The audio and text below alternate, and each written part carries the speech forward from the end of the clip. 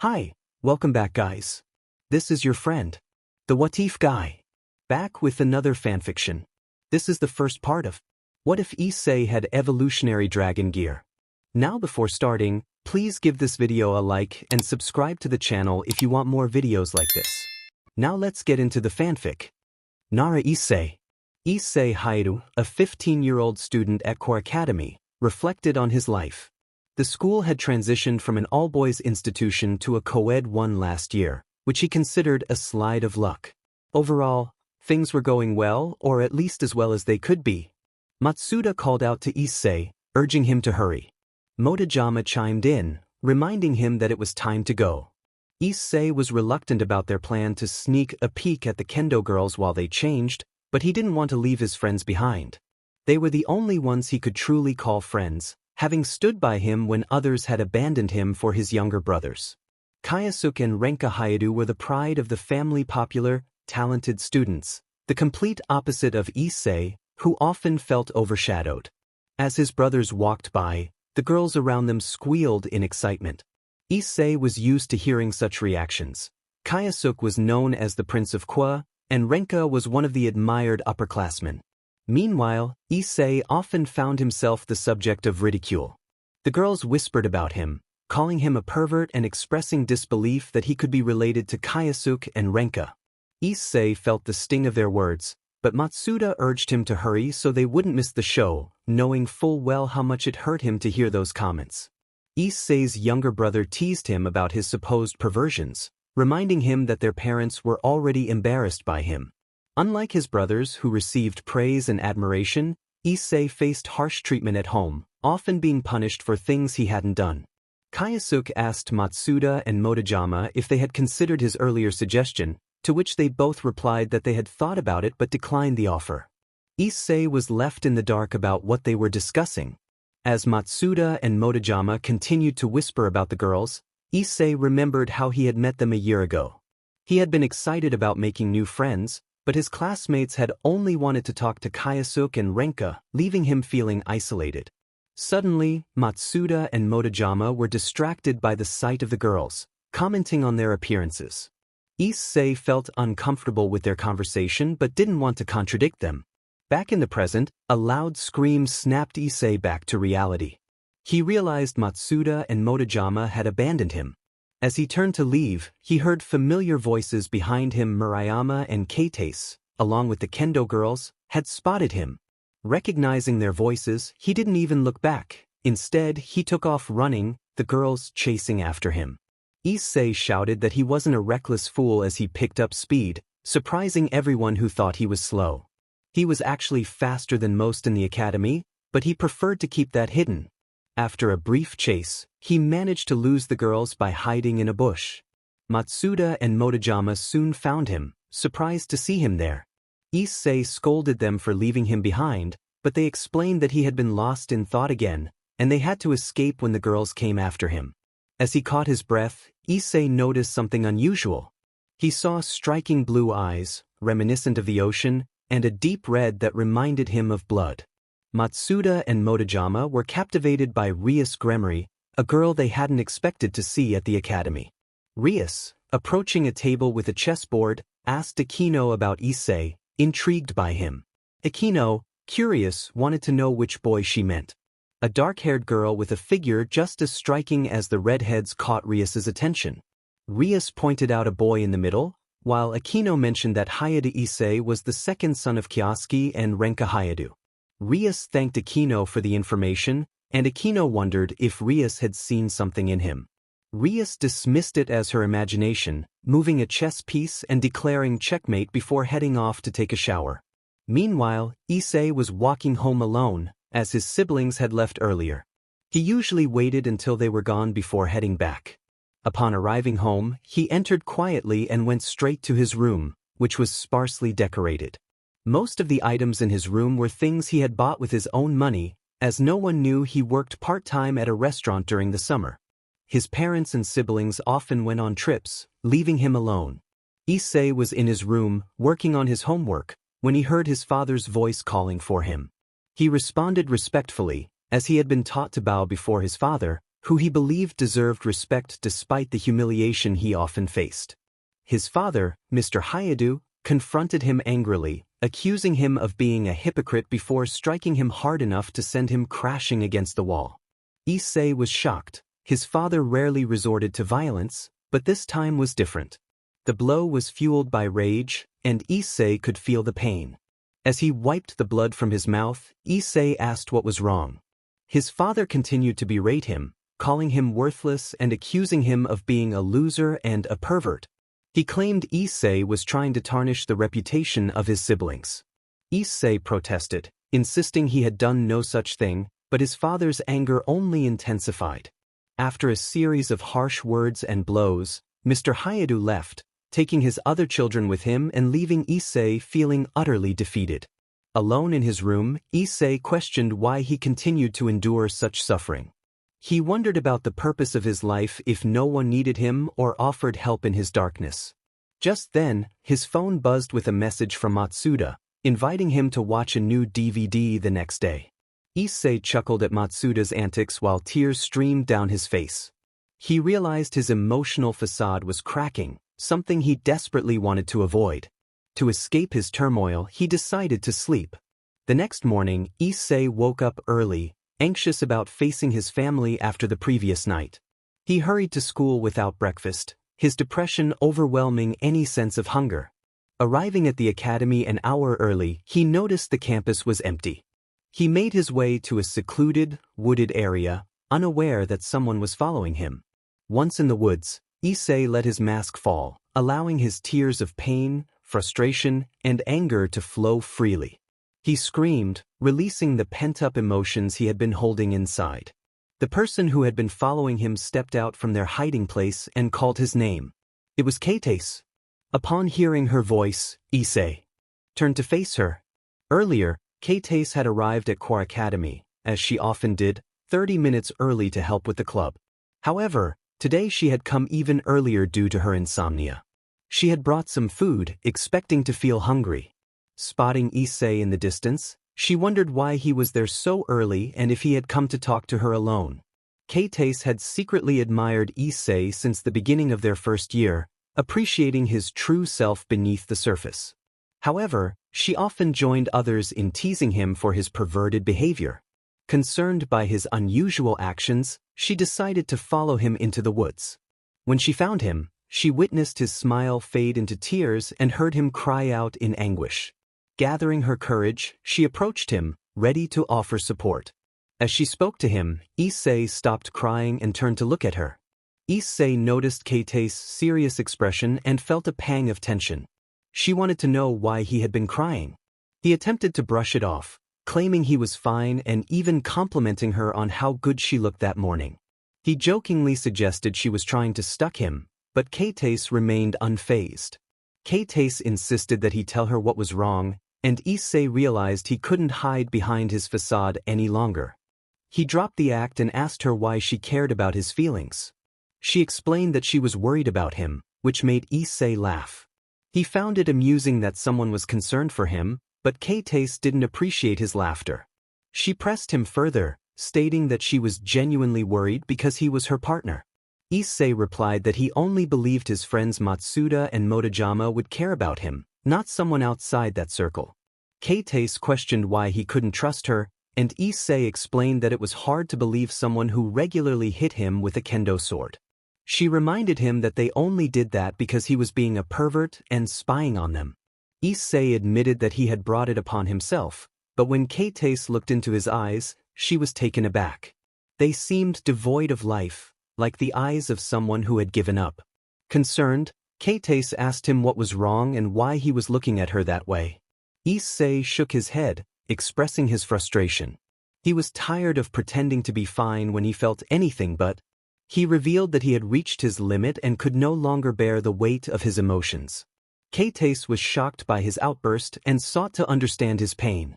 Issei, overwhelmed with emotion, pleaded for her to leave him alone, mixing anger and sadness in his voice.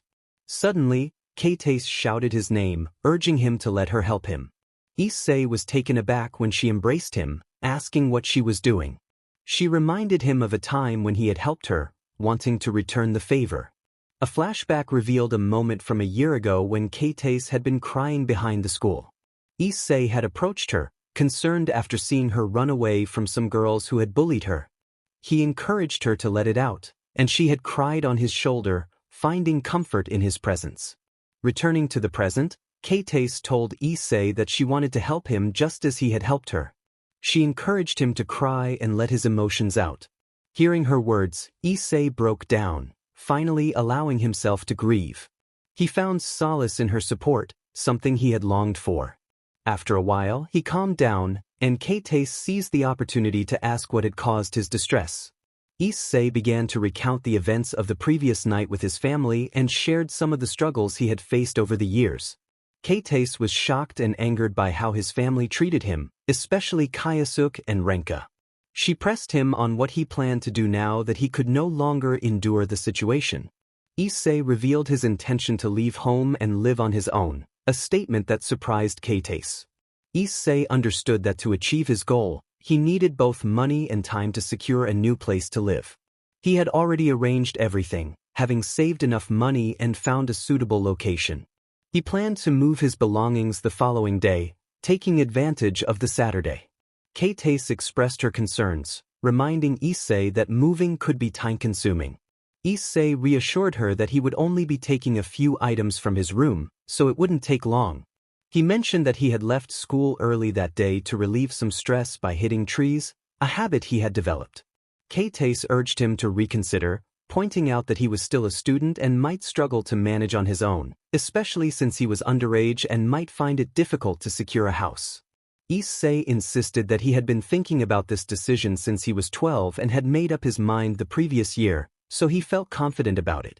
He explained that he had already become independent from his parents, allowing him to make decisions for himself, although he still needed a guardian for certain matters. He had found one who helped him with the house. Curious, Keites asked who his designated guardian was. Issei revealed that it was one of his former bosses. Keites was intrigued, asking if he had been working for someone. Issei shared that he had been working since he was 10 because his parents were inattentive to his needs. He took pride in having bought everything in his room himself. He described his guardian as more of a partner, explaining how he had initially worked as an assistant in a store and later helped his boss expand the business. Now, his boss was wealthy, and although he couldn't be officially recognized as a partner, he received monthly payments as a form of income. Keites realized that Issei had everything planned out. He confirmed that he was ready for the move the next morning, although he had briefly considered another plan. When Keites asked what that plan was, Issei revealed, with a bittersweet smile, that he had contemplated ending his life. This revelation surprised Keites.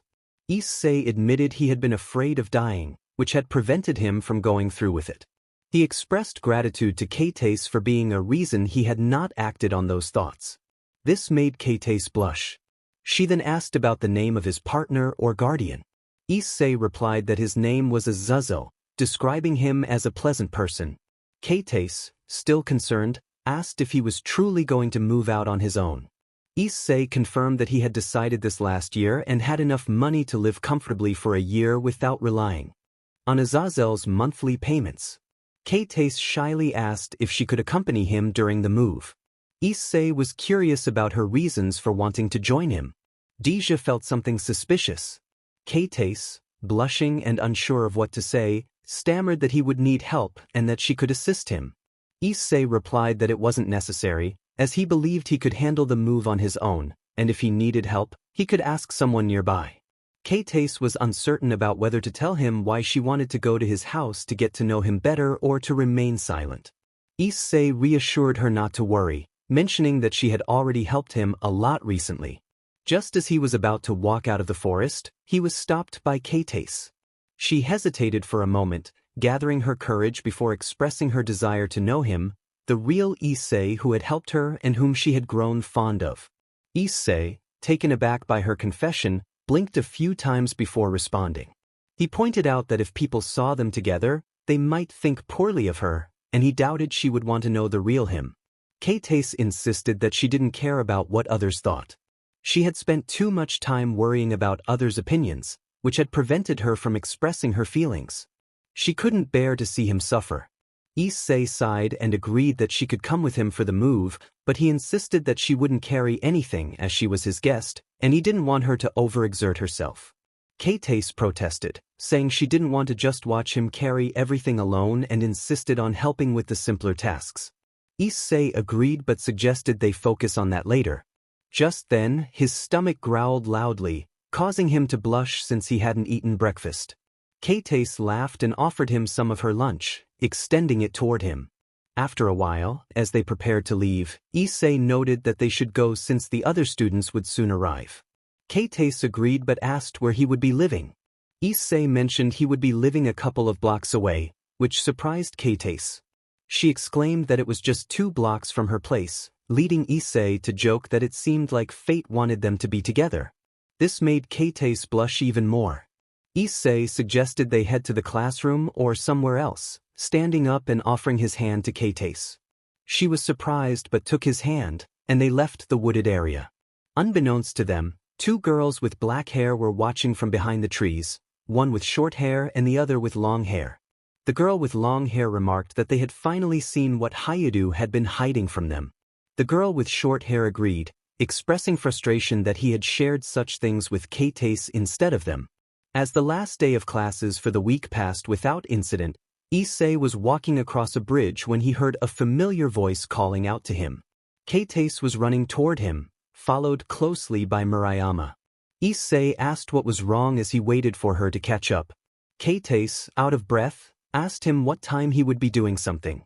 He replied that he planned to start at noon since his parents would be leaving with his siblings at 11:50 a.m. Just then, Murayama grabbed Issei by the collar, demanding to know what he had done to her friend and why they were speaking so friendly. Kate intervened, pleading with Murayama to stop, insisting that Issei hadn't done anything to her. Issei, struggling to breathe, urged Murayama to calm down, but she continued to question why Kate had come to talk to him, accusing him of threatening her. Kate concluded on her own. She exclaimed in surprise, startling her friend, that Issei had not threatened her. She had simply come with him because they were going out the next day. This left Murayama in shock, and she released Issei, who was starting to turn blue. Issei coughed, relieved that he wasn't in danger. Murayama, still in disbelief, asked what Kate meant by going out.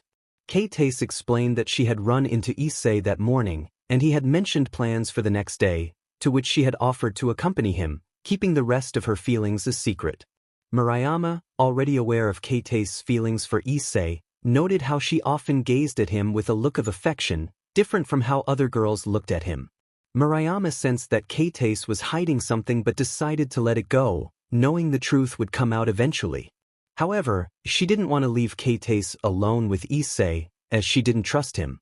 She declared that she would join them, no arguments. Kate protested, saying Murayama had things to do and didn't need to come along. Murayama insisted that she couldn't leave Kate in Issei's care, so she would accompany them. End of discussion.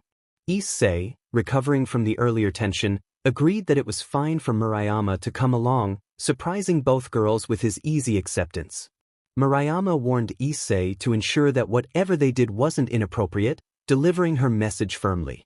Issei reassured her that it would be fine and confirmed their plans to meet at his house the next day at noon. As they began to walk away, Issei bid them good night and headed home. The girls watched him leave before heading off themselves. The next day at 11:40 a.m., Mr. Hyoudou called for Issei, demanding his attention. Issei, kneeling, asked what he needed. Mr. Hyoudou informed him that they were about to leave and that he wanted the place clean and the food ready upon their return. Issei acknowledged the request, promising to take care of it. After Mr. Hyde left, Issei remained kneeling for a few moments before sighing and deciding it was time to start his day. He went upstairs to gather his things. 15 minutes later, the doorbell rang. Issei guessed it was Kate and Murayama as he descended the stairs with a stack of boxes. Kate greeted him, but her attention was drawn to the pile of boxes in front of her. Issei welcomed them and asked for a moment to maneuver around them. He carefully navigated the boxes and looked out the window, waiting for someone. Finally, he spotted a truck pulling up. A voice called out to him, and Issei recognized Caesar, a friend from his past who worked for Azazel. Issei explained to Keites and Murayama that Caesar was there to help with his move. Not knowing what to say, the girls nodded in acknowledgement. Issei instructed Caesar to carry the boxes inside while he fetched the remaining items. Caesar assured him he would handle it. Issei then invited Keites and Murayama to come in and have something to drink while he finished up. Murayama asked where they were going and Issei, confused, explained that he was moving. Keites requested water, and Murayama agreed, both girls waiting while Issei went to get it. After a few minutes, he returned with the drinks and encouraged them to explore the surroundings while he finished packing. After 10 minutes, Issei came down with another stack of boxes. Keites asked if he was okay and offered to help. Gratefully, Issei accepted her assistance and handed her the lighter boxes. Eventually, Issei, Caesar, Keites, and Murayama made their way to Issei's new home. It was a modest 2-story house with a white exterior, a garden, a kitchen, 1 bathroom on the ground floor, and a living room. The second floor featured 4 rooms, another bathroom, and a rooftop, similar to his previous home but much nicer. Keites expressed her surprise at how beautiful the house was, and Issei thanked her, sharing that he had liked it when he first saw it. Murayama remarked that it seemed too big for just him. Issei admitted it was, but it was the only one he found at a reasonable price, and he planned to invite friends over for sleepovers. Murayama raised an eyebrow at the mention of his friends, Matsuda and Motojama, warning him that they might cause trouble. Issei reassured her that nothing inappropriate would happen. Keites asked if he would be living there alone, to which Issei confirmed. He also requested their discretion about his new address, joking that he didn't think anyone would ask where he lived. With that, the group settled into their new routine, ready to embrace the changes ahead. Issei woke up early in the morning in his new home. He couldn't believe he was up so early but figured it was necessary if he wanted to have breakfast before heading to the academy. He reflected on the previous day when Keites and Murayama had visited him, teasing him about not having enough nutritious food. It made him happy, even though he was still in the process of moving in. After finishing his meal, he got ready and headed toward the door, thinking that their concern would fade away soon enough. As he opened the door, he was greeted by Keites, who waved at him and wished him good morning. Murayama, with a hint of urgency, urged him to hurry up, stating that they would be late. Issei stood there, momentarily stunned by the sight of the 2 beautiful girls waiting for him as if they were expecting a good friend. He greeted them back, curious about why they were waiting for him. Murayama explained that Keites had promised to accompany him to and from the academy, and she wasn't going to leave her alone with him. Realizing he had forgotten about Keites' promise, Issei mentally scolded himself for being careless. He apologized, scratching the back of his neck, which made Keites a bit annoyed. He suggested they leave quickly to avoid being late, which seemed to calm the girls down. As they made their way to the academy, Issei decided it might be a good idea for them to go ahead without him for a moment. He smiled as he noticed the girls exchanging glances, clearly puzzled by his request. They questioned why he wanted them to go ahead, and he explained that he didn't want them to be seen arriving with someone like him. Suddenly, Keites and Murayama stopped, prompting Issei to do the same, concerned about their sudden halt. Keites expressed her frustration, pointing out that they didn't want to be seen with him either. Issei reminded them that they had a reputation as the indomitable swords, respected by their peers for standing up to anyone who bothered them. Keites blushed at Issei's consideration for their reputation, while he acknowledged that they looked out for him despite his flaws. Murayama reassured him that they didn't care too much about others' opinions and trusted him, having seen a side of him they hadn't known before. Keites encouraged him to trust them in return. With a smile, Issei thanked them for their trust and suggested they continue on their way, as they were running late. The trio hurried toward the academy, unaware that 2 figures were following them. Tsubaki watched them with jealousy, expressing her discontent at seeing Issei with the girls. Sona, trying to keep her calm, reminded Tsubaki of their plan to take advantage of the fallen angels attacking the sacred gear bearers. Tsubaki voiced her concerns about Rias's intentions, worried that she might use Issei to gain more powerful servants. Sona acknowledged Tsubaki's point but reassured her that Rias wanted to keep her brothers in check, leaving Issei free. She had also made it clear to Rias that if she tried to manipulate Issei, she would have to deal with her. Once they entered the academy, Issei said goodbye to the girls as they headed to their club. He reminded them that he would continue to act as the usual pervert, even though he secretly preferred other attributes. He advised them to do the same and promised they would drop the act once they returned home. The girls accepted and left. Once separated, Issei went to the hall where Matsuda and Motojama were, engaging in their usual conversation. This time, however, Issei appeared happier than usual, which both of his friends noticed and were pleased about. The day went well and was quite peaceful until lunchtime, which was disrupted by the arrival of his brother. Issei could be seen with Matsuda and Motojama behind some trees, exhausted and sweating. As usual, Issei had some bruises, as the kendo girls were incredibly quick to change and strike. Issei expressed his frustration about how fast they moved while holding his arm, and Matsuda and Motojama shrugged in response. They both acknowledged that they would never understand how it worked, almost as if it were magic. Suddenly, a familiar voice interrupted them, demanding to know why Issei had left home and why their parents could no longer command him. Issei sighed, feeling bored, and asked what his brother wanted. Kioske reiterated his question about Issei leaving home and not planning to return, standing with a group of girls behind him. His words left everyone, including the girls and his friends, perplexed. Matsuda and Motojama questioned Issei about what Kioske had just said, expressing their disbelief that he had actually left home. Issei casually explained that he had indeed left, treating it as something normal. Matsuda, still in shock, worried about where Issei would stay and how he would manage. Issei reassured him that everything was arranged and that he had a place to stay, which calmed Matsuda down a little. Kioske scoffed at Issei's claims, mocking him for thinking he could manage on his own.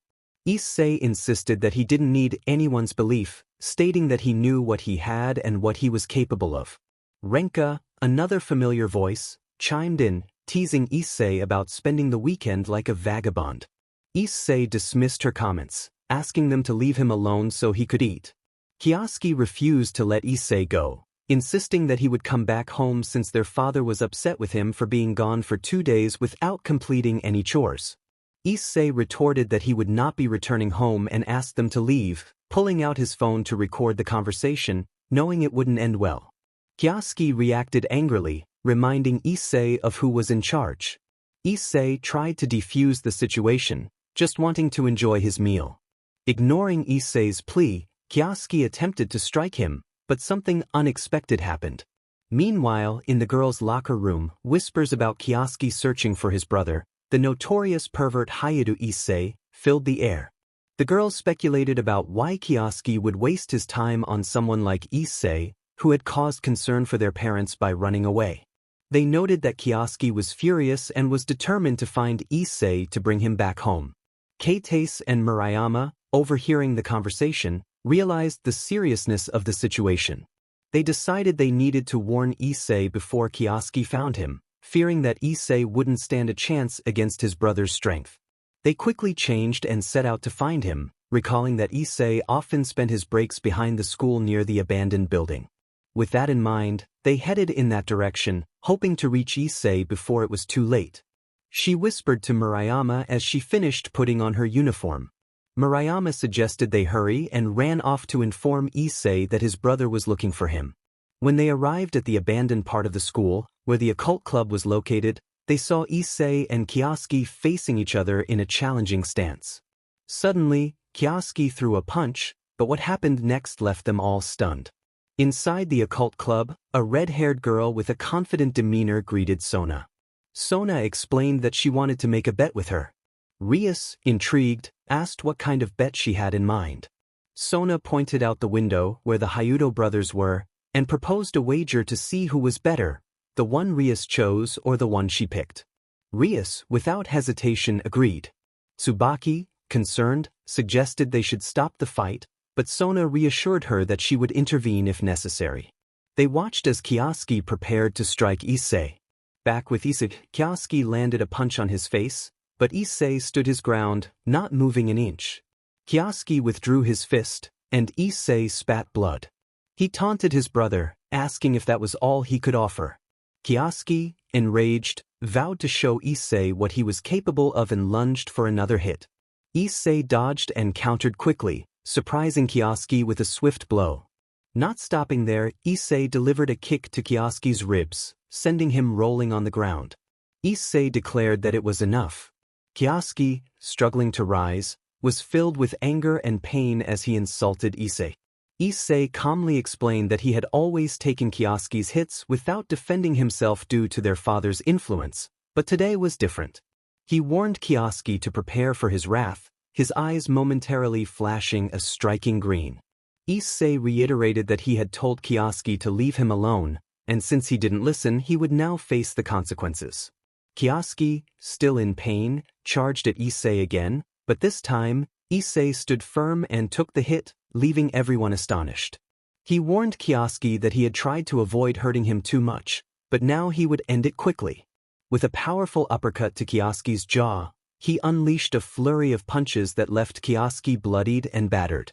After delivering one final blow that sent Kioske staggering back, Issei ordered Renka to take Kioske away, not wanting to see him anymore. Renka, visibly shaken, complied. Issei added that Kioske should tell their parents to stop contacting him, mentioning a note he had left in his old room, indifferent to whether they read it or not. After a while, Issei's brothers and their followers departed. Matsuda, wide-eyed, asked Issei about the fight, while Motojama made exaggerated sound effects, comparing it to a cartoon. Issei explained that it was boxing, prompting shock from both Matsuda and Motojama, who couldn't believe he knew how to box. Curious, they pressed him for details.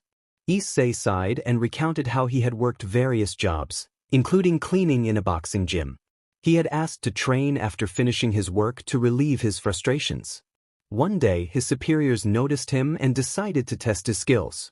Although he faced a tough challenge, they acknowledged his potential despite his age and allowed him to train for a while until he had to move on to other jobs. Matsuda teased Issei about his well-built physique, to which Issei bashfully admitted that he had trained hard and continued to do so whenever he could. The revelation left those nearby surprised, hiding their astonishment. Everyone thought the same thing. What would Issei look like beneath his clothes? Motojama jokingly suggested they should see more of Issei. Issei, with a blank expression, remarked that he sometimes doubted which way Motojama's canoe was paddling, prompting laughter from the three of them. As the bell rang, Issei noted that recess was over and it was time to head out. Matsuda and Motojama agreed, and they all ran off. Behind some trees, Murayama pointed out that they should leave as well. Keitase wondered about Issei, but Murayama suggested they could ask him on the way home, so they decided to go. In the occult club room, Sona smiled and remarked that it seemed she had won the bet. Rias acknowledged this with a knowing look and asked what Sona wanted as the winner. Sona simply requested two things. First, that Rias keep her distance from Issei, knowing she might try to make him her servant after seeing what he was capable of, and second, that Rias use her tracker to find out where Issei lived and inform her once she knew. Rias agreed and told Sona to come back the next day for the information. Sona hoped for the best but suggested they should leave. Rias warned her not to do anything regarding what had just happened with Issei and his brothers. Sona, aware of what Rias meant, replied that if no one told her anything, there was nothing to be done. She smiled and left with her queen, leaving Rias and her queen alone.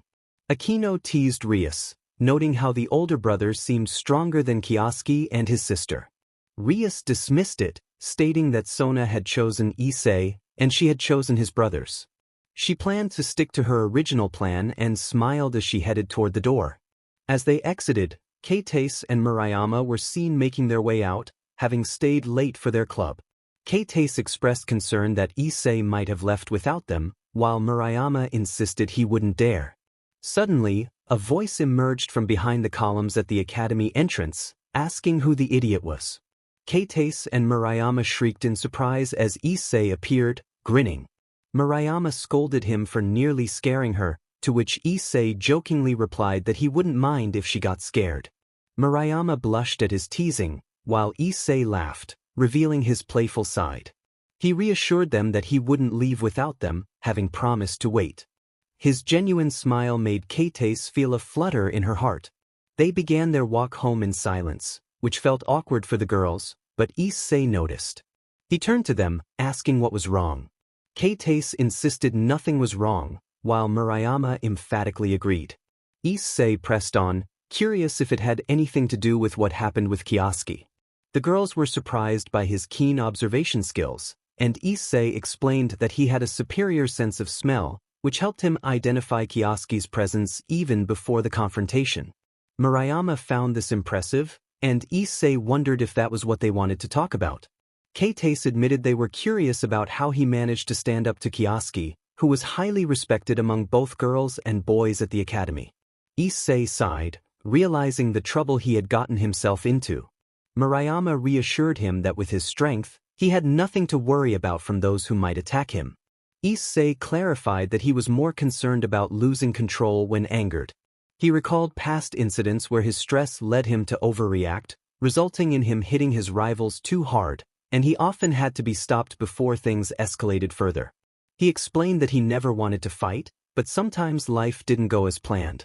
Kate understood how that explained his actions against Kioske. Issei then asked Murayama where she lived, as he couldn't recall. She mentioned living near Kate's house, and Issei expressed curiosity. As they continued walking, they reached Issei's house, but he kept going until Kate called out to him, reminding him they had arrived. Issei insisted he would accompany them home since they had walked with him to school.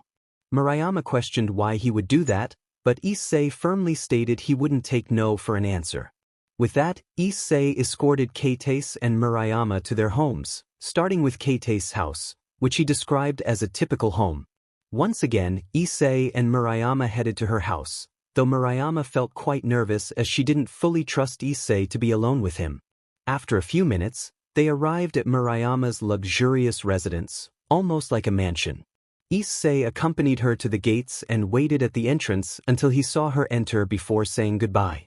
Issei called out to her, wishing her a good night, and Murayama replied before disappearing into her home.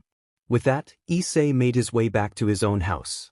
Earlier that same day, at a park, Kioske confronted a girl with black hair and 2 black wings flying in the sky. Renka was astonished, questioning if those were indeed wings. The girl, known as Renka, ominously declared that today Renka would meet her end at her hands. She conjured a spear of light and hurled it at Renka. In a split second, Kioske grabbed Renka to protect her, and both were struck by the spear, leaving Renka to fly away.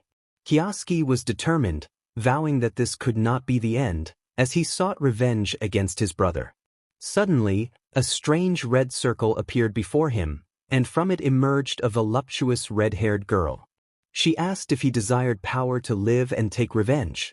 Kioske, struggling to respond, affirmed his wish for power. The girl offered him strength but demanded that he become her servant and obey her. Without hesitation, Kioske agreed, desperate for the power he sought. Meanwhile, Issei was growing frustrated, feeling as though he was being followed. He shouted into the emptiness, expressing his annoyance at the speed of his pursuer, who had a scent reminiscent of Gremory. He decided to leave. The next day unfolded just like the previous one, with Kate and Murayama waiting for Issei at the entrance of his door. Upon seeing them, Issei greeted the girls, and they all headed to school together. The day passed without incident, and as they returned home, Issei once again accompanied the girls to their houses, leaving them safely at their doorsteps. After saying goodbye, Issei sensed a different presence this time. The scent was reminiscent of blood, prompting him to turn quickly and demand to know who was there. Applause echoed in the air, and a man dressed in a coat and hat emerged, commending Issei for his keen senses. Issei, with a smirk, challenged the man, questioning how he could be considered insignificant if he had been found. The man, revealing himself as the fallen angel Donasek, expressed his intention to take Issei's life. Issei, unfazed, joked that he would have gladly given it up 4 days ago but now had too much to lose. He taunted Donasek, inviting him to come and take his life if he dared. Donasek, maintaining his composure, created a spear of light and threw it at Issei, who easily dodged the attack. Issei mocked the old man's aim as he approached, skillfully avoiding more projectiles.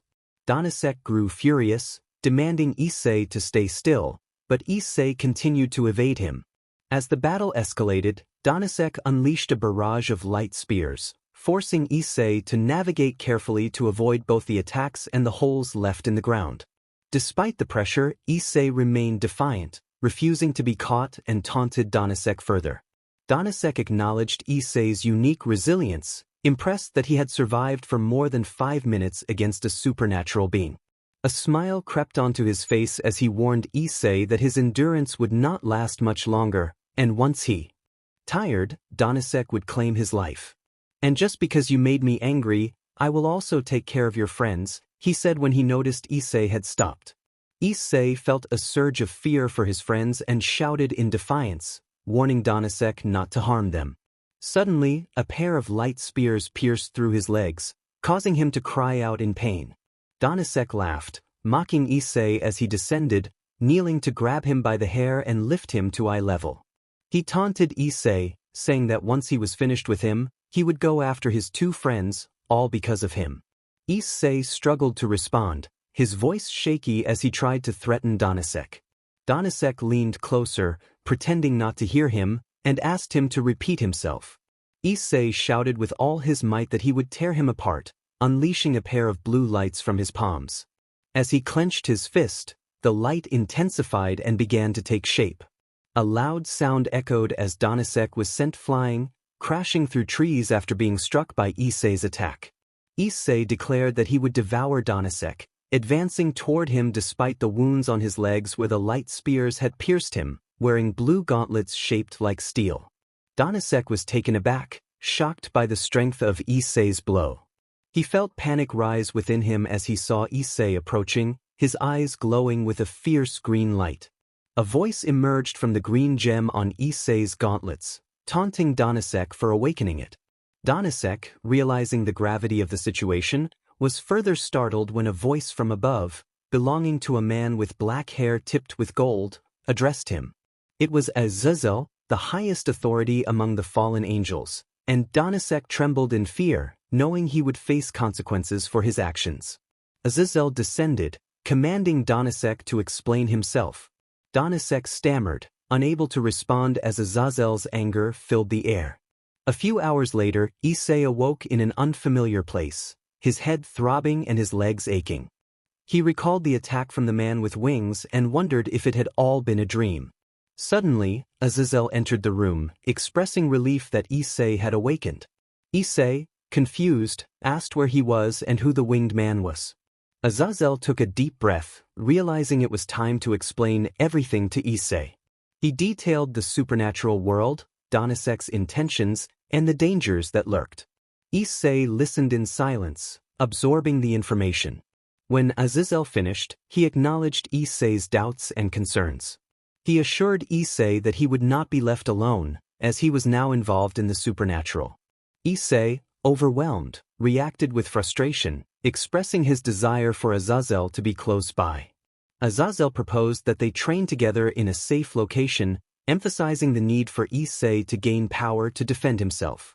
Issei agreed, recognizing the necessity of strength to protect himself and his friends. Azazel then asked if Issei wanted to join the faction of fallen angels. Issei questioned whether he would gain wings like Danasek, but Azazel clarified that he would only receive a mark indicating his allegiance.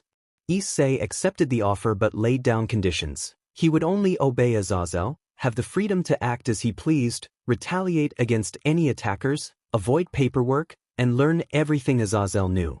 "If you accept those 5 conditions, I accept." Azazel felt a sense of gratitude that he considered Issei like a son, so he agreed, but he insisted on starting the training immediately.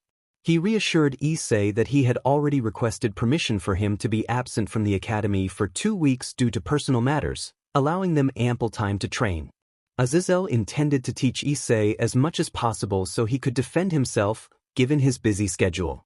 They would begin the training right away. Issei was eager to start, and soon they were teleported to a different location. Azazel welcomed Issei to Grigori, explaining that he would spend the next 2 weeks training there and would return during vacations to continue strengthening himself. Issei affirmed his understanding, and Azazel urged him to be more enthusiastic. As they began, Azazel instructed Issei to run, his expression serious as he conjured several magical circles and unleashed beams of light in various directions. After 2 weeks of intense training, Issei and Azazel were ready to leave. Issei shouted with joy, expressing his relief at finally being free.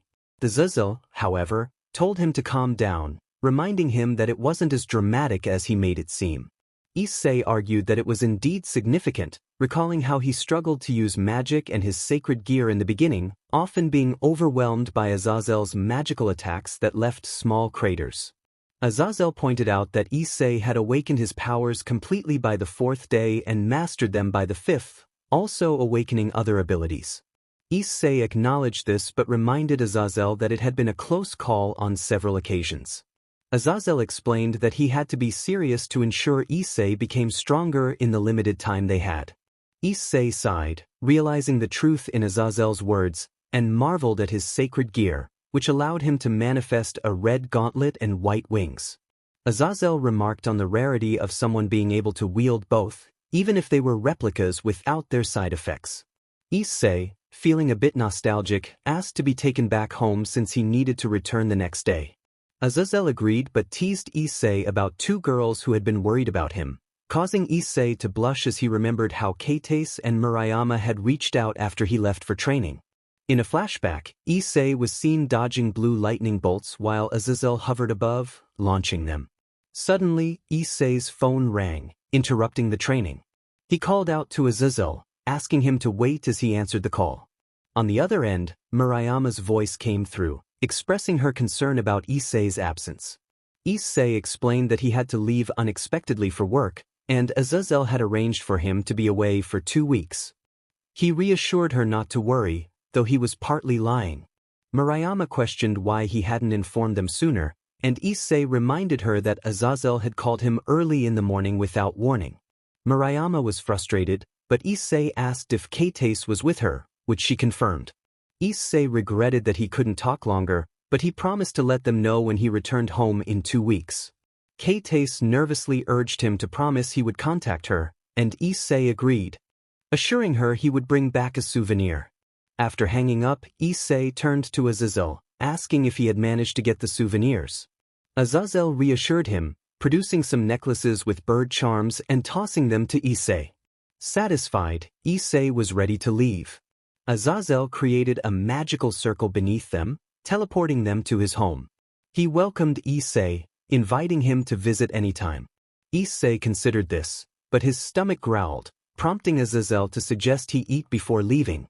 A table filled with food appeared, and Issei felt a warmth in his heart, cherishing this moment that felt like a father-son bond he had never experienced with his biological father. After finishing his meal, Issei left Azazel's house, expressing his gratitude. He thanked Azazel, who felt a twinge of concern as he watched Issei depart. Issei headed straight home, noting that there was only half an hour left before the clubs ended. He decided to send a message to Murayama since he had not yet saved Kioske's contact information. After sending the message, Issei noticed that his clothes were dirty. He decided to test his magical abilities and summoned a circle at his feet that enveloped him, instantly cleaning his outfit. He marveled at his progress, recalling Azazel's words about how difficult this was supposed to be. Teleportation was still a challenge for him, as it drained a significant amount of magic, but he was determined to shower and then head to Kitei's house. After a while, Kitei and Murayama were seen chatting happily after reading Issei's message, which stated that he had arrived and was waiting where they had agreed to meet. Upon reaching Kitei's house, they spotted a young man with chestnut hair and a muscular build. Murayama asked who he was, and Issei jokingly lamented that it was cruel not to recognize him after 2 weeks. Kitei blushed, realizing it was indeed Issei, who had become a bit more muscular. Issei responded innocently, and Murayama remarked on the significant change in his appearance, accusing him playfully. Issei explained that he had gained experience from his training, which had contributed to his transformation. He also revealed that he had brought them gifts: 2 wolf necklaces, 1 silver and the other gold.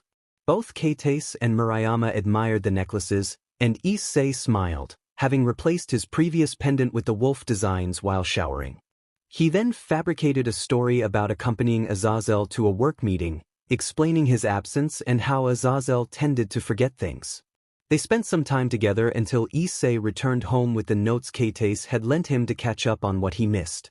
The next day, Issei found himself in a conversation with his inner voices, Draig and Alvian, who urged him to confront certain individuals he was aware of.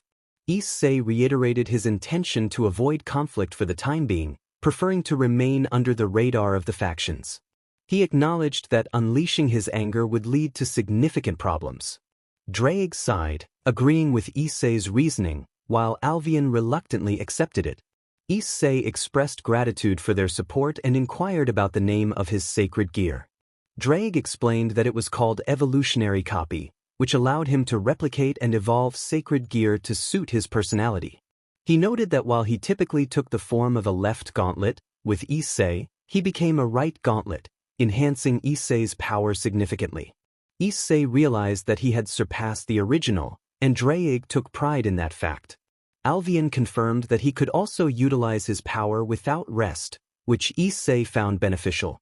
Afterward, Issei went to the academy with Keites and Murayama, enjoying their time together. They formed a routine of arriving and leaving school as a group.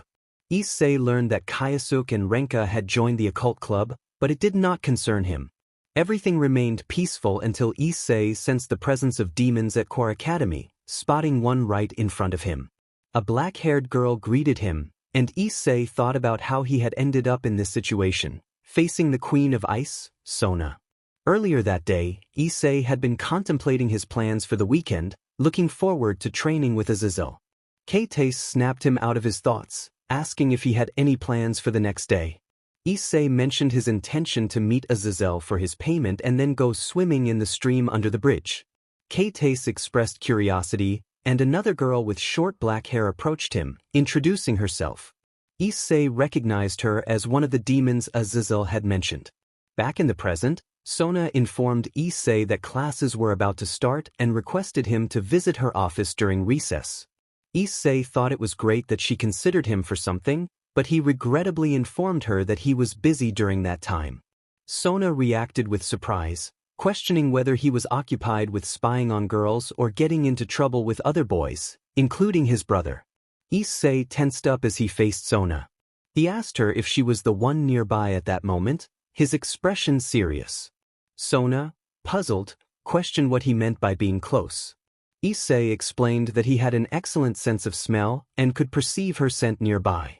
Sona, feeling a mix of emotions, thought to herself that Issei recognized her scent, which made her happy, but she playfully reminded him that it was a bit intrusive. Issei quickly apologized, explaining that he couldn't stay because he had something to do during the break. Sona pressed him for details, but he only mentioned he was going to buy something nearby. When she asked for whom, he hesitated, feeling uncertain about revealing his plans. Sona sighed, accepting his response but suggested they meet after school, not intending to let him off easily. Issei, feeling guilty, informed her he already had plans for after class, which caused the girls behind him to feel a twinge of jealousy since they were intimidated by Sona. Sona, slightly annoyed, inquired about who he would be with. Issei pointed out the girls, saying he would accompany Keites and Murayama home since it was on his way. Keites, blushing, reassured Issei that they would be fine and encouraged him to spend time with Sona instead. Sona questioned what he meant by accompanying them, emphasizing that there would be no issue with him talking to them. Issei clarified that he was just waiting to walk them home since they always waited for him in the morning, which only fueled Sona's jealousy, though she tried to hide it. Sona reluctantly accepted his explanation and decided not to press further. Issei expressed his gratitude for her understanding and complimented both her and the vice president on their pleasant sense before they all headed back to class. As they walked, Keites asked Issei why he had turned down Sona. He reminded them of his reasons, though he thought it was still too early to get involved in anything supernatural. The last day of the week passed quietly until lunchtime when Issei requested permission to step out and buy the gifts he had mentioned. He warned Matsuda and Motojama to be careful, as they would be in trouble if caught without him there to defend them. After a while, Issei returned to the academy with 10 minutes to spare, feeling pleased with how quickly he had managed to get the gifts. Suddenly, a familiar voice interrupted him, calling him a coward. Issei sighed, recognizing the voice all too well. When he saw his brother Kioske dragging Matsuda and Motojama by their collars, he was shocked and filled with anger, demanding to know what had happened to them. Kioske casually explained that he had been looking for Issei and, when he couldn't find him, had resorted to force to get information from his friends. Issei, barely containing his rage, asked why they were looking for him. Kioske bluntly stated that their parents were worried about him and wanted him back. Issei laughed maniacally, hiding a recorder, realizing that despite his anger, he wouldn't fall for his brother's tricks. He sarcastically remarked about their parents' concern, but then his tone turned serious as he demanded to know what they truly wanted and insisted they let his friends go. Renka, standing beside Kioske, urged Issei to stop resisting and return home, hoping their father might show some compassion. Issei scoffed at the idea, sarcastically expressing relief that their father might allow him back into the house, jokingly comparing it to a free pass to hell. Kioske, with a mocking tone, grew tired of the situation and decided to attack Issei. Issei, however, was not surprised. He had anticipated the attack. He felt confident, knowing that Kioske was part demon and part dragon, just like his sister, but they were unaware of his true strength. Kioske delivered a powerful punch that sent Issei crashing to the ground. The fans of Kioske cheered him on, encouraging him to teach that pervert a lesson, just as he had done to 2 others before. Kioske approached Issei to continue his assault, grabbing him by the hair and lifting him to his height. He laughed, taunting Issei about his ability to withstand the blows. Kioske boasted about his newfound power, claiming to be much stronger and superior to Issei, while magical circles appeared in the distance, one blue and the other crimson-red. Meanwhile, in the Occult Research Club, Rias observed the fight from afar and commented on Kioske's use of his demon powers against a mere human. Aquino, with a sadistic grin, suggested that they should intervene and punish Kioske and Renka for misusing their supernatural abilities. Rias, however, insisted that this was a family matter and that they should let Kioske handle it, but warned that they would face consequences for using their powers against a human. Aquino playfully remarked that Rias was giving those two too much freedom. Rias explained that she wanted Sona to understand that Kioske and Renka were far superior to her older brother. Aquino teased that this was also personal for Rias, to which Rias reacted with annoyance. Aquino acknowledged Rias's point but reminded her that the situation was still a problem. Rias sighed, agreeing to let Kioske vent his frustrations for now. In the student council, Sabaki expressed concern about allowing the fight to continue since Kioske was already a demon while Issei remained a simple human. Sona had considered intervening but believed it was best to let them fight. Sabaki worried that Issei would be mistreated, but Sona pointed out that Issei had no desire to join the council willingly. She suggested that they could use this situation to bring him in and offer him power in exchange for revenge against his brothers. Sabaki hesitated, unsure if Issei would accept such an offer. Sona reassured her that boys often thought simply, and after being humiliated and seeing what had happened to his friends, Issei would likely want revenge and seek power for it. Sabaki conceded that Sona might be right. Back in the fight, Kioske had Issei by the hair and declared it was time to end things and take him to their parents. Issei whispered something, but Kioske couldn't hear him and mocked him for it. Issei then shouted for Kioske to brace himself. In response, Issei delivered a strong blow that forced Kioske to release him. In the Occult Research Club, Rias was astonished by Issei's unexpected strength, questioning how he could withstand Kioske's initial attack and even retaliate. In the student council, Sona shared her disbelief, noting that demons were supposed to be much stronger and faster than mere humans. Back in the fight, Issei declared that Kioske had made him serious. He cracked his knuckles and charged at Kioske, who was just getting back up. Before Kioske could fully rise, Issei struck him with a knee to the face, then slammed his head into the ground. Following that, he stomped on Kioske's back, leaving him immobilized. Issei taunted Kioske, then kicked him in the stomach and continued to deliver punches to his face. Renka, worried for her brother, pleaded with Issei to stop and leave Kioske alone. Issei laughed at her plea, expressing his frustration that he had been peaceful until Kioske decided to hurt his friends. He felt justified in returning the favor. Renka, left with no choice, attempted to attack Issei but was pushed back and struck in the face, causing her to fall to the ground, her face red from the impact. This did not sit well with the girls around, who quickly voiced their outrage. One girl confronted Issei, demanding to know how he could dare to hit Kioske and Renka, questioning his manhood. Issei simply stated that he did not mistreat women, but he did not see Renka as a lady. He viewed her as a spoiled child who needed a lesson.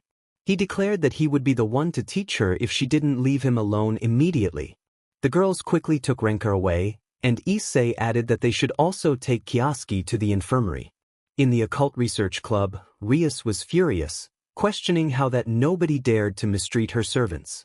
Kino, amused, remarked on how surprising it was that Issei could hold his own against Kioske and even leave him in such a state. Rias, however, was determined to make Issei pay for his actions, refusing to let the mistreatment of her servants go unpunished. Aquino reminded Rias that Issei was under Sona's watch and that they had agreed not to interfere with him. They could not punish a human without cause. Rias, frustrated, clicked her tongue in response. You are right, but that gives me an idea. Kioske and Renka couldn't use their sacred gears since it involved a human, but once he becomes Sona's servant, I will challenge her to a test match, considering they both used 4 pieces each. Aquino remarked that it was amusing, but reminded everyone that Issei was a demon and under Sona's command. Rias reassured them that someone like him could be easily persuaded with the right offers. At the student council, Sona expressed her disbelief at what she had witnessed, excitedly stating that if he could do that as a human, she couldn't imagine what he would be capable of as a demon. Sabaki agreed, eagerly looking forward to Issei joining them. The rest of the day passed with the entire core academy buzzing about what had happened to Matsuda and Motojama. No one seemed to care about them. Instead, they were more interested in the fact that Issei had defeated Kioske, the second prince of Kwa, and Renka, the first-year girl. Keitase and Murayama learned about the incident and rushed to see Issei, who was unharmed except for a few bruises and some dirt on his clothes, looking much better than Kioske, who they saw being taken to the infirmary. Keitase expressed her concern for Issei, mentioning that they had heard Kioske was looking for him again. Issei reassured her that he was fine and suggested they head to class since it was almost time. After classes, Issei visited Matsuda and Motojama, who were recovering well. They chatted about how they had dealt with their brothers before Issei waited for Keitase and Murayama. When they arrived, Issei greeted them and, upon reaching Keitase's house, gave her a gift he had bought earlier. He then went to Murayama's house, presented her with a gift as well, and finally returned home. The next day, Saturday, Issei was at Azazel's house discussing something important. Issei learned about a plan involving another innocent person and fallen angels participating, which piqued his interest. Azazel informed him that Danisek would be coming that day to the abandoned church. Issei insisted they should go to the church to find the fallen angel before the girl arrived. Azazel advised him to stay calm and reminded him to be careful, especially at night, as he might be called to a location. Issei acknowledged Azazel's advice and expressed his gratitude for the allowance he received from him. Afterward, he went out to train and accidentally bumped into a beautiful blonde girl. After apologizing and helping her up, she introduced herself as Asia. She mentioned she was trying to find her way to the old church but had gotten lost. Issei offered to guide her there, realizing she was the girl they were going to use. As they approached the church, Asia invited Issei to join her for a drink. Issei politely declined, explaining that he wasn't a believer in God, which left Asia surprised. Issei expressed his thoughts on faith, explaining that while he believed in God, he wasn't someone who enjoyed attending church or felt particularly grateful.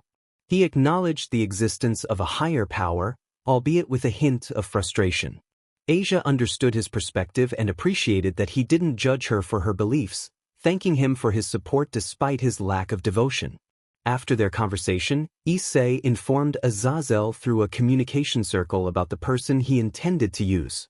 He then teleported to Grigori, where he trained with Azazel for most of the day before saying his goodbyes and heading home. He couldn't believe he had unlocked the first two forms of his 3 sacred gears, finding the sword birth particularly useful for creating not just swords but also guns. As he conjured a couple of black revolvers, he felt a mix of excitement and curiosity about their origins. Suddenly his phone rang. Azazel was on the line, warning Issei that he should teleport home and then head to a specific address where the girl he mentioned would be. Azazel cautioned him to be careful, as it was likely a dangerous location. Issei agreed and quickly teleported back home before running to the address Azazel provided. Upon arrival, he found himself in front of a house, initially thinking he might have made a mistake. However, a gunshot and a scream pierced the air, prompting him to rush inside. Moments earlier, Kioske had been frustrated by his lack of magical power, which prevented him from teleporting like Renka could. He reluctantly arrived at the client's house, noting the open door with suspicion. As he entered, he was met with a shocking sight. A corpse lay before him, and a white-haired man in a monk's outfit aimed a weapon at him. Kioske's instinct kicked in, but he was interrupted by a woman's scream. A blonde girl cried out, questioning why the man had acted so violently. The man, Fred, coldly explained that those who made deals with demons were to be eliminated along with the demons themselves. He then aimed his gun at Kioske. In the present, another voice entered the scene, expressing disdain for Fred and suggesting that he could let Fred finish Kioske off. However, the newcomer, a brown-haired individual, decided against it, wanting Kioske's suffering to last longer. Kioske recognized the voice immediately. Asia, worried, asked Issei what he was doing there. He assured her he had come to help, but she insisted that she didn't need assistance, pointing out that Kioske was the one in trouble. Issei casually acknowledged Kioske, which only served to irritate him further. He playfully kicked Kioske to the ground, dragging him along. Kioske protested, confused about Issei's actions and why he was being hit. Issei sighed, reminding Kioske that this was a consequence of his past actions against their friends. Kioske grumbled about Issei still holding on to that incident, urging him to move on. Issei threatened to crush Kioske's head, raising his leg in a mock display of aggression. Kioske quickly declined, prompting Issei to tell him to be quiet. Asia, surprised, asked if Issei knew Kioske. Issei reluctantly confirmed their relationship as brothers but insisted that now was not the time for idle chatter, pushing Asia aside as he dodged a bullet. Fred, irritated by being ignored, taunted Issei, revealing that being the brother of a demon made him one as well. He drew a sword of light and charged at Issei. Issei defended himself with a piece of metal he found, throwing it aside as he countered Fred's attack. Fred acknowledged Issei's skill with a sword, despite his lack of one. Before their fight could continue, a crimson magic circle appeared behind Issei, and a blonde figure emerged, sword in hand, ready to confront Fred. Kioske joyfully recognized his allies Kiba, Kaneko, Rias, Aquino, and Renka had arrived to assist. Rias ordered Hyoudou to keep Fred occupied while Kaneko helped Kioske. They quickly complied, executing their tasks with precision. Renka spotted Issei sitting calmly on the ground and greeted him. Rias, noticing Issei's relaxed demeanor, demanded to know what he was doing there. Issei shrugged, stating it was not something he was obligated to share, which only fueled Rias's anger. Aquino interrupted, informing them of an approaching group of fallen angels. Rias quickly ordered Hyoudou and Kaneko to return to the magic circle. They complied without hesitation. Renka questioned why Issei wasn't coming with them, to which Issei explained that the circle only worked for members of Rias's clan, prompting Rias to acknowledge his point and wonder how he knew so much. Kioske asked before they left. Issei mentioned that he would send a message the next day with the address of a place, indicating that if Rias wanted to speak with him, they would meet there. Rias, aware that several fallen angels were heading to that location, inquired how he planned to arrive. Issei assured her to leave that to him before the circle disappeared. At the Hyoudou residence, a day had passed since the previous events, and it was now Sunday morning. Kioske and Rias were in bed, tending to Kioske's injuries from the previous day. Their moment was interrupted when Kioske received a message on his phone, which he had been anticipating. He read the message to Rias, informing her that Issei was safe and wanted to meet. The message stated that Issei would be at Park at 10 a.m. and asked Rias to inform Sona to join them as well. Rias noted the time was 9 a.m., giving them an hour to prepare. She decided to contact Sona since the meeting concerned her too. At the agreed time and place, Issei was seated on a bench next to a blonde girl. After a while, he looked up as the Gremory and Citri groups arrived. They had set up a barrier to speak freely without interruptions. Rias demanded to know why he had summoned them. Issei admitted that he hadn't planned to call her but felt compelled to after their encounter the day before. He expressed his disdain for Rias, which prompted Kiba to step in protectively, ready to defend his master. Issei, however, calmly acknowledged Kiba's concern and thanked him for allowing him to summon a demonic sword similar to Kiba's. This revelation surprised everyone. Issei explained that he appreciated the power he had gained. Rias pressed him for details about how he acquired it, but Issei teased that it was a secret he might share later. He then shifted to a serious tone, requesting 2 favors from them. Rias questioned why they should grant him favors, to which Issei replied that it would by his silence regarding their negligence in protecting the city. Rias was taken aback, demanding to know how he knew this. Issei reminded them of his absence a month prior, which coincided with their transformation into demons. He pointed out that they had been attacked by winged beings, confirming their suspicions. Sona, who had been silent, finally spoke up, asking what Issei wanted. He reiterated his request for them to pretend they had never seen him. Rias found this impossible, stating they couldn't let him roam free after their encounter. Issei countered that if they turned a blind eye, he would do the same regarding their lack of vigilance. Rias insisted on knowing how he had such knowledge, threatening to use force if he didn't comply. Issei remained confident, dismissing her threats. Akino chimed in, teasing him about his bravado. Issei acknowledged the odds against him but maintained that he would never reveal anything against his will. Kioske supported Issei's claim, recalling how their father had tortured him for information, yet he had never spoken. Rias remarked that Kioske had high expectations of his brother, especially since Akino was known for her sadistic tendencies. Akino playfully summoned lightning in response. Issei then posed a question to Akino, curious about why her scent resembled that of the fallen angels they had encountered the previous day. Akino's smile faded, replaced by a serious expression. Rias noticed this and, wanting to prevent Akino from taking drastic action before extracting information, decided to intervene. Rias recalled something and asked Issei how he managed to escape the situation from the previous day, her tone laced with curiosity. Issei replied that it was a secret but hinted that he would share it later since they would find out eventually. Rias pressed him for clarification, her voice taking on a threatening edge. Issei insisted he would tell them when he could trust them, asking them to accept his decision without further trouble. Sona interjected, apologizing to Issei but emphasizing that, as Rias had mentioned, they could not overlook the fact that he was aware of the supernatural.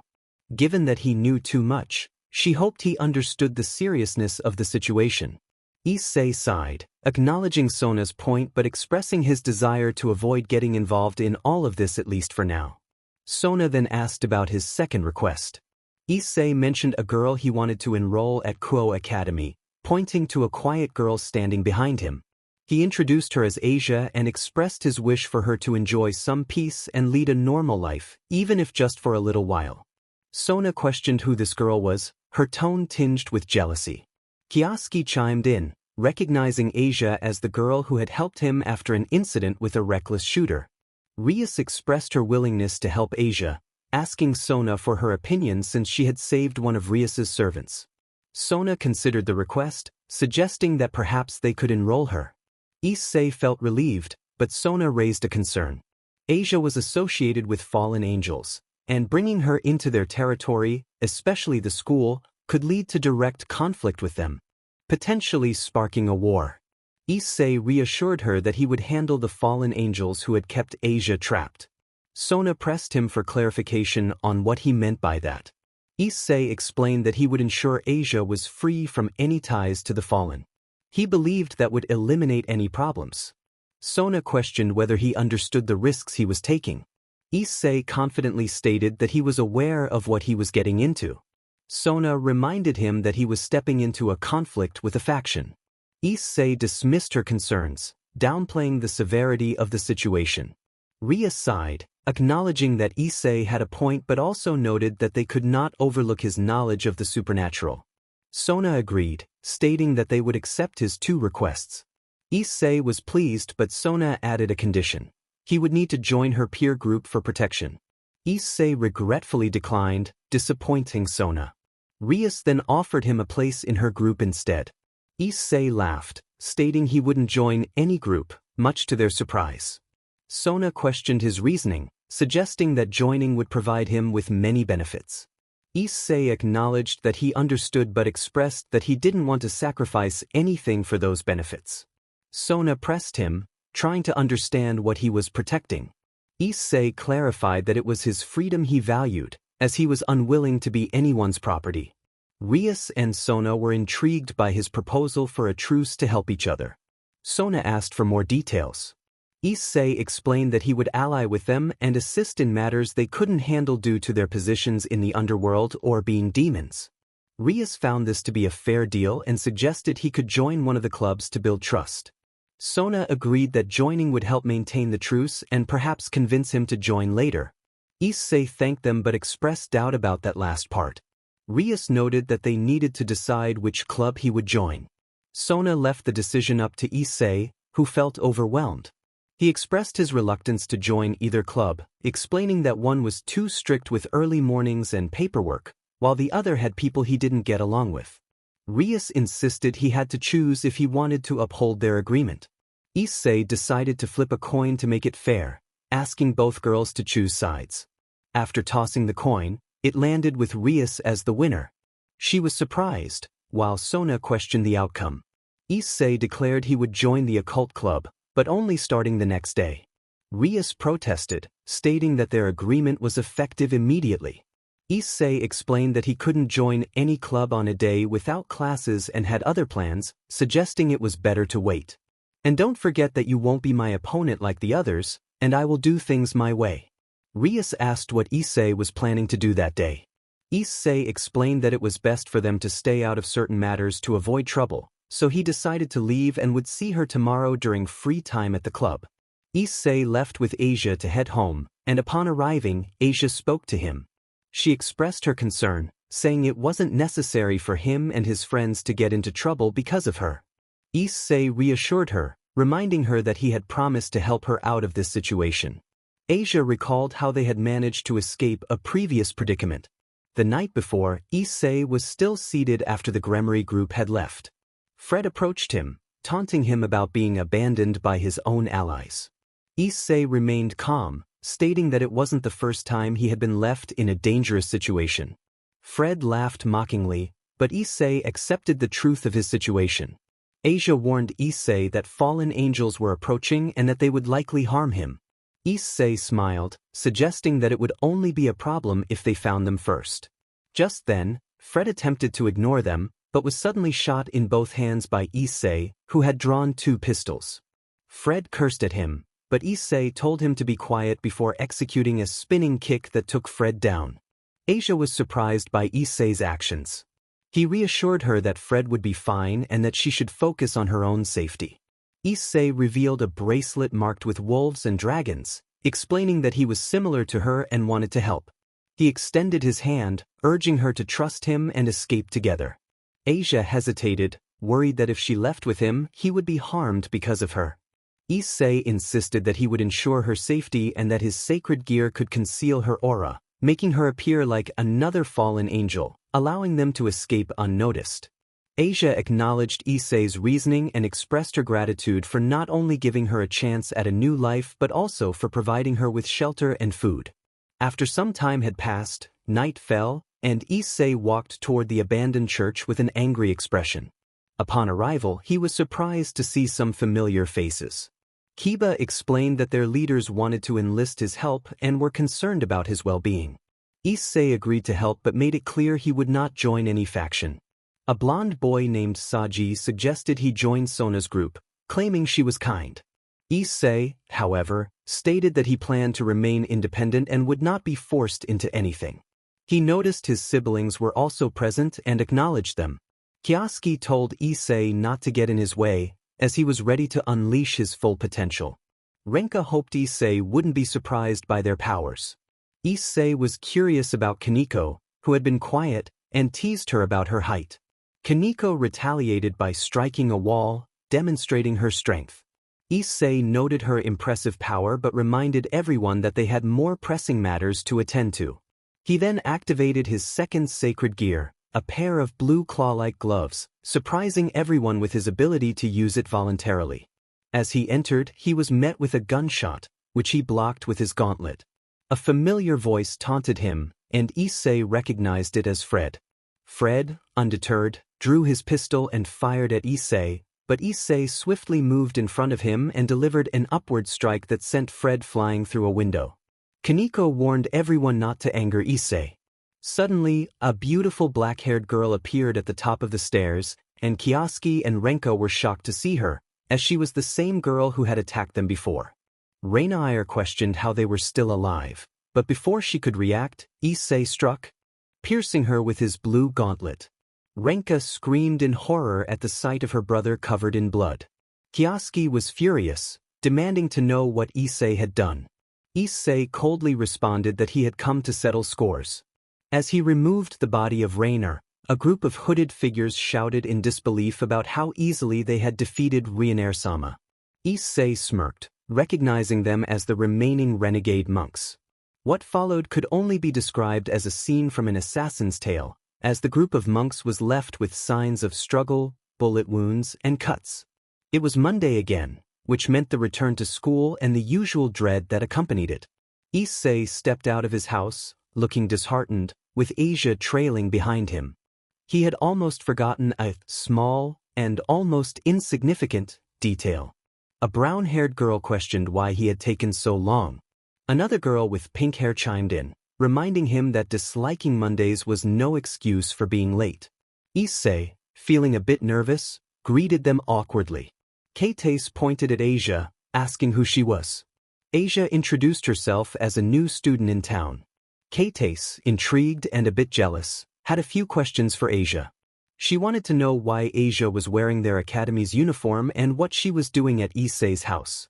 Asia stammered, feeling shy. Issei stepped in to answer on her behalf, explaining that Asia was an exchange student who had faced trouble at her previous school and decided to study elsewhere. He added that her guardian was a close friend of his mentor, Azazel, who had asked Issei to take care of her. This was partly true, as Asia had indeed used the old church as a refuge. Marayama, with authority, warned Issei not to take advantage of Asia just because she was staying under his roof. Issei assured them that he would respect her boundaries, raising his right hand in a gesture of promise. Kate sighed, suggesting they leave since they were running late. They headed to the academy, where Asia introduced herself to the group, which included Issei, thanks to Rias and Sona arranging for them to be in the same class. During recess, Issei faced an interrogation from his friends, as Asia had repeated the same story he told the girls. The boys looked at Issei with disbelief, but Asia clarified her situation, easing the tension. Asia then reminded Issei that it was time to head to the club. Confused, Issei asked what she meant. Realizing he had forgotten, he laughed nervously. Matsuda and Motojama, curious about the club, were shocked to learn that both he and Asia had joined the occult club, especially since it included Rias Gremory. Issei felt disheartened by the attention. Matsuda exclaimed that Issei had been surrounded by beautiful girls lately, while Motojama dramatically lamented Issei's apparent betrayal. Issei tried to explain that he hadn't joined voluntarily but had been coerced into it, especially since Kyoske and Renka were also in the club. Just then, a familiar voice called out for Issei and Asia. The girls squealed in excitement upon seeing Kiba, who approached them. He explained that he was looking for Issei and Asia. Issei, feeling a mix of annoyance and surprise at Kiba's presence, wondered why he was there. Kiba informed him that the club president had sent him to ensure Issei knew where the club was located. Issei felt a shiver run down his spine as he realized how well she knew him. It was almost frightening. He decided it was best to leave right away and stood up, urging Asia to follow him. Asia nodded and said her goodbyes to Matsuda and Motohama with a polite bow. After a while, Kiba, Issei, and Asia arrived at the club, with Issei kicking the door open. Kiba remarked that Issei didn't need to open the door that way, especially since he hadn't even knocked. Issei apologized, explaining that he wanted to break the awkward silence that had lingered for a while. Asia, trying to reason with him, suggested that kicking the door might not have been the best choice. Issei sighed, conceding her point. Rias greeted Issei with a playful sound, and he acknowledged her presence, playfully calling Kaneko a little cat. Kaneko responded with a twitch, clearly annoyed. Rias then pointed out that Issei was behaving as if he were at home. Issei defended himself, saying he just wanted to be comfortable, but he was curious about what Kiba and Renka were doing. Kiba assured him that everything was fine. Issei asked what they did in the club to keep themselves entertained. Rias explained that they reviewed their progress within the clan and dealt with supernatural beings that entered their territory. Issei expressed his disinterest, feeling that those matters didn't concern him. Rias mentioned that they sometimes helped other clubs, which Issei found uninteresting. He sighed, realizing he had joined a club that didn't seem to do much. He asked what they did when there was nothing supernatural to handle. Rias admitted that they mostly passed the time doing ordinary things, lacking her usual pride in the answer. Issei asked if there was anything they needed him for, but Rias said there wasn't at the moment. He took that as a good thing and conjured a magic circle, summoning an Xbox, which he connected to play. Rias inquired about what he was doing, and Issei replied that he was just passing the time since he had nothing else to do. Rias then remembered that there was something for him to do. She asked him to share his abilities and what he was capable of. Issei was taken aback by her serious expression but admitted he wasn't ready to trust her completely. Rias understood his hesitation but hoped he would realize that she couldn't trust him either without a reason. Issei agreed and decided to share his abilities, but he wouldn't disclose his limits. Rias accepted this information, relieved to learn more about him. Issei explained his first sacred gear, the talons of the eternal wolf gear, which intrigued Rias. She asked if he was hiding anything else, but Issei insisted he was just trying to finish sharing his information. He then revealed his second sacred gear, Copy Evolved, which left everyone astonished. Issei explained that he could copy and evolve any sacred gear and special abilities, demonstrating his powers by conjuring destructive energy in one hand and light in the other, even briefly manifesting wolf ears and a tail. Rias listened intently, realizing the potential danger his abilities posed. She acknowledged that he could copy and evolve any supernatural abilities. Issei clarified that while he could use these powers, they would adapt to his body, and he needed to train them to reach the level of the original user. Rias thanked him for the information and for trusting her. Issei reassured her that he wouldn't let anyone from her group copy his abilities without his knowledge. Days passed, and Issei found himself doing little, occasionally assisting Rias and Sona with supernatural issues. He felt uneasy in Sona's group, sensing their distrust and anger towards him for his ability to copy skills and memories. After a few days, the Citri group visited the occult club, where they discussed obtaining familiars and ultimately decided on a winner through various sports duels. Issei couldn't help but admire Sona in her training clothes, finding her surprisingly beautiful. In the end, the occult club emerged victorious, and as Issei and Asia prepared to leave, Rias called out to them, asking why they were waiting. Issei was confused, thinking the event was only for the BGMI clan. Rias explained that it was primarily for the members of the occult club and that they wouldn't have another chance like this for a long time. Issei sighed, realizing she was right. It was time to choose their familiars, and Issei, Asia, and Renka had been searching for a while. Kioske had already selected one similar to Kiba's. After some time, Asia discovered a small bluish-gray dragon, while Renka chose an adorable brown cat. Now, only Issei remained.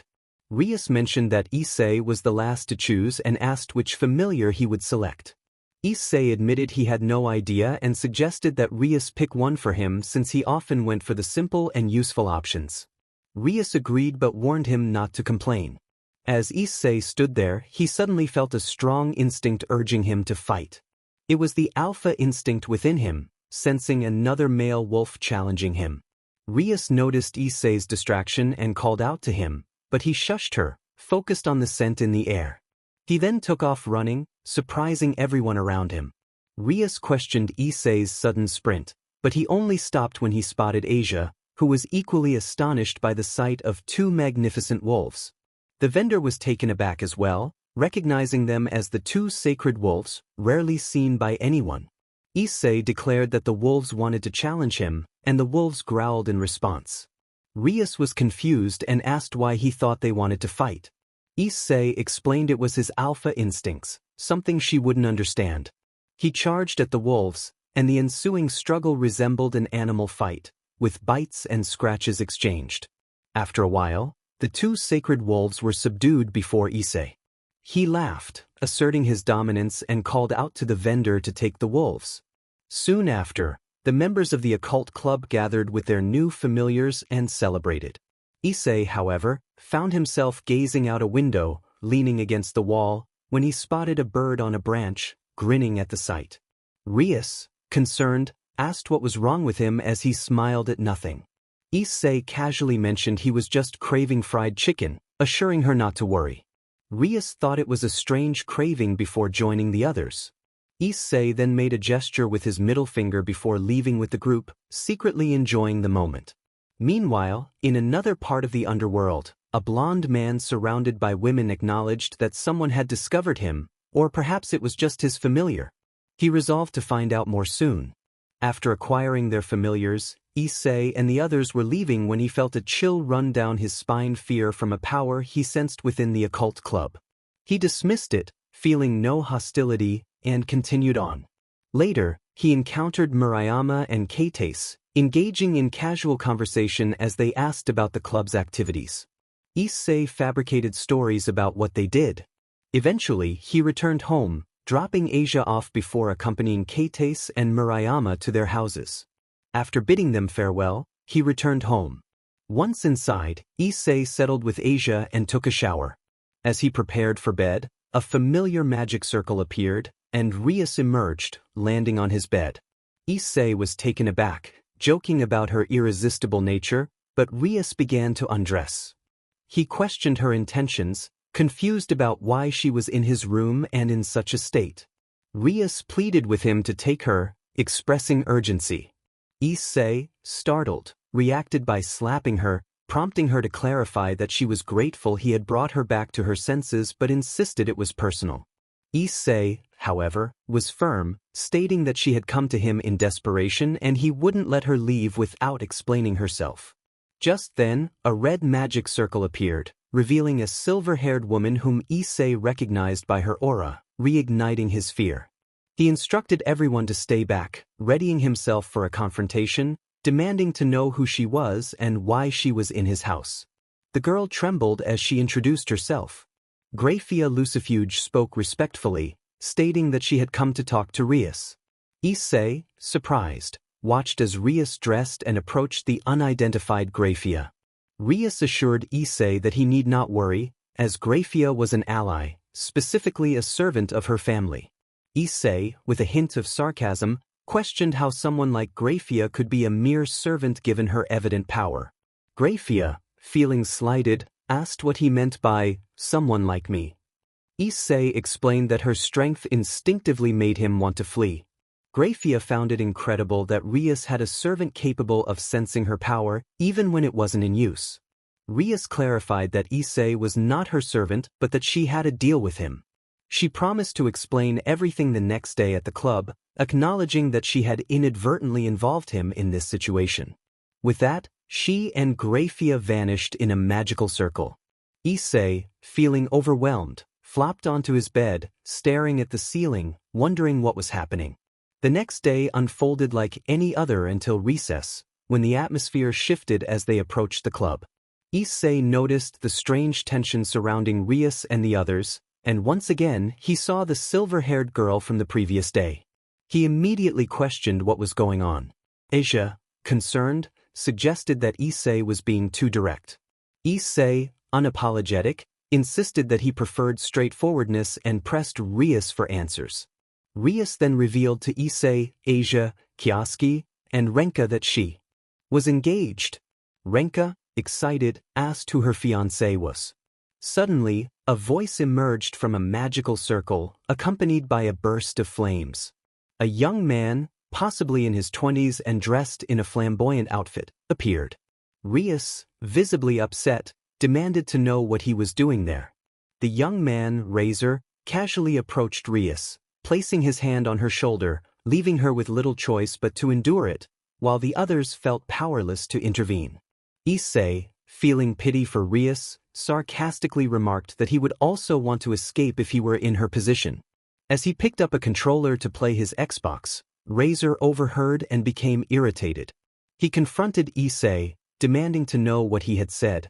Ignoring Razor, Issei continued playing, which only fueled Razor's anger. Rising from his seat, Razor confronted Issei directly, insisting he answer his question. Issei, still focused on his game, brushed Razor off, which only escalated the situation. Razor grabbed Issei, trying to intimidate him. Issei, annoyed, pushed Razor away, insisting he was trying to play. In retaliation, Razor unleashed a fireball at the screen, destroying it and forcing Issei to stop. Issei, now serious, approached Razor, demanding to know what he had done. Razor, with a smug grin, taunted Issei, questioning his bravado. Issei warned Razor to fix the damage or he would regret it.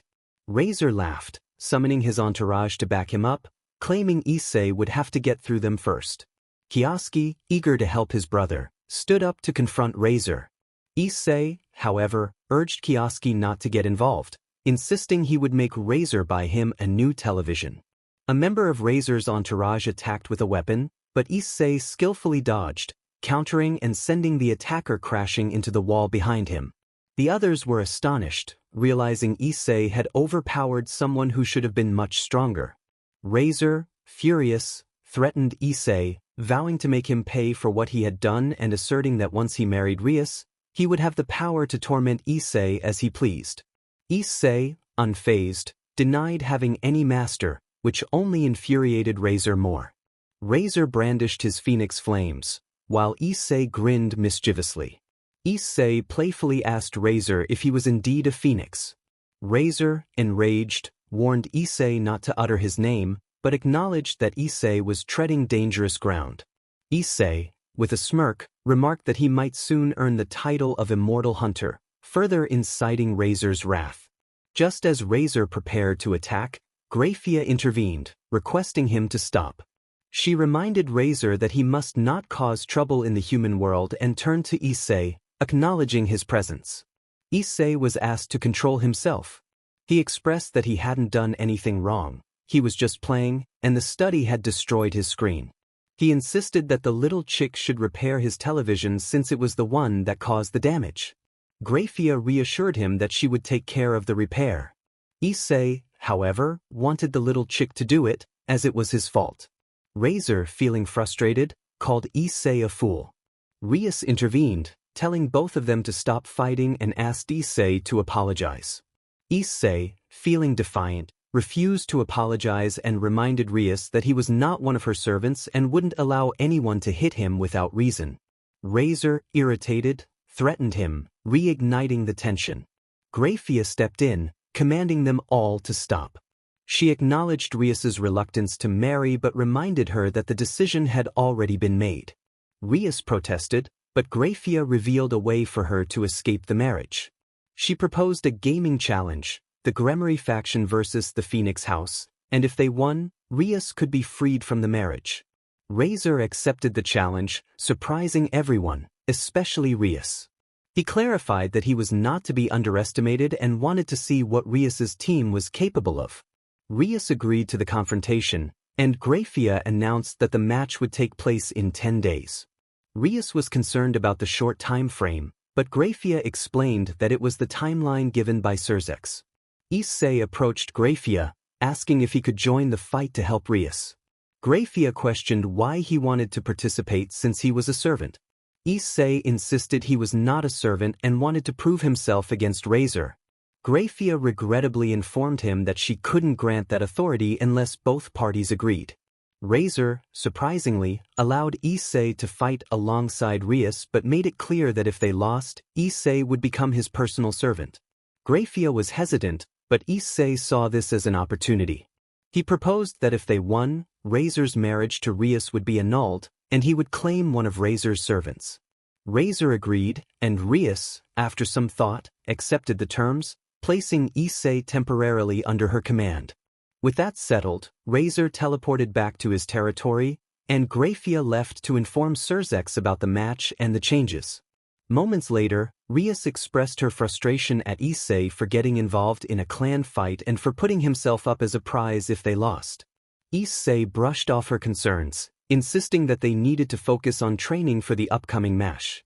Rias sighed, realizing he was right, and mentioned she already had a training location in mind. The next day, the occult club was seen climbing a mountain with heavy backpacks. Kioske struggled with the weight, while Renka, Kiba, Kaneko, and Issei followed behind. Renka echoed Kioske's sentiment about the heaviness of their packs. Kiba encouraged them, effortlessly carrying a much larger backpack. Kioske, feeling competitive, tried to quicken his pace. Kaneko urged them to hurry, reminding them they would be late, while she carried a backpack 5 times the size of theirs, causing them to lose their balance and tumble down the hill. Issei, carrying an even larger backpack, scolded them for being useless and helped pull them up by their ears. After a while, they reached the summit, and Issei took a moment to drink from a fountain, marveling at the beautiful scenery. Rias informed him that they were in Gremry territory and could train freely there. As Issei dropped his backpack, he expressed his excitement about the location. Rias smiled, noting that it seemed he was ready to start training. Kioske was surprised that they were beginning so soon after arriving, but Rias insisted they had no time to waste. Renka called her a monster, to which Rias replied that she was a demon. Issei laughed, agreeing that there was nothing better than training when one was already warmed up. They changed into more comfortable training clothes, with the girls in one room and the boys in another across the mansion. In the boys' room, Kioske declared it was time for Issei to see what he was capable of. Issei had a confident demeanor as he faced off against Kiba, who was slightly nervous. They stepped outside for training, and Issei caught everyone's attention with his choice of attire. Instead of sportswear, he wore a pair of blue denim shorts that reached below his knees, a black shirt, and bracelets on both wrists. Rias, curious, asked where his training clothes were. Issei replied that this was his training outfit, firmly stating he wouldn't wear the typical training gear. Resigned, Rias decided to let him wear what he wanted. Minutes later, they gathered in an open space, ready to test their reflexes and agility. Rias called Kioske forward for his turn. After a signal to start, Kioske attempted to attack Kiba but struggled with the sword and ultimately lost. Rias then called for Renka, who also had a tough time. Finally, it was Issei's turn. He stood in front of Kiba, adopting a sword stance, and Kiba recognized that Issei knew what he was doing. Rias shouted for them to begin. Issei lunged at Kiba, but Kiba stumbled and hopped on one foot to get closer. A bead of sweat formed on Kiba's forehead as he watched Issei approach. Just as Issei got close, he began to lose his balance, but Kiba, thinking he had the upper hand, was caught off guard when Issei's sword came dangerously close to his face. Kiba managed to block the attack just in time, surprised by the force behind Issei's push. Issei smirked, teasing Kiba about his manners while applying more pressure. Kiba, bewildered, asked how Issei had done that. Issei explained that one of his combat rules was to attack unexpectedly, using a technique he called the drunken move, admitting he still needed to improve it. He stepped back, allowing Kiba to regain his footing. The demonstration left everyone astonished, as Issei had successfully tricked Kiba. With a playful tone, Issei declared he was now serious and charged at Kiba again, exchanging sword strikes and blocks. After a while, he turned to Rias, suggesting it was enough for now. Rias agreed and led everyone to a different room for the second lesson, where Akino would teach them magic. Asia excelled in magic, followed by Renka, while Kioske managed to create a small energy sphere. Issei, however, did nothing, not because he couldn't, but because he was pretending to be aloof. After some time, Issei finally decided to create a small sphere of energy. They then moved on to the third lesson, which involved hand-to-hand combat. Kioske and Renka faced tough challenges, and when it was Issei's turn, Akino smiled, eager to see how he would perform. Issei noted that Akino seemed to have a particular interest in him. During the training session with Kaneko, Issei showcased his skills, surpassing her in agility and critical strikes, though she had the advantage in strength. Despite this, Issei's greater endurance allowed him to evade, deflect, and block her attacks effectively. After training, Rias instructed Kioske, Renka, Asia, and Issei to prepare dinner. Kioske and Renka accidentally burned their dish while Asia was busy peeling onions. Issei laughed at their mishap and decided it was time to make a proper meal. With a snap of his fingers, he magically peeled a potato, marveling at how magic made tasks easier. He continued to prepare more potatoes and onions, cutting them and placing them in a pot, then retrieved some meat from the fridge and put it in a pan with butter. He asked the others to head to the dining room and wait for him. Once they settled in the dining room, Rias inquired why they weren't helping with the cooking. Kioske explained that Issei had told them to leave and wait for the food. Renka excitedly mentioned she was looking forward to trying Issei's cooking again. Akino, slightly annoyed, remarked that she doubted Issei would manage to make anything edible. Asia defended Issei, stating that his cooking was delicious since he prepared meals every day at home. Renka asked if Asia got to taste Issei's cooking daily. She spoke with jealousy.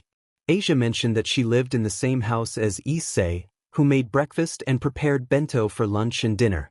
Issei entered the dining room with several trays of food, placing them on the table, and expressed that he didn't think it was necessary to mention everything. Kiba was impressed, commenting that the food looked good and tasted even better after trying it. Akino agreed, stating it was better than she had expected. Issei thought to himself that she must have expected something inedible. Kaneko remarked that it was acceptable, while Rias was pleasantly surprised by how good it was, unable to believe it was made with just potatoes, onions, and meat. Issei smiled, appreciating their compliments, but noted that it was just about knowing how to enhance flavors. However, he added that he wouldn't be making it again. Rias asked why, and Issei explained that he would only do it today, as not everyone liked it, so he would let others handle the next dinner. After eating, Rias, Kiba, Asia, Kaneko, and Renka tried to convince Issei to cook every day, but he said he would think about it while resting, promising to make breakfast the next morning. They all went to bed, but Issei, unable to sleep, decided to go outside for some fresh air and perhaps swim for relaxation. As he descended the stairs, he encountered Rias. She asked if he couldn't sleep, to which Issei replied that who could sleep with the chance to spy on the girls while they were asleep, wearing a mischievous smile. Rias, unimpressed, told him that she wasn't fooled by his facade of being a pervert, as she had seen his true self. Issei laughed and teased her, asking if she really thought she knew him completely. Rias challenged him to show her who he truly was, not just the public persona of Rias Gremory, but the real Rias. This surprised her, and they left the mansion to go to a small house near the lake. Rias commented that it was a good place to talk, and Issei agreed, noting it was also good for clearing the mind. He then looked seriously at Rias and asked what was going on with her servants, surprising her with his insight. Rias inquired what he meant, and Issei explained that Akino and Kaneko looked at him with anger. Rias sighed and shared a bit of Kaneko and Akino's past, which Issei understood. He then asked Rias why she was being forced to marry and why she didn't want to. She told him the same story as in the original narrative. Issei sighed, expressing his frustration with the foolishness of noble thinking. He explained that he didn't want to be famous or anything like that. He encouraged Rias to be herself, saying that she could do whatever she wanted if she had the courage to be true to herself. He shared that he had once been controlled by his parents but was now free to be who he wanted to be. Just then he fell into the lake, causing Rias to laugh at him. The next morning, Issei made breakfast, and everyone enjoyed it before continuing their training. He hoped to be alone with Akino and Kaneko to address the tension between them, which had been bothering him.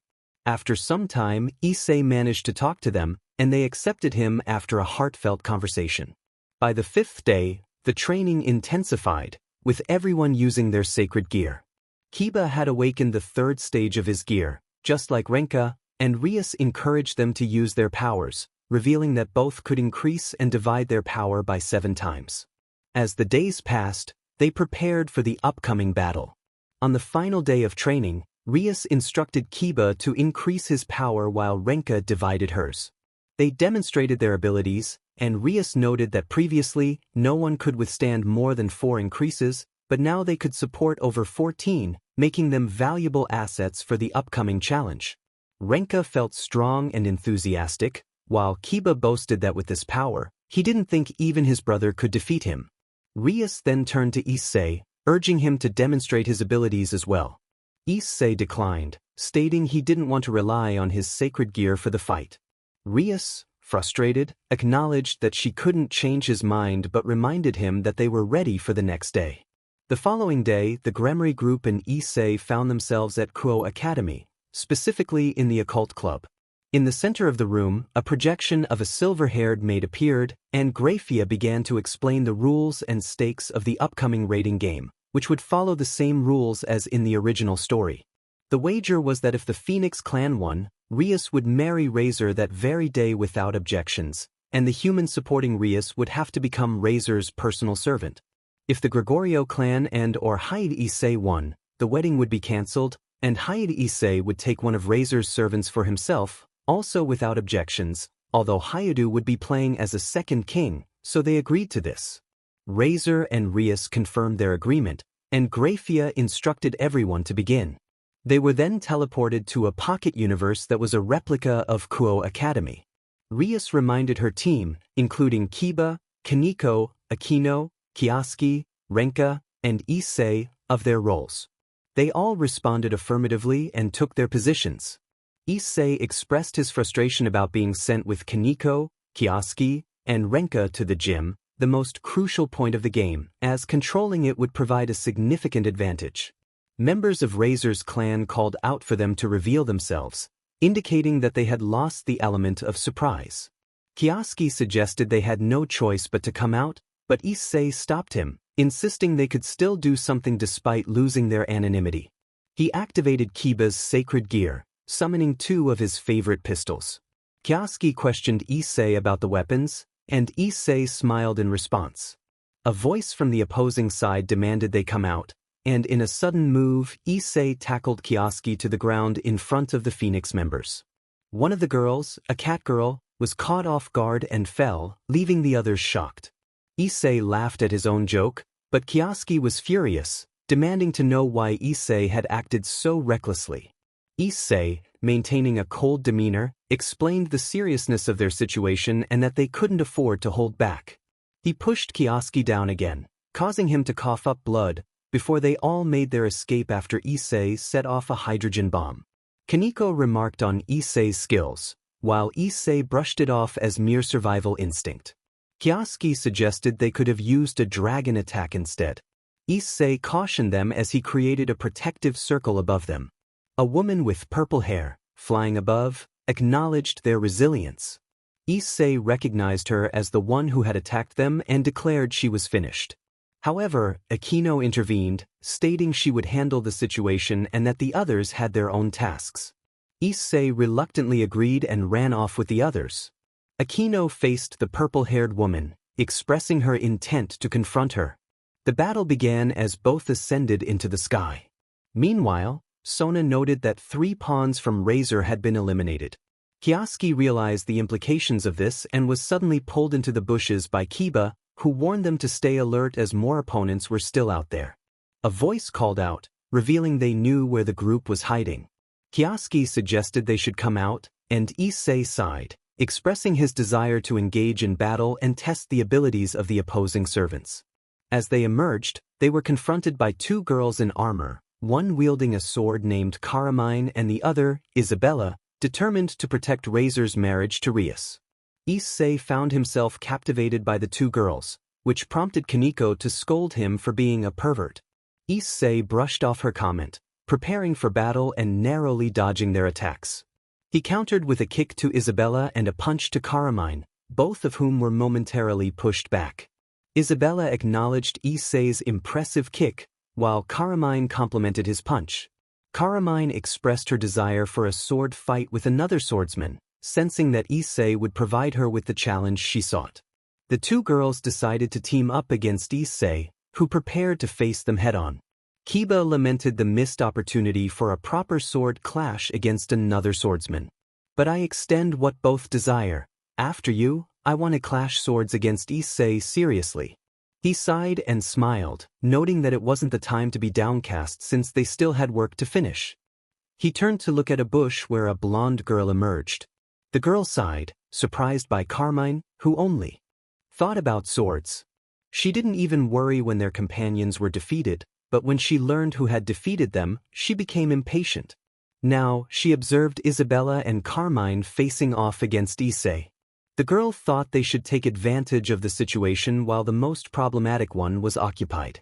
She snapped her fingers, and all the remaining pieces of razor appeared. Kiba suggested they confront the enemies directly, drawing his sword and pointing it at Razor's knight, named Chiris. Kioske smiled and declared that he, Renka, and Kaneko would handle the pawns and finally Razor.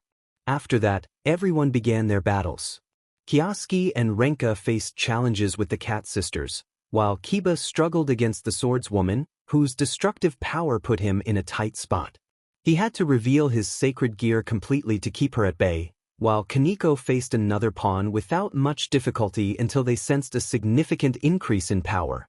Sona announced that one knight and one tower of Razor had been eliminated, prompting everyone to look at Issei, who stood with an outstretched hand, a trail of destruction behind him. Minutes earlier, after Issei charged at Isabella and Carmine, they began exchanging blows.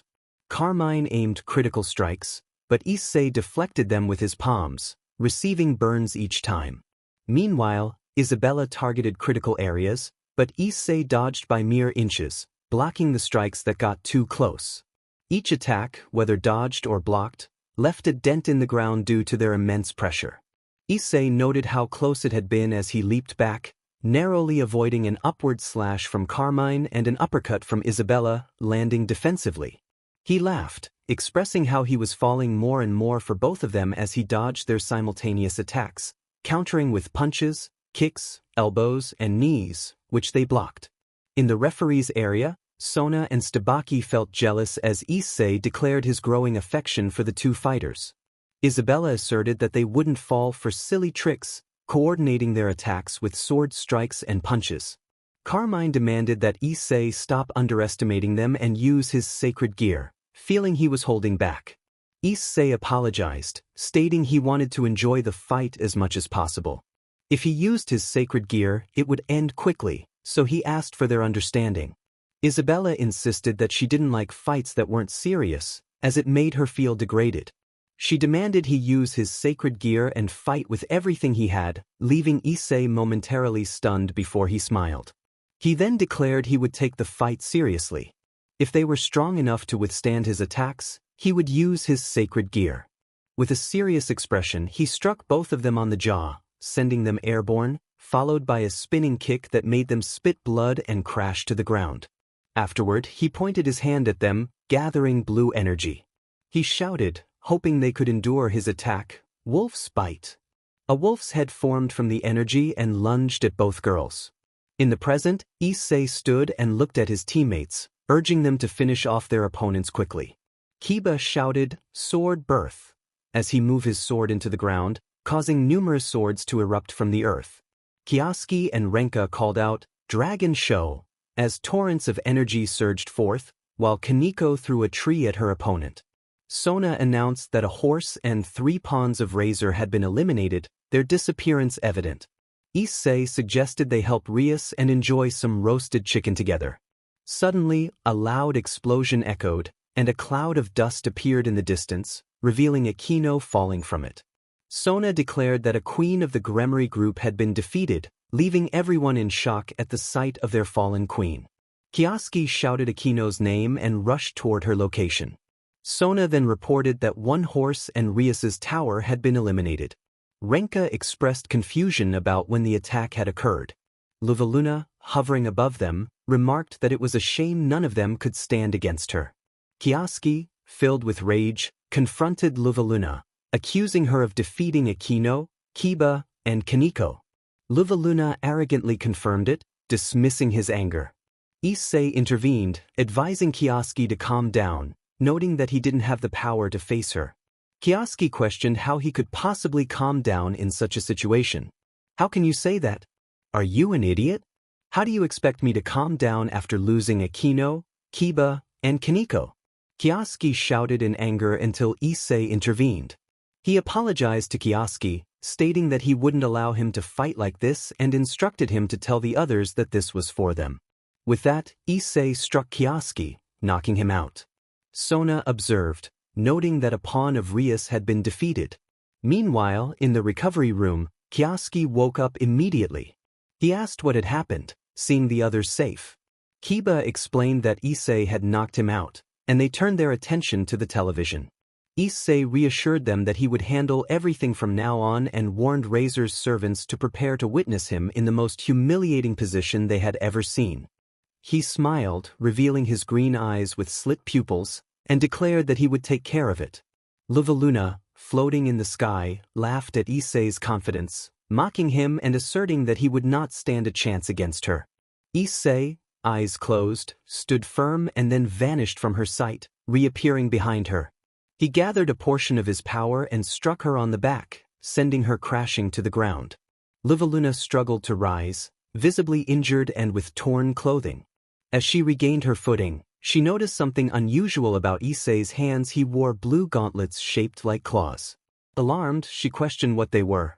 Issei, with a hint of mockery, revealed that he also possessed a sacred gear, which he had not used until now. A small magic circle formed in his palms, crackling with sparks of lightning that radiated immense power. He stated that he was now serious and unleashed a magical attack named Wolf's Bite, which took the form of a wolf's head. Luvaluna screamed as the attack engulfed her, leaving a trail of destruction in its wake. Sona announced that Razor's queen had been eliminated. The room fell silent as everyone processed the shocking news. Issei had defeated someone on Akino's level, a queen who was supposed to be incredibly strong. Renka cheered, stating that only 2 opponents remained. Issei declared they would go after the ashes of Razor and Ravel. Meanwhile, Razor acknowledged the defeat of his queen with a dismissive shake of his head. He turned to Rias, asserting that he and Ravel would win the battle, claiming that there was no way to defeat an immortal. Issei, flying towards the rooftop where Razor and Rias were battling, questioned Razor's confidence in his immortality. He explained that being immortal did not equate to being invincible and that the phoenix could not die, but it could be defeated and would rise from its ashes. He emphasized that he did not need to kill Razor to win, he only needed to defeat him. Razor scoffed at the idea that a mere human could challenge him, the descendant of the immortal phoenix. Issei countered that he was not just any human. He was a dragon-wolf hybrid and the bearer of several sacred gears. He revealed his original gear, the talons of the eternal wolf, as blue gauntlets appeared on his hands. He declared that he would humiliate Razor in the fight. Razor, furious, challenged Issei, asserting that no one could defeat him. He unleashed his power, his wings glowing brilliantly against the darkened sky, daring Issei to attack. Issei warned Razor that he would regret his arrogance before vanishing from sight and reappearing in front of him. He struck Razor in the stomach, leaving him breathless and in pain. Razor, shocked and clutching his stomach, questioned how this was possible. Issei taunted him, asking if this was the first physical blow he had ever received. He then unleashed his magical attack, Wolf's Bite, at close range, causing a massive explosion that created a hole in Razor's chest. Issei noted that Razor seemed unfazed by losing parts of his body as he began to regenerate. Razor laughed, claiming that he was immortal and could not be defeated. Suddenly, a booming voice echoed throughout the area, commanding attention. Razor, confused, wondered what was happening. His strength had faded, and he descended, losing much of the intensity of his flames. Issei stood before Razor, recalling their first encounter. Razor, confused, asked what Issei was talking about, but a flashback interrupted. Issei couldn't believe he was about to earn the title of hunter so soon. The flashback ended, and Razor, filled with desperation, declared that he couldn't lose, reminding Issei of who he was: Razor Phoenix, the heir of the family. In a moment of panic, he unleashed a magical attack that caught Issei off guard. Issei attempted to block it with his right hand, but to his dismay, his arm vanished, consumed by the flames. Razor laughed triumphantly, believing he had won, as Issei's lost arm left everyone in shock. Kioske cried out for his brother, while Renka, horrified at the sight of Issei's injury, felt her anger surge. This overwhelming emotion triggered the evolution of her sacred gear, but the sudden increase in power caused her to faint. Sona observed the scene, surprised to see a pawn of Rias Gremory incapacitated, as she watched the brown-haired boy clutch the spot where his arm should have been. Razor taunted Rias, questioning what else she planned to sacrifice before accepting defeat, noting that she had already lost all her servants and that Issei had lost an arm for her. However, he suddenly noticed something: a small, nearly imperceptible point. He wondered why Issei was still there, realizing he should have been teleported to the recovery room. Issei laughed, declaring that Razor was mistaken if he thought he could rid himself of him so easily. With a surge of water emerging from his wound, his arm began to regenerate. Razor was bewildered, questioning how this was even possible. Issei explained that it resembled the regeneration of a phoenix, slowly approaching Razor, his clothes stained with blood and his arm healing. He declared that he was the wolf that devoured anything, even an immortal like Razor, and delivered a powerful blow to Razor's jaw, sending him skyward. Issei vanished and reappeared behind Razor, delivering a kick that sent him crashing to the ground. As Razor hit the ground, Issei launched himself onto Razor's back, breaking his bones. Razor, terrified, wondered why he couldn't regenerate.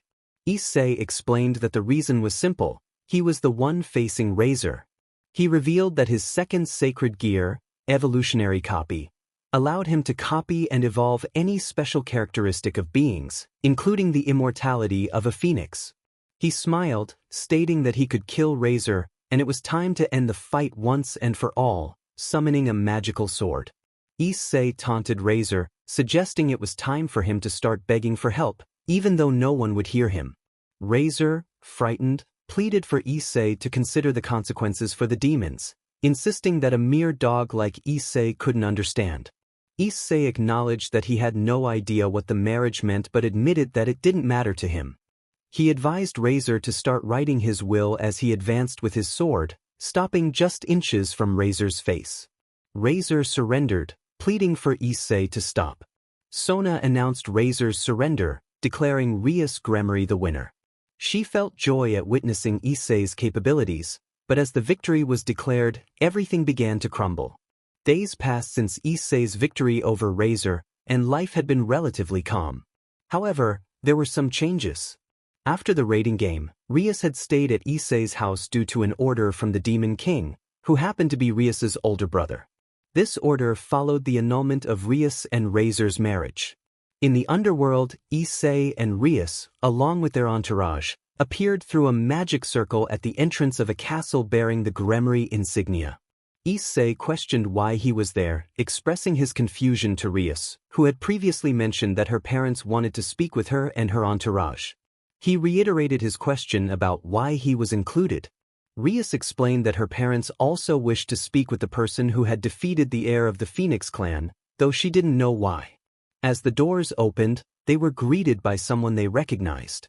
Griffia welcomed them warmly, bowing respectfully. Rias acknowledged her, and Issei inquired about the reason for their summons. Griffia calmly explained to Issei that it was not her place to disclose certain information, suggesting that he should ask the others directly. Issei sighed, feeling defeated, and, after their brief conversation, Griffia led them down a corridor to a door where she paused to knock. She announced her presence, stating that she had brought the guests. A masculine voice from inside invited them in. As they entered, Issei noticed a young man in his 20s with red hair. Surzex greeted Rias warmly upon seeing her enter with her entourage, including a familiar brown-haired companion.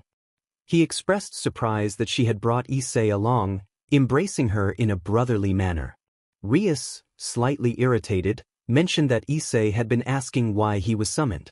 Surzex, feigning surprise, asked Rias why that would be. Issei, feeling frustrated from being awakened early, explained that Rias had contacted him that morning, insisting he come to see someone. Rias scolded Issei for addressing her in such a manner, while he pointed out that Surzex was her older brother. Rias confirmed this, introducing Surzex Gremory. Surzex cleared his throat to regain the group's attention and then turned serious, indicating that the topic was important. Issei settled into a chair, ready to listen. Surzex began to explain the significance of Issei's previous battle against Razor Phoenix, noting that many demons had witnessed it and were impressed, including the Phoenix clan, who wanted Issei to marry their sole female heir, Ravel Phoenix. He paused to gauge Issei's reaction, which showed he was deep in thought. Issei acknowledged that he suspected there was more to the story. Surzex confirmed this, stating that they also wished for him to marry Rias. Issei was taken aback by this revelation. Rias, blushing and flustered, protested that she had just escaped a commitment and did not want to enter another. Surzex explained that due to Issei's power and the fact that he had dissolved Rias's previous engagement, he had a responsibility to take charge of the situation. Issei, feeling nervous under Surzex's gaze, struggled to respond. Later, Issei reflected on the unexpected turn of events. He had managed to negotiate a temporary engagement with Rias to get to know each other better, with the understanding that if they did not get along, the engagement could be annulled. He was surprised to learn that Rias would be staying at his house. As he lay on his bed, he decided to focus on enjoying his Saturday instead of worrying about the situation. Suddenly, a familiar voice called from outside his door, reminding him about a meeting with the club members that day. Issei panicked, realizing he had forgotten about the gathering. He quickly got up to prepare for their arrival. A little while later, Issei and Asia were in the living room with the Gremory clan, discussing supernatural matters and past encounters with rogue demons. During the conversation, a photo fell from Issei's notebook, showing him as a child alongside his brothers and a boy with orange hair in an elegant house. Kiba picked up the photo and noticed something unusual about a sword in the image. Issei explained that the boy was an old friend of his and his brothers, but he didn't know much about the sword. Kiba expressed curiosity but didn't elaborate further. Rias then interrupted, suggesting they wrap up their meeting. Kioske, stretching, asked if they could leave. Just as Rias confirmed they could, a communication device interrupted her, indicating a change of plans. A renegade demon has appeared, so we must eliminate it, the group decided as they created a teleportation circle. The Gremory group shouted in agreement, ready to be teleported. Issei questioned why he was included in this, just as he vanished alongside the others. In an unknown place, Issei found himself standing in absolute darkness, unable to see where it began or ended. He wondered aloud where he was and what this place was, puzzled by the darkness surrounding him. Suddenly, a girl with pink hair appeared before him, wearing a white wedding dress and holding a bouquet of flowers. She expressed her joy that the day had finally come, revealing that she had confessed her feelings to him months ago and had been worried when he hadn't responded. Issei was shocked to see her, unable to believe that the girl he had been avoiding was now standing in front of him, ready to marry him. He was captivated by her beauty, the short, form-fitting dress accentuating her figure. Just then, another familiar voice interrupted, playfully accusing the first girl of taking advantage of the moment.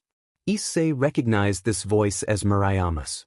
The first girl, Kates, retorted that life wasn't fair and reminded Murayama that the fastest wins, but as friends, she would allow her to marry Issei too. Issei was left speechless, mesmerized by Murayama, who also wore a stunning wedding dress. He could only stammer in awe, feeling as if he were in paradise, until the sound of an alarm clock jolted him awake. Realizing it was just a dream, Issei recalled Kates and how he had never responded to her confession nearly 2 months ago. He sighed, acknowledging that things had been complicated lately, causing him to forget. With a serious expression, he resolved to give her an answer and admit his own feelings. First, however, he needed to clarify things with the other girls about the situation before approaching Kates. Issei reflected on the things he needed to do, feeling the stress of recent events weighing on him. He sighed, acknowledging that things had become quite overwhelming lately. A voice in his mind agreed, affirming his thoughts. Another voice chimed in, echoing the sentiment. Today marked a new day in Kwa, and for Issei, it was a chance to address the situation with the girls. He felt a mix of determination and restlessness as he stared at the wall of his room. It was time to talk to them about what had happened and to respond to Keitei's feelings. Suddenly, there was a knock at the door. Issei called for the person to enter, granting permission. The door opened, revealing two girls he had fought alongside against Razor. Issei greeted them with enthusiasm, calling out their names. Isabella and Carlemine entered, both dressed in the same attire they had worn during the raiding game. They bowed respectfully, but Issei quickly reminded them that such formalities were unnecessary and that they could simply call him Issei. Despite his insistence, Isabella maintained her formality, which prompted Issei to reiterate his preference for a more casual relationship. In another scene, the Gremory clan gathered in the castle's living room, where Razor Phoenix and his clan were also present, though Razor hid behind his servants. Issei blinked a few times, taking in the sight of Razor, who appeared shaken. Issei couldn't help but comment on Razor's current state, questioning how someone who had once been a candidate for Demon King had ended up like this. Razor stammered a response, clearly intimidated. Issei approached him playfully, eliciting a panicked reaction from Razor, who begged to be left alone. Issei laughed heartily at Razor's fear, finding humor in the situation. Rias cautioned him not to mock a fellow demon, but Issei dismissed her concerns, reminding her that he was a hybrid. Isabella expressed her concern about seeing her master in such a state and questioned the purpose of their visit. Issei admitted that they had come to collect on a bet made during the raiding game. Libelluna, Razor's queen, confronted Issei about the terms of the bet, reminding him that he had agreed to choose only one servant. Issei, with a mischievous grin, proposed a double-or-nothing challenge to Razor, who panicked even further at the prospect. Issei turned to Libelluna with a triumphant smile, declaring that Razor had given him permission to take both girls. Libelluna expressed her frustration, feeling that Issei was taking advantage of Razor's vulnerability. Issei shrugged off her anger, stating that he was merely acting as anyone of high status would, exploiting the weaknesses of others. Suddenly, a familiar voice broke through the tension. Ravel, Razor's younger sister, demanded that Issei release Libelluna and questioned his intentions. Issei explained that he was referring to the commitment Razor had made, drawing attention to the fact that everyone, including Rias, had their own weaknesses. Libelluna coughed, recovering from Issei's earlier grip, while the atmosphere remained charged with the complexities of their relationships and the stakes of their interactions. Issei approached Isabella and Carlemine, claiming what he believed was rightfully his. The two girls tensed as they noticed the brown-haired boy moving closer at a slow pace. Issei observed them and stated that he had chosen them because he recognized their strength, but he believed they could become even stronger. He declared himself their new master, watching their reactions with a smile.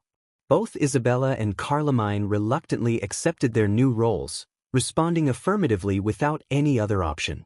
This reaction brought a grin to Issei's face as he conjured a deck of cards that featured images from a solitaire game, along with chess pieces in the center. He inserted a piece into each of them, which had previously belonged to Razor, and those pieces emerged from their bodies. Rias noticed the cards and wondered about their significance. Issei then declared that he had obtained what he came for, storing the deck in a pocket dimension. He prepared to leave, invoking a teleportation circle that whisked him away along with his new pieces, fiancé, and entourage.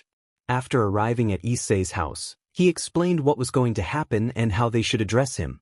Isabella acknowledged him as her master, though she still had reservations. Issei understood that they would prefer to remain with Razor, especially given the current circumstances. However, he reassured them that he had chosen them for their potential and strength, and with him, they could become even stronger. He believed that together, they could elevate his own power. Carlemine, curious, questioned Issei's desire to grow stronger, noting that he had already defeated a high-class demon, an immortal being. Issei smiled and confirmed that while he had achieved that, his current level was only comparable to a high-class demon. His goal was to surpass enemies on par with demon kings without relying on his ultimate trump card. Both Isabella and Carmine expressed their doubts about his last resort, prompting Issei to clarify that he wanted to face such powerful foes using only his own strength, not just his sacred gear. Carmine found his ambition impressive, even if it seemed nearly impossible. She recalled his victory over an immortal and considered that perhaps it was achievable for someone like him to aspire to match a demon king without relying on sacred gear. Issei chuckled, acknowledging that he still had a long way to go. He glanced at the clock and remarked that it was time to eat, recalling that they had come to wake him up. Both Isabella and Carmine blushed, momentarily forgetting the reason for their presence. They all headed to the dining room for breakfast, dressed in their uniforms. Afterward, everyone except Isabella and Carmine left the house, as they stayed behind to take care of it. While walking to the academy, Issei shared with Rias and Asia that Kates had already confessed her feelings to him.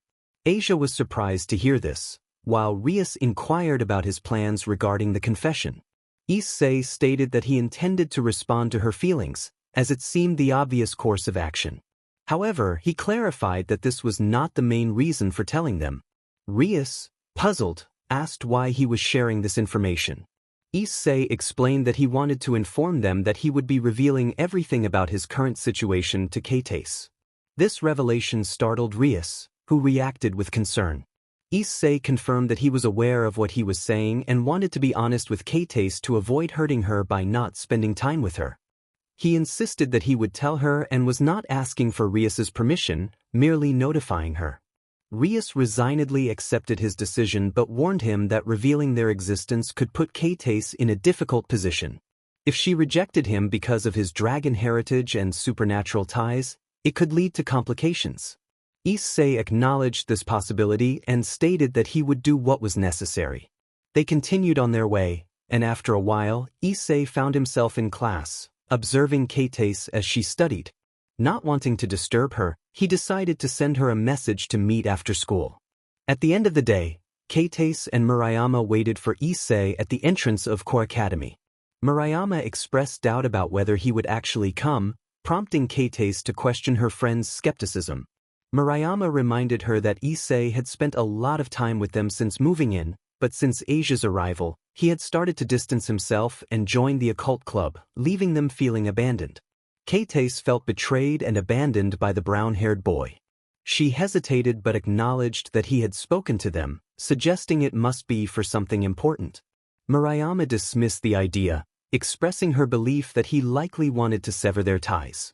Just then, a familiar male voice interrupted their thoughts, admitting that his foolishness had caused them to feel this way. Issei greeted them, his eyes reflecting a hint of guilt. Murayama confronted him, questioning why he had called them. Issei clarified that he had specifically called Kates, causing Murayama to blush slightly from embarrassment. He expressed his relief that she was there too, inviting them to follow him. As Issei walked ahead, the girls exchanged doubtful glances. Murayama was uncertain about their destination, while Kates recognized where he was leading them. They arrived at a secluded area filled with trees, the same spot where Kates had once declared her feelings for Issei. Issei noted that Murayama might not understand why they were there, but he turned to Kates, asking if she remembered. Kates stammered, her face turning red as she struggled to respond. Murayama, confused, pressed them for clarification. Issei explained that this was the place where Kates had saved him from despair and given him a reason to continue. He took a deep breath, preparing to share something important, reminding her of what she had told him before. Kates managed to affirm that she remembered. Issei revealed that her words had surprised him, especially since they came during a difficult time. He had chosen to get to know her better before responding, but now he needed to ask her 2 questions. Kates agreed, curious about what he would ask. The first question was whether she still felt the same way as before. Kates took a moment to think, realizing her feelings for Issei had only grown stronger since that day. She confessed that she had fallen in love with all aspects of him, from his kindness to his more mischievous side. Hearing her response brought tears to Issei's eyes, which worried Keites. She asked if he was okay, her concern mirrored by Murayama's silence. Issei assured them he was fine, grateful to hear her feelings. He then prepared to ask the second question, which intrigued Murayama. With a smile, Issei asked if they believed in the supernatural. As he spoke, dragon wings emerged from his back, prompting a shocked reaction from both girls. They expressed their concern, surprised by his transformation. Issei had not anticipated their worried response, but he smiled again, ready to explain his current situation regarding sacred gears and his battles, while keeping the identities of his supernatural allies a secret. He concluded his explanation, watching their reactions closely. Issei understood if they chose to distance themselves after learning the truth, but he felt they deserved to know since they had supported him during his darkest moments. Murayama was unsure how to react, realizing they had thought he was simply ignoring them. Keites, however, declared that she didn't care about his supernatural side. She had fully fallen for him and wanted to be part of his world. Issei looked at her with gratitude, surprised by her boldness. Keites insisted that she wanted to be his servant too, catching both Issei and Murayama off guard. Murayama questioned Keites' decision, urging her to reconsider the implications of entering the supernatural realm. Issei echoed her concern, reminding Keites to think carefully about her choice. You will never be able to regain your normal life, nor will you be able to leave it. You will also have to give up your dreams, and by that, I mean leaving the kendo club, Issei argued, presenting his best reasons to change her mind. With all that said, Keites pondered Issei's words but suddenly smiled with determination. She assured him that it was no problem, as she would be with him and could stay by his side all the time. This caused Issei to blush. She added that she was sure the kendo club would manage without her, so he shouldn't worry about that. Issei was surprised and asked if she was serious, wondering if she was really willing to give up her dreams for him. Keites replied that technically, he had lost his life for them, as he had shown them the day he joined that world. Issei was capable of creating a video about his memories, revealing when he faced that angel. Murayama sighed and told Keites that what she said was foolish, but then she smiled and expressed her desire to join as well, surprising both of them. She made it clear that Issei had to protect both Keites and her with his life.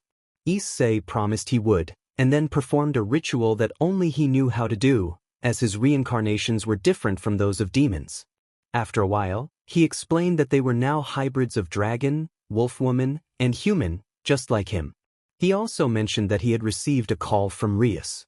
Issei was surprised by the call and stated he would be there right away, mentioning he had company. He then looked at his new servants and informed them that since they had just joined and didn't know how to fight properly, he would take them to learn what they would need to do moving forward. In an unknown location in Kioske, Issei appeared through a magic circle accompanied by Keites and Murayama. He noted that they had arrived before the others, as he couldn't see or sense any members of the Gremory group.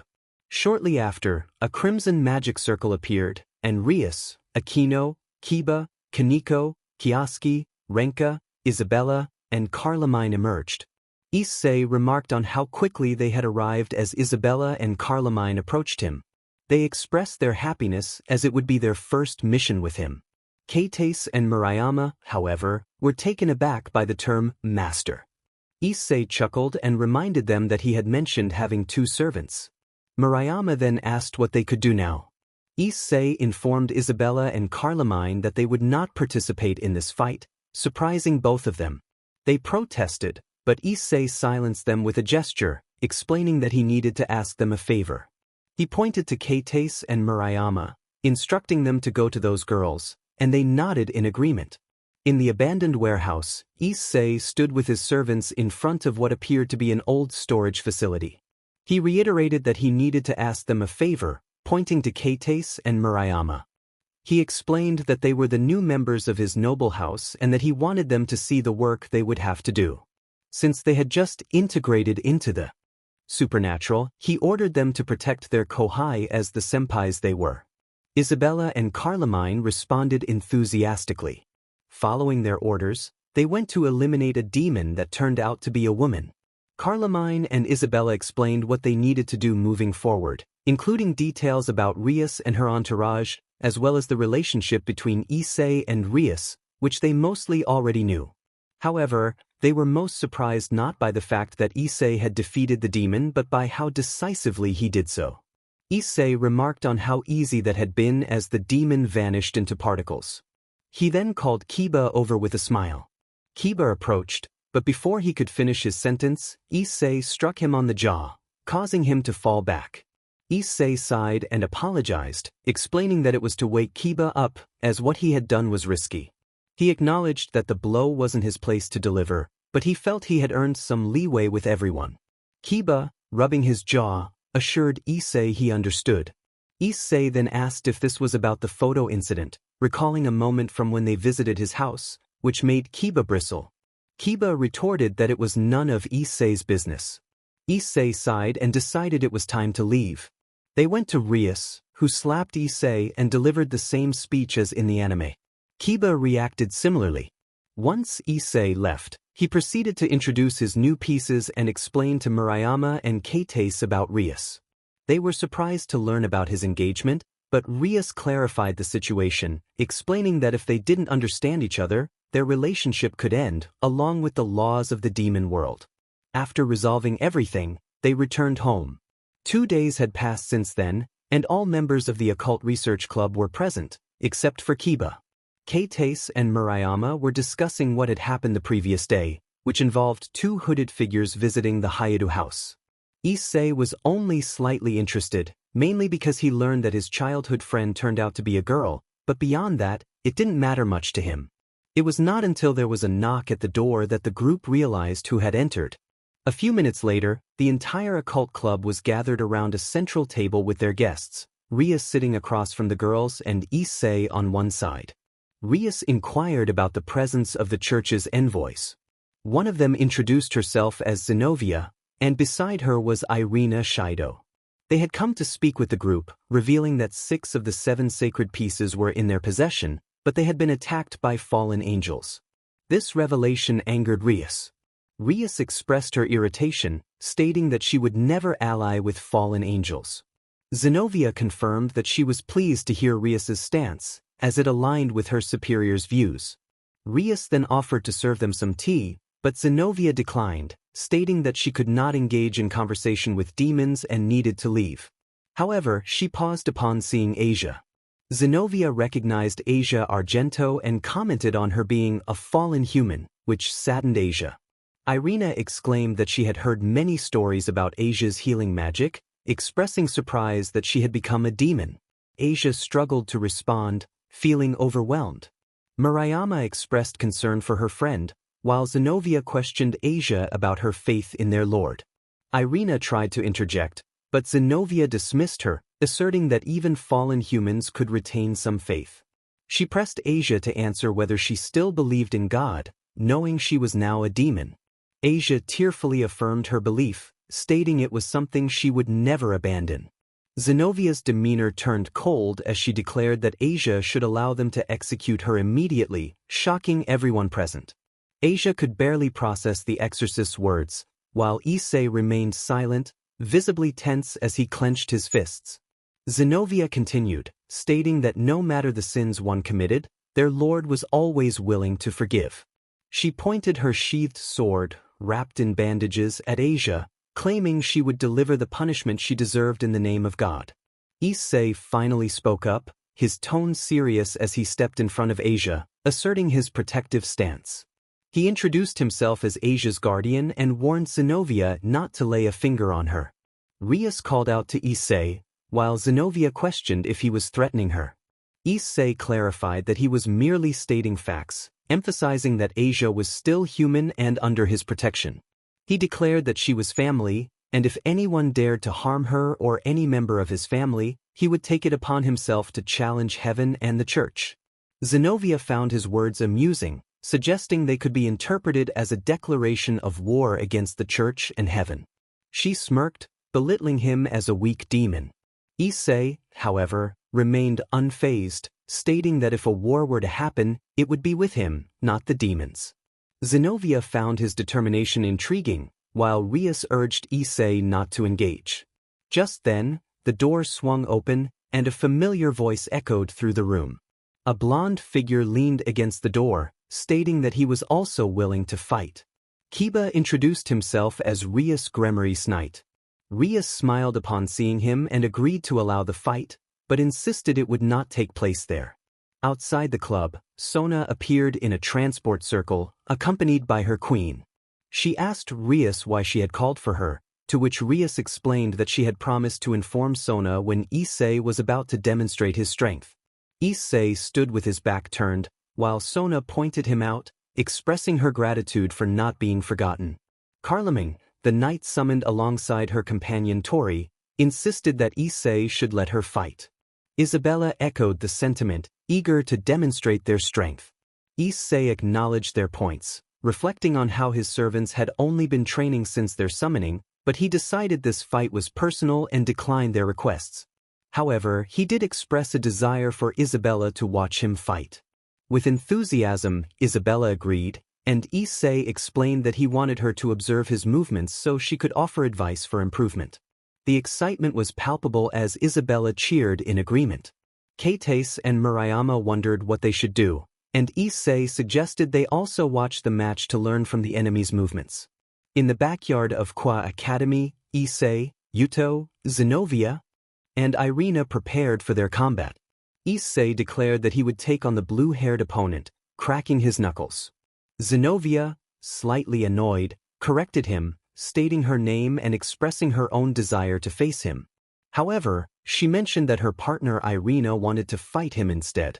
Issei teased her about knowing Irina, prompting Kiba to step in and take on Zenobia. Issei sighed, agreeing to Kiba's challenge with a condition. If Kiba lost, he would have to accept any challenge Issei proposed. Kiba accepted, and they fist-bumped in agreement. Irina warned that if their superiors found out, they would be in trouble. Zenobia agreed, stating they needed to finish this quickly as she and Irina removed their cloaks, revealing their well-developed forms. Issei couldn't help but admire their strength. Zenobia assured him she would do her best not to harm him as she unsheathed her sword, preparing for battle. Kiba, in turn, summoned several swords from the ground, wielding 2 of them.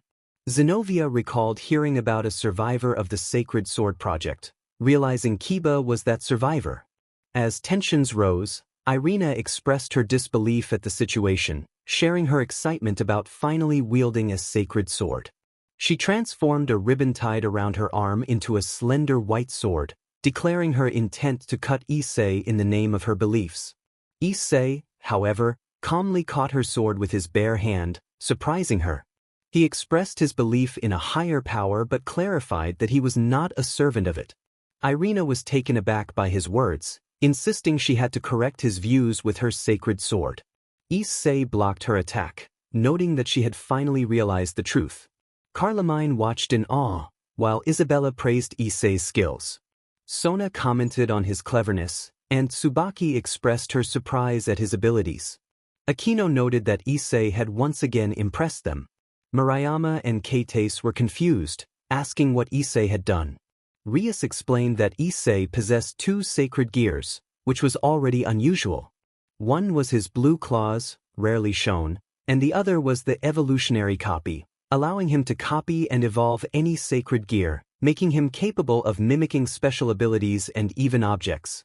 Sona clarified that Issei had copied the sacred power of Irina's sword along with its characteristics.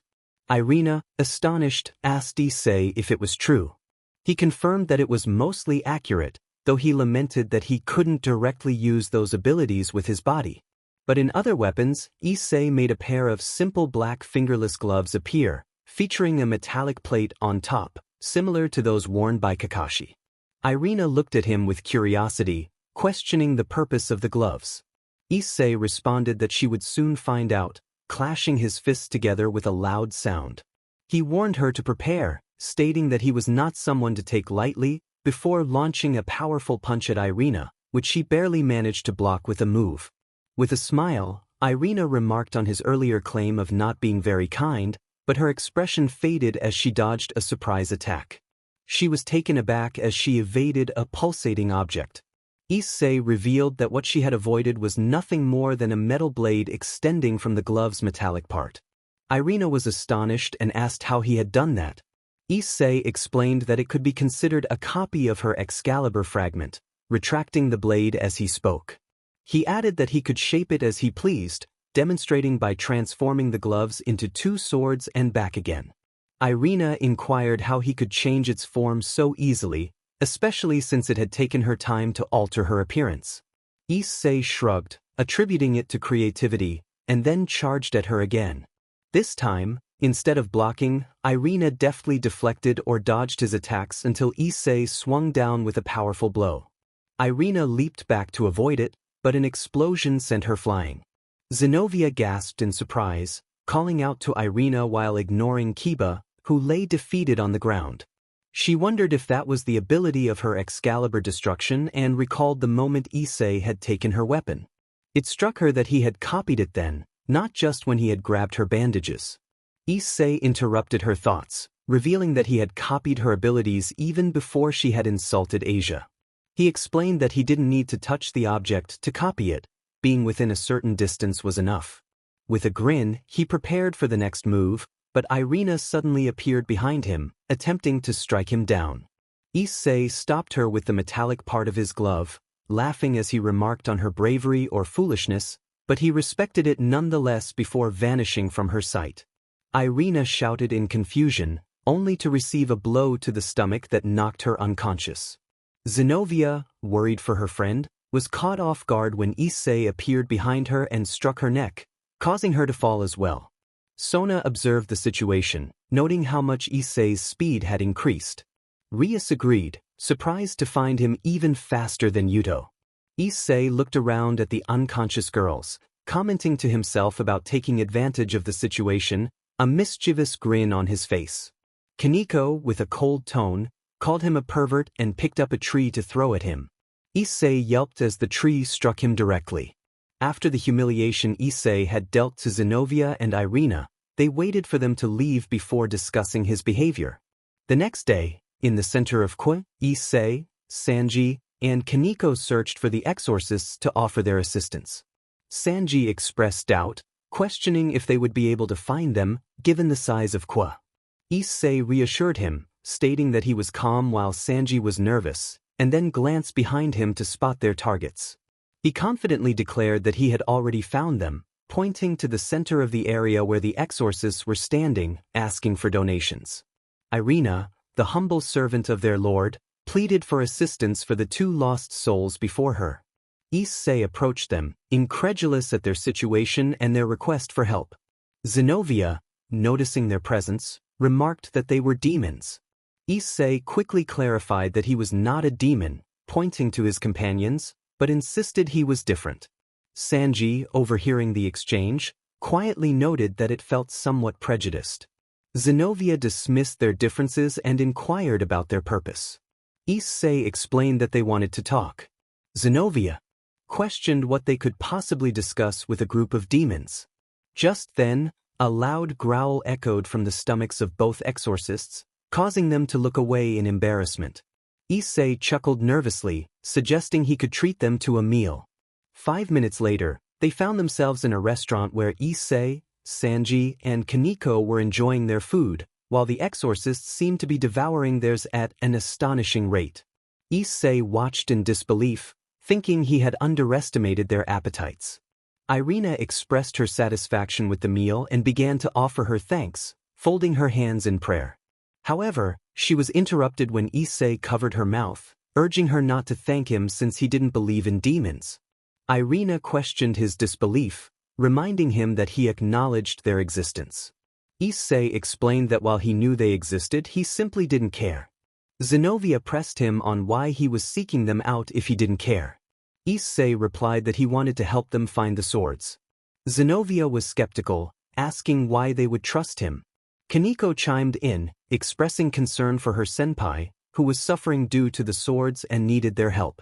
Irina casually suggested that if they were betrayed, they could simply execute them, ignoring the fact that they were in a restaurant. Issei agreed, asking what they thought. Zenobia resignedly stated that this would be their first and last encounter.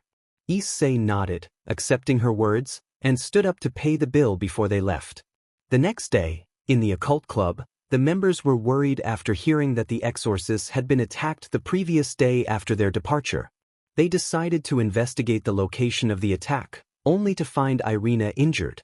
Issei inquired about Zenovia's whereabouts, and Rias informed him that she had gone to confront her attackers. Suddenly, Freck appeared, taunting them as he emerged from the shadows. Issei recognized him and prepared for a confrontation, summoning one of his magical revolvers. Freck exaggerated his fear of Issei's weapon but then revealed that he too had a weapon, dramatically pulling out two swords. Issei realized that Freck was responsible for the attack on the exorcists. Freck admitted to attacking them but claimed he was not there to fight them. Instead, he was sent by his superior to greet them. Rias and Sona were taken aback, questioning who this superior was when a powerful presence made itself known. Kokabeel descended from the sky, revealing his 10 black wings.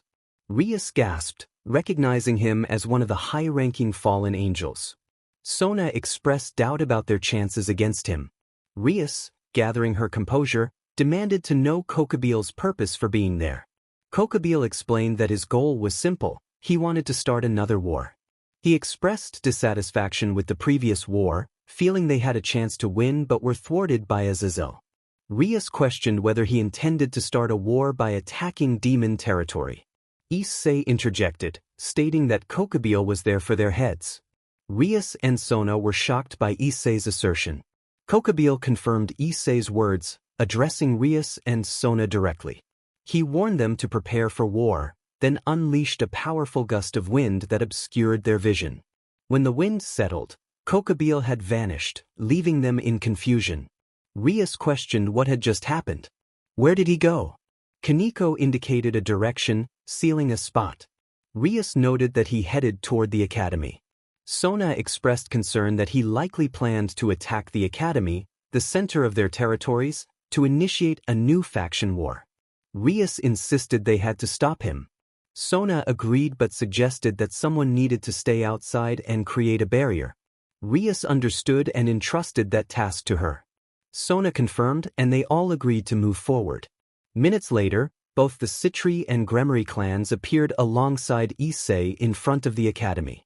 Inside the school, Kokabeel had summoned 3 Cerberus to distract everyone. Kiba and Zenovia arrived at the scene, swiftly eliminating the Cerberus. Kiba then created his demonic holy sword, preparing to confront Kokabeel.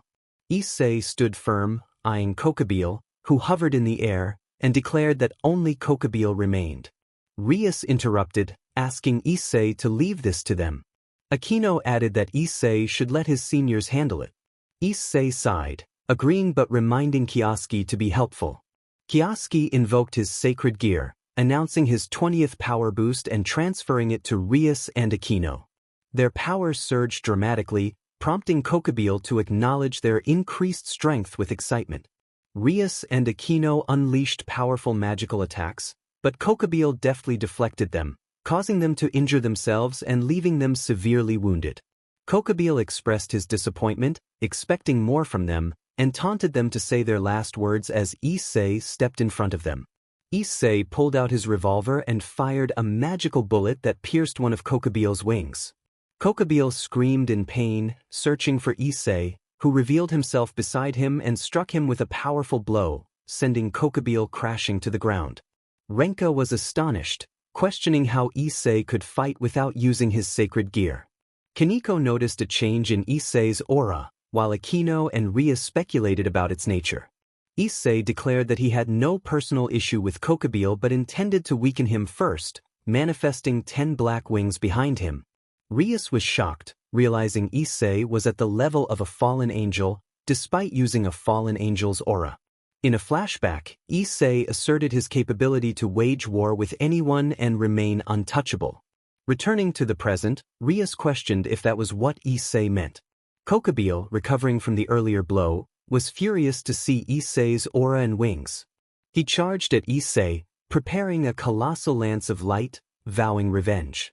Renka and Rias shouted warnings to Issei, who calmly expressed disappointment in Kokabeel's cowardice for resorting to such tactics. He instructed Alvian to diminish Kokobeel's attack, which ultimately left the fallen angel powerless and collapsed to the ground. Rias celebrated their victory, urging everyone to join Issei. As they approached, they noticed Issei facing away from them, which seemed unusual. Issei revealed that his father had instructed him to send Kokobeel to him, presenting a magical circle. Kokobeel was bewildered, questioning Issei's father's intentions. Issei clarified that his father was not human but rather Kokobeel's superior, showing his allegiance with the aura of Azazel. Kokobeel was shocked, unable to comprehend how Issei's father knew this. Issei assured him that his father would explain in person and activated the magical circle, causing Kokobeel to vanish. Afterward, Rias sought an explanation for what had just transpired. Issei sighed, realizing he had to clarify the situation, knowing it would be complicated. 2 days had passed since Issei prevented the fallen angel from starting another war, revealing his alliance with the fallen angels, leading to the current situation at Qua Academy, in the occult club.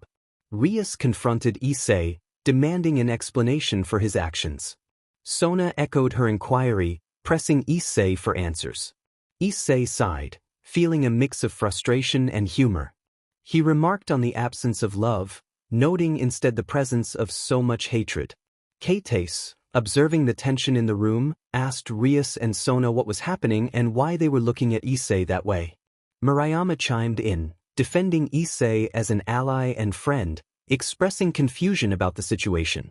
Suddenly, a voice emerged from a swirling red teleportation circle, announcing that Issei had been hiding something important. A young man with long red hair and elegant attire stepped forward, revealing himself. Issei, recognizing the gravity of the situation, muttered about the unexpected arrival of a powerful figure. Kates and Murayama gasped in shock, realizing who stood before them. Rias, surprised by her brother's sudden appearance, questioned his presence. Surzex explained that he had learned everything that had transpired, including Issei's mark, and had come to address the matter personally. He turned his sharp gaze toward Issei, demanding an explanation. Issei took a deep breath and clarified that he was merely an ally in a state of truce, helping them to avoid conflict. Rias, angered by his words, questioned his seriousness. Issei reiterated his point, emphasizing his desire to maintain peace with Surzex, acknowledging that fighting him could be disastrous. Surzex understood Issei's perspective and recognized the importance of their truce with the fallen angels. Issei expressed his gratitude for this understanding and prepared to explain his alliance with the fallen, mentioning a message from his father.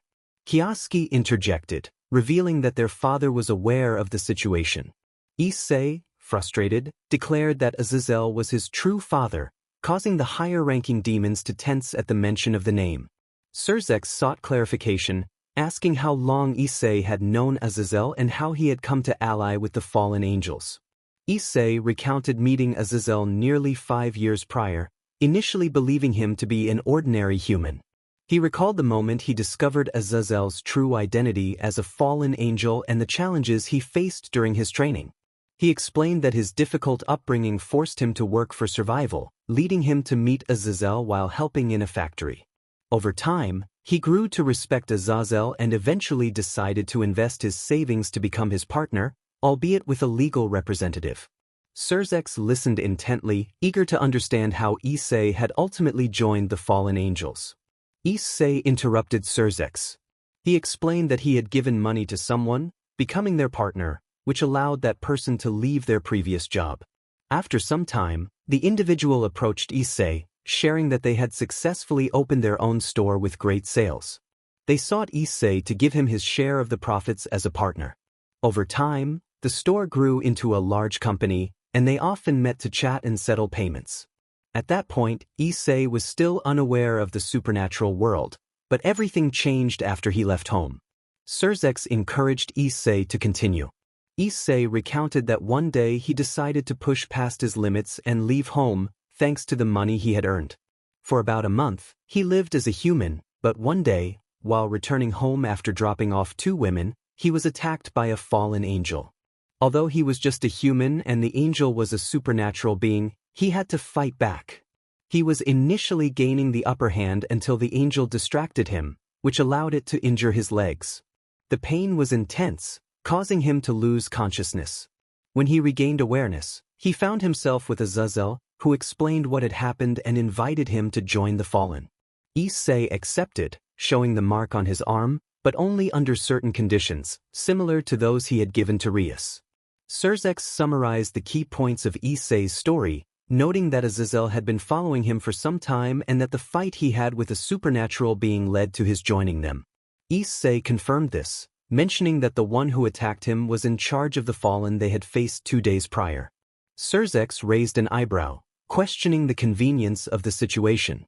Issei urged Surzex not to imply anything sinister, emphasizing that Azazel was the person he trusted the most. He also pointed out that if he had approached demons or angels, he would likely have been used by one of their factions, just as both had attempted when they learned of his knowledge of the supernatural. Surzex acknowledged Issei's reasoning, noting that as allies in a truce, there was no obligation to share information. He then recalled that Azazel had a message for them. Issei confirmed this, stating that Azazel wanted to convey it personally or through a communication circle. Rias called out to her brother, and Surzex reassured her before asking Issei to connect him with Azazel. Issei requested a moment to establish the communication circle. He reached out to Azazel, confirming that he was ready to connect. Azazel appeared on screen, greeting Surzex and expressing his pleasure at the call. He noted that he could see they had already spoken with Issei. Surzex confirmed this and prompted Azazel to share his message. Azazel agreed but first posed a question to Surzex regarding why he had sent Issei to Rias and Sona's faction. Surzex's gaze intensified as he awaited an answer. Azazel sighed, clarifying that he had not sent Issei, rather, Issei had chosen to ally with the fallen on his own. He explained that Issei had the freedom to act as he pleased, not being bound to any faction of the supernatural. Surzex sought clarification, and Azazel elaborated that Issei was still human or semi-human. Processed this information, realizing that Issei had joined the demons of his own volition. Azazel confirmed that it was the demons who had encountered Issei first. He acknowledged that he could have sent Issei elsewhere but needed him in to deal with the fallen who were loyal to Kokabil. With that, Surzex understood the situation better. Azazel then indicated that he had answered Surzex's question and was ready to share his message. Surzex prompted him to proceed. Azazel stated that he was willing to fulfill their agreement but had one condition. Curious, Surzex asked what the condition was. Azazel mentioned that in 2 days, there would be a family gathering. Rias tensed up, not wanting her family to find out about the supernatural. Surzex admitted he had not been informed of this, prompting Rias to explain nervously that she didn't want to trouble him with such matters. Azazel insisted that his condition was to be allowed to visit the academy that day, regardless of any surveillance. Issei questioned why Azazel wanted to go to school. Surzex echoed the inquiry, and Azazel simply stated that as Issei's father, he wanted to see his son experience a normal day at school. Surzex understood the situation well as he turned to Rias. He expressed that seeing family during their youth and adolescence was a special experience. Griefia cleared her throat to gently pull her king and husband from his thoughts.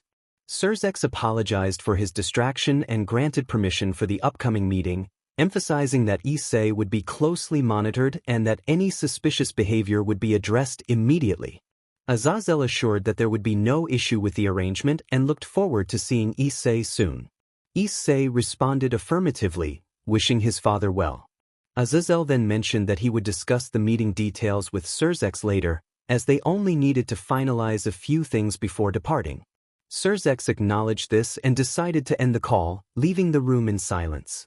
Issei contemplated the outcome of their discussion, realizing he had proven his innocence. He would remain an ally under a temporary truce for a few more days. However, he would need to speak with all the faction leaders to resolve the situation, and he would receive a report about it soon. Issei confirmed his understanding, and Surzex took his leave, telling Rias they would meet the next day. The next day arrived, and with family meetings scheduled, Issei entered his classroom, feeling overwhelmed. He sighed, wishing for peace but recognizing it seemed impossible. Just then, Matsuda and Motojama confronted him, delivering a punch that sent him to the ground. Minutes later, Matsuda informed Issei that they had learned some news. The new girl, Zenobia, had joined the occult club, and Kates and Murayama had also received invitations to join. Motojama expressed frustration that Issei always seemed to attract girls. Issei complained about being hit for such a reason, rubbing his face in annoyance. Matsuda apologized, admitting he was frustrated that Issei always had beautiful girls around him. Motojama struggled to contain his jealousy. Issei lamented the unfairness of it all, prompting Motojama to calm him down. Matsuda then asked if Issei had not gotten too close to Zenobia yet. Issei denied it, but just then, Zenobia approached, causing him to tense up. She wanted to apologize for their previous incident, making Issei sweat nervously. Matsuda and Motojama exchanged confused glances. Issei quickly suggested they discuss it later in private, hoping she would understand his hint. Zenobia agreed to talk later. Asia arrived, curious about the commotion, and Zenobia reassured her that she only wanted to speak with Issei about what happened before. Kiryu joined them, teasing Issei about causing trouble. Issei responded with indifference, but Kiryu insisted that if he was close to Zenobia, it might lead to complications for Asia. Asia silenced her friend with a firm grip, urging Kiryu to keep quiet.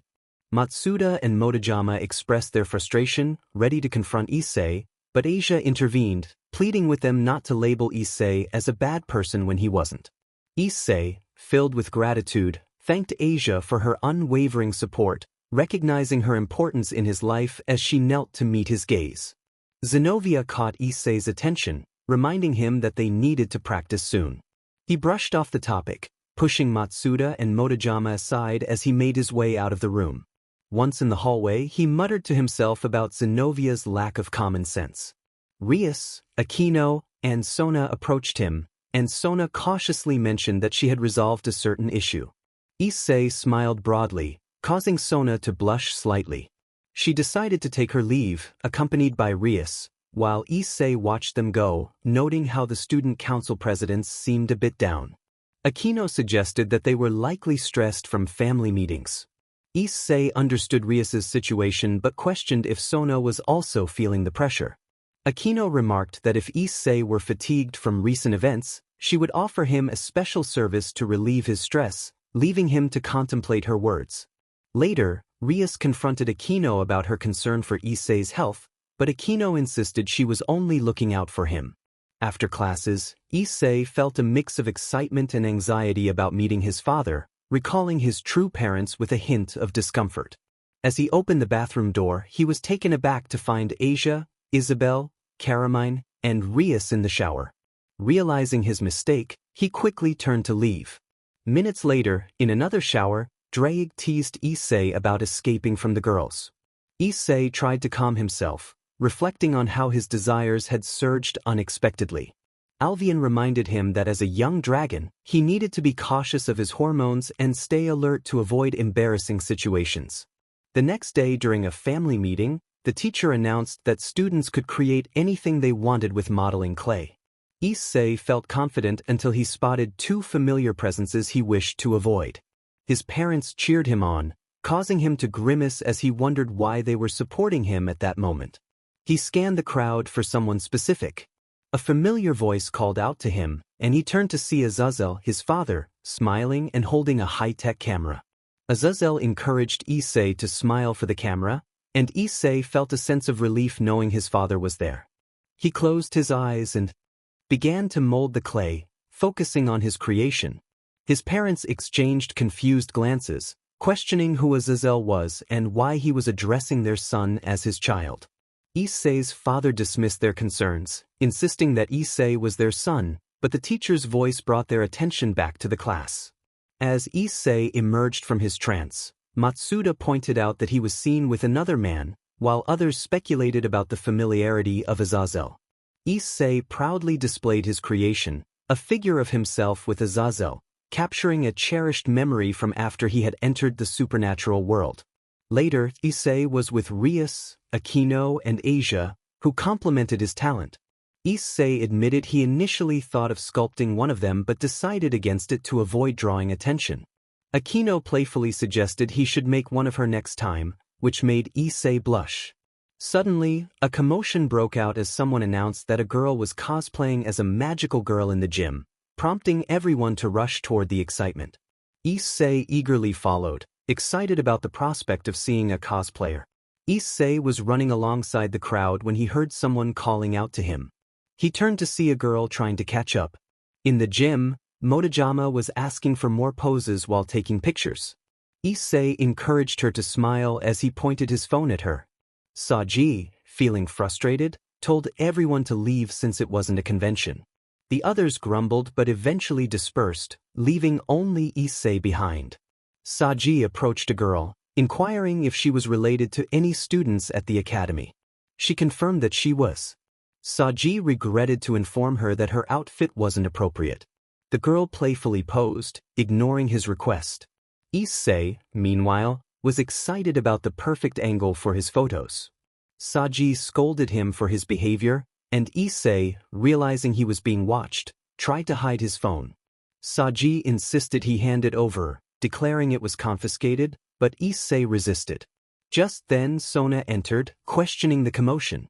Saji explained that the girl was. The girl jumped in, calling out to Sona, who looked surprised. Issei realized she must be Sona's sister. The girl expressed her excitement at seeing Sona again, urging her to show more happiness. They embraced, and Issei turned to Rias, asking if she was indeed Sona's sister. Rias confirmed that the girl was Seraphe Leviathan, one of the 4 supreme demons and Sona's older sister. Issei was taken aback. Saji noted that it was the first time he had seen her. Seraphe playfully asked Sona why she wasn't happier to see her older sister. Rias greeted Seraphe respectfully, and Seraphe remarked on how much time had passed. Issei couldn't help but chuckle at the nickname Rositas that Seraphe used for Rias. Seraphe expressed her disappointment at not hearing from Sona, dramatically raising a magical staff. Issei felt a mix of annoyance and confusion at her antics. Asia watched, intrigued. Seraphe then asked about Issei, referring to him as the wielder of the sacred gear. Rias introduced him, and Issei awkwardly introduced himself, mentioning his powers. Seraphe seemed to recognize his name, causing a stir among the 2 sisters. Issei noticed Sona suddenly running away, pursued by Seraphe. Akino warned Issei that he should keep his alliance with the fallen angels a secret from Seraphe, as she had a strong protective instinct for Sona. Issei was alarmed at the thought of Seraphe's potential wrath if she found out about his connections. He decided it was best to leave, but Saji volunteered to stay with the sisters. Rias sighed, acknowledging that Saji had a tough job ahead.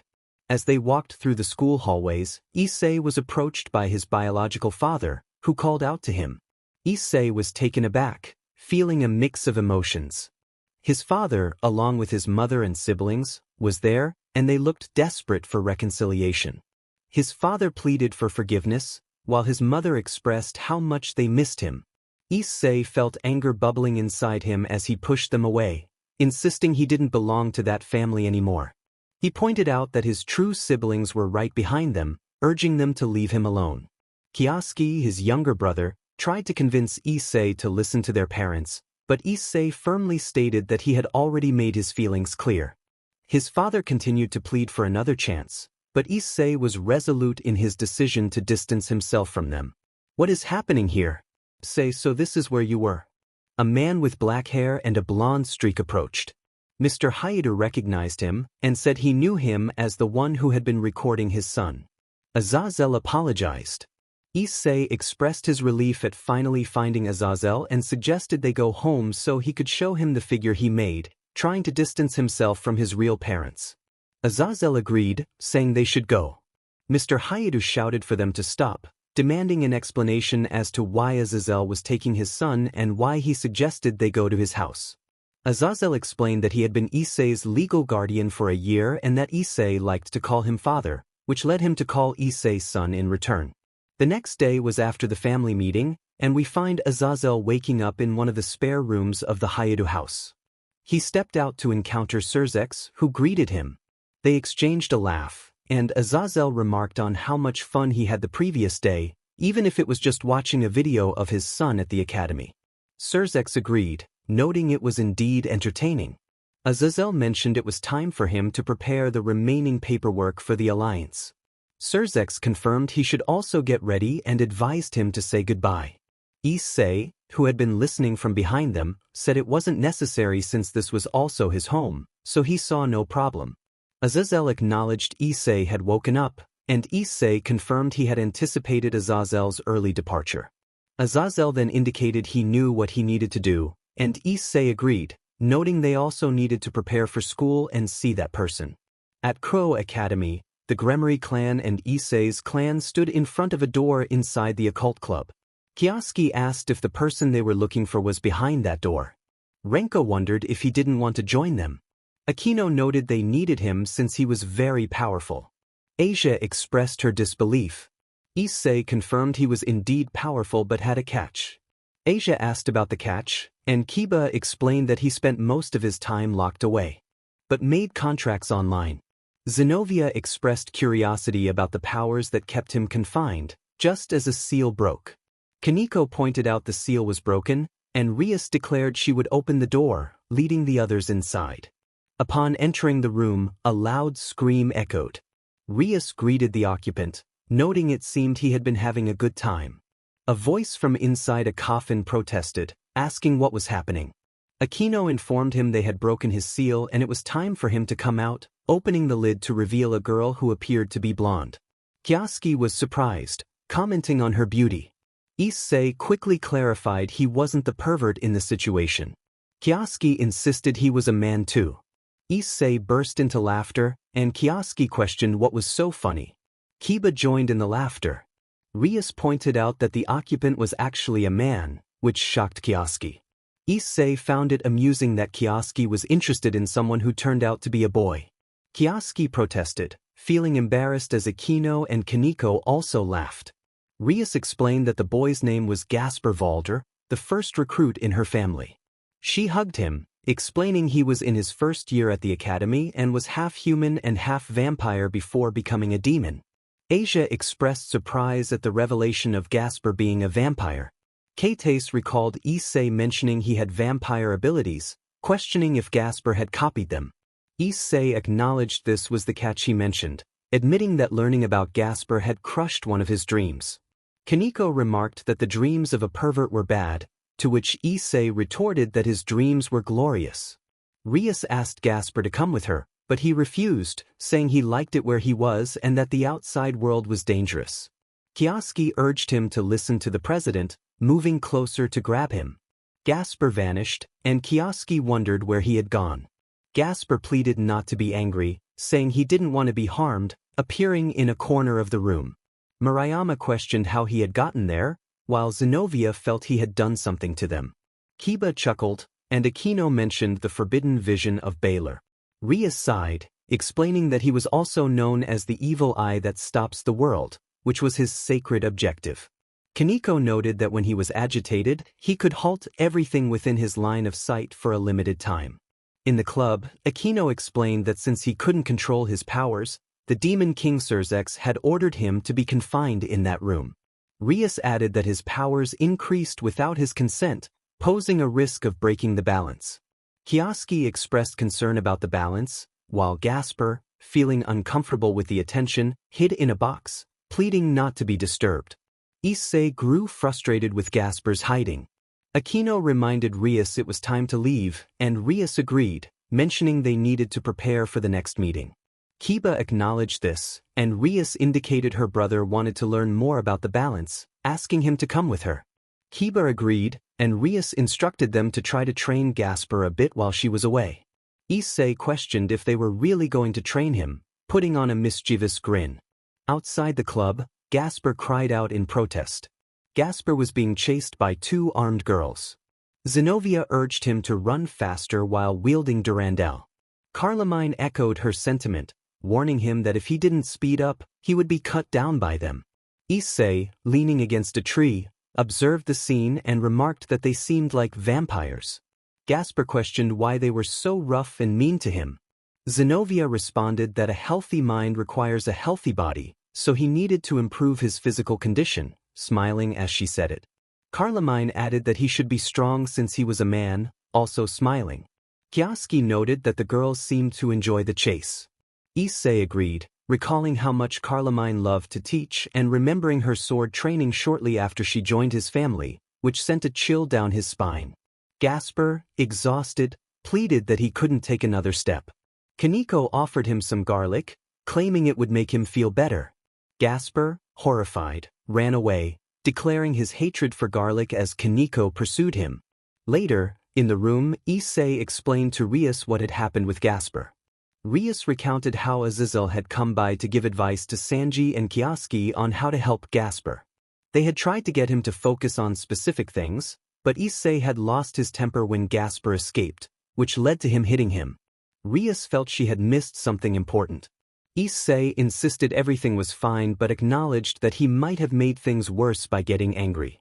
Rias explained that Gasper had a strong reason for behaving that way. His father was a vampire from a distinguished family, while his mother was human. Vampires were more selective about their lineage than demons, which led to Gasper being quickly ostracized due to his heritage. Humans labeled him a monster, and he struggled to control his time-manipulating powers, which made him feared and hated. Issei realized that Gasper had a past similar to Asia's. Rias affirmed that they all knew Gasper didn't use his powers with bad intentions. Gasper, in tears, lamented that he didn't want such powers because they scared his friends and made them freeze in fear. He wished to see his friends move freely again. Rias felt like a failure as a leader upon hearing Gasper's distress. Issei sighed and offered to handle the situation, stating he could no longer bear to hear Gasper cry. Rias was surprised but agreed to let Issei take charge and disappeared in a magical circle. Issei took a deep breath, knowing Gasper could hear him, and urged him to pay attention. Gasper remained silent. Issei continued, expressing his frustration with Gasper's behavior and fear. He explained that he understood fear, having once been cowardly and lost, just like Gasper. Gasper, surprised, listened intently as Issei shared his own past of humiliation and hardship. He had been treated poorly by his family, forced to grow up quickly and work from a young age. Through hard work, he gained confidence and strength, but even then, he had fears. Gasper was astonished to learn that Issei had once been weak and afraid.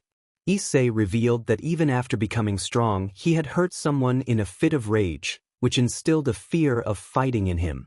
However, he learned that fear was natural and could be managed. Gasper was shocked to hear that Issei still experienced fear. Issei reassured him that the only ones who could hurt others were people, not their abilities. Gasper struggled to understand but listened as Issei explained that to use his powers effectively, he needed to overcome his fear. Issei offered to teach Gasper how to harness his abilities, but only if he was willing to accept the lessons. Gasper eagerly agreed, opening the door and embracing Issei, who playfully asked him to let go. The next day at Core Academy, Rias summarized the previous day's events. Issei felt relieved to have finally convinced Gasper, though he noted that the bag over his head had been a clever idea from the girls. Aquino approached him, asking if he could accompany her somewhere after class. Issei agreed, curious about her request. After classes, Issei found himself climbing stairs, puzzled by the presence of a temple. Aquino welcomed him warmly, apologizing for the sudden invitation and explaining that she needed to receive someone. Issei was intrigued, wondering who this person could be. Aquino mentioned that there was no issue with her being a demon since they had an agreement behind the scenes. Issei expressed his admiration for the beautiful place they were in. Aquino explained that the former owner had abandoned it long ago, and Rias had ensured she could use it. Suddenly, a voice echoed from nowhere, addressing Issei as the bearer of various sacred gears and the user of the copied evolved. Issei was taken aback, wondering who was speaking to him. The voice, which sounded like a woman, remarked on his lack of manners and questioned if he was sure about the situation. Then, a light appeared, revealing two figures with golden wings and a powerful sacred aura. One introduced himself as the Archangel Michael and the other as his sister, the Archangel Gabriel, stating that they governed the angels. Issei, feeling angered, questioned what an angel wanted with him. Michael sensed the auras of Draig and Albion within Issei, which brought back many memories for him, despite them being replicas. He noted that Issei seemed to harbor great anger towards him and his sister and asked if he could know the reason. Issei admitted that his anger wasn't just directed at them but at all angels and God. He took a breath, calming himself, and apologized for his earlier attitude. Michael accepted the apology and got to the point of his visit. He revealed that he had come to present Issei with a sword, opening the temple door to unveil it. Upon seeing the sword, Issei felt a shiver run through him, causing his right arm and chest to tremble. Michael explained that the sword belonged to St. George and was known as Ascalon, the sacred sword of dragon slayers. He mentioned that as a special courtesy, he was offering it to Issei, who, being a hybrid of various species including a dragon, should be able to wield it. Issei confidently stated that he could use the sword but had a question about why it was being given to him. Michael explained that this meeting was an opportunity for the three factions to cooperate. He shared that they had lost their creator, God, and that their enemies had also lost the ancient Maos during the Great War. The leaders of the Fallen were acting cautiously, and Azazel had declared he did not wish to start a new war. This moment was seen as a chance to end the pointless battles among the great powers, as smaller conflicts could lead to one of the major powers being destroyed, opening the door for another power to invade. Issei understood the gravity of the situation. Michael continued, stating that the sword was a gift to the demons from him, acknowledging the gratitude of his faction for receiving the rumored demonic sacred sword from the demons. Issei realized that there were other great powers besides theirs. Michael confirmed this and noted that with the two celestial dragons now being demons, Issei, having copied them, could become a target for other dragons and the two celestial beings. Grateful, Issei prepared to wield the sword, and as he grasped it, a light illuminated the room, revealing that the sword was resonating with him and his gauntlet. He felt a sense of accomplishment, noting that it had worked without much trouble. Michael announced that he had to leave, and Issei wished him well, jokingly blessing him, which seemed to annoy Gabriel slightly. He apologized, laughing at his own joke. Michael expressed a desire to speak with Issei again in the future, and Issei agreed, hoping to talk after Michael was free. Gabriel also expressed her wish to speak with him later, introducing herself. Issei bid them farewell as they disappeared. Minutes later, only Issei and Aquino remained in the temple, waiting for Rias. Aquino offered him a cup of tea, which he gratefully accepted. He inquired if Aquino had worked with Michael on the sword. She confirmed that the ceremony to modify Ascalon had taken place in that very temple. Curious, Issei asked Aquino about something that had been on his mind. He recalled how Kokabeel had mentioned that she possessed the power of Barakil and noted that he sensed a fallen essence within her. This led him to wonder if one of the leaders of the Fallen was her. But he hesitated upon seeing her expression. Aquino revealed that she was indeed born of one of the leaders of the Fallen, Barakil, and a human. Her mother had been the heir of a certain temple. One day, she saved Barakil after he had collapsed from severe injuries, and that was how she came into being. She stood up, revealing a demonic wing, expressing her disdain for it. She shared that her hatred for those wings had led her to meet Rias and become a demon, but what resulted from that was a repulsive combination of being part demon and part fallen. Issei called her name, prompting Aquino to ask what he thought after hearing her story. He acknowledged that he held some resentment towards the Fallen, especially since they had nearly killed him and Asia and almost destroyed the city. Aquino noted that it was only natural for him to harbor some hatred. However, Issei clarified that he didn't completely hate them, especially not Aquino, whom he liked very much. Aquino, feeling the weight of her lineage as a fallen angel, questioned if he could truly forgive her. Even though I have been reincarnated as a demon, it doesn't change the fact that I carry this tainted blood. I may have approached you just to avoid being hated, Aquino thought, but she fell silent after receiving a slap. Was that too much? Issei expressed his feelings, stating that it didn't matter to him. That she had the blood of a fallen and was a half-demon, considered an abomination in the supernatural world. Since joining the club, Akino had been kind and caring, and he didn't want her to belittle herself because of that. He reassured her that she was a wonderful woman. However, he noticed Akino starting to cry and wondered if he had gone too far.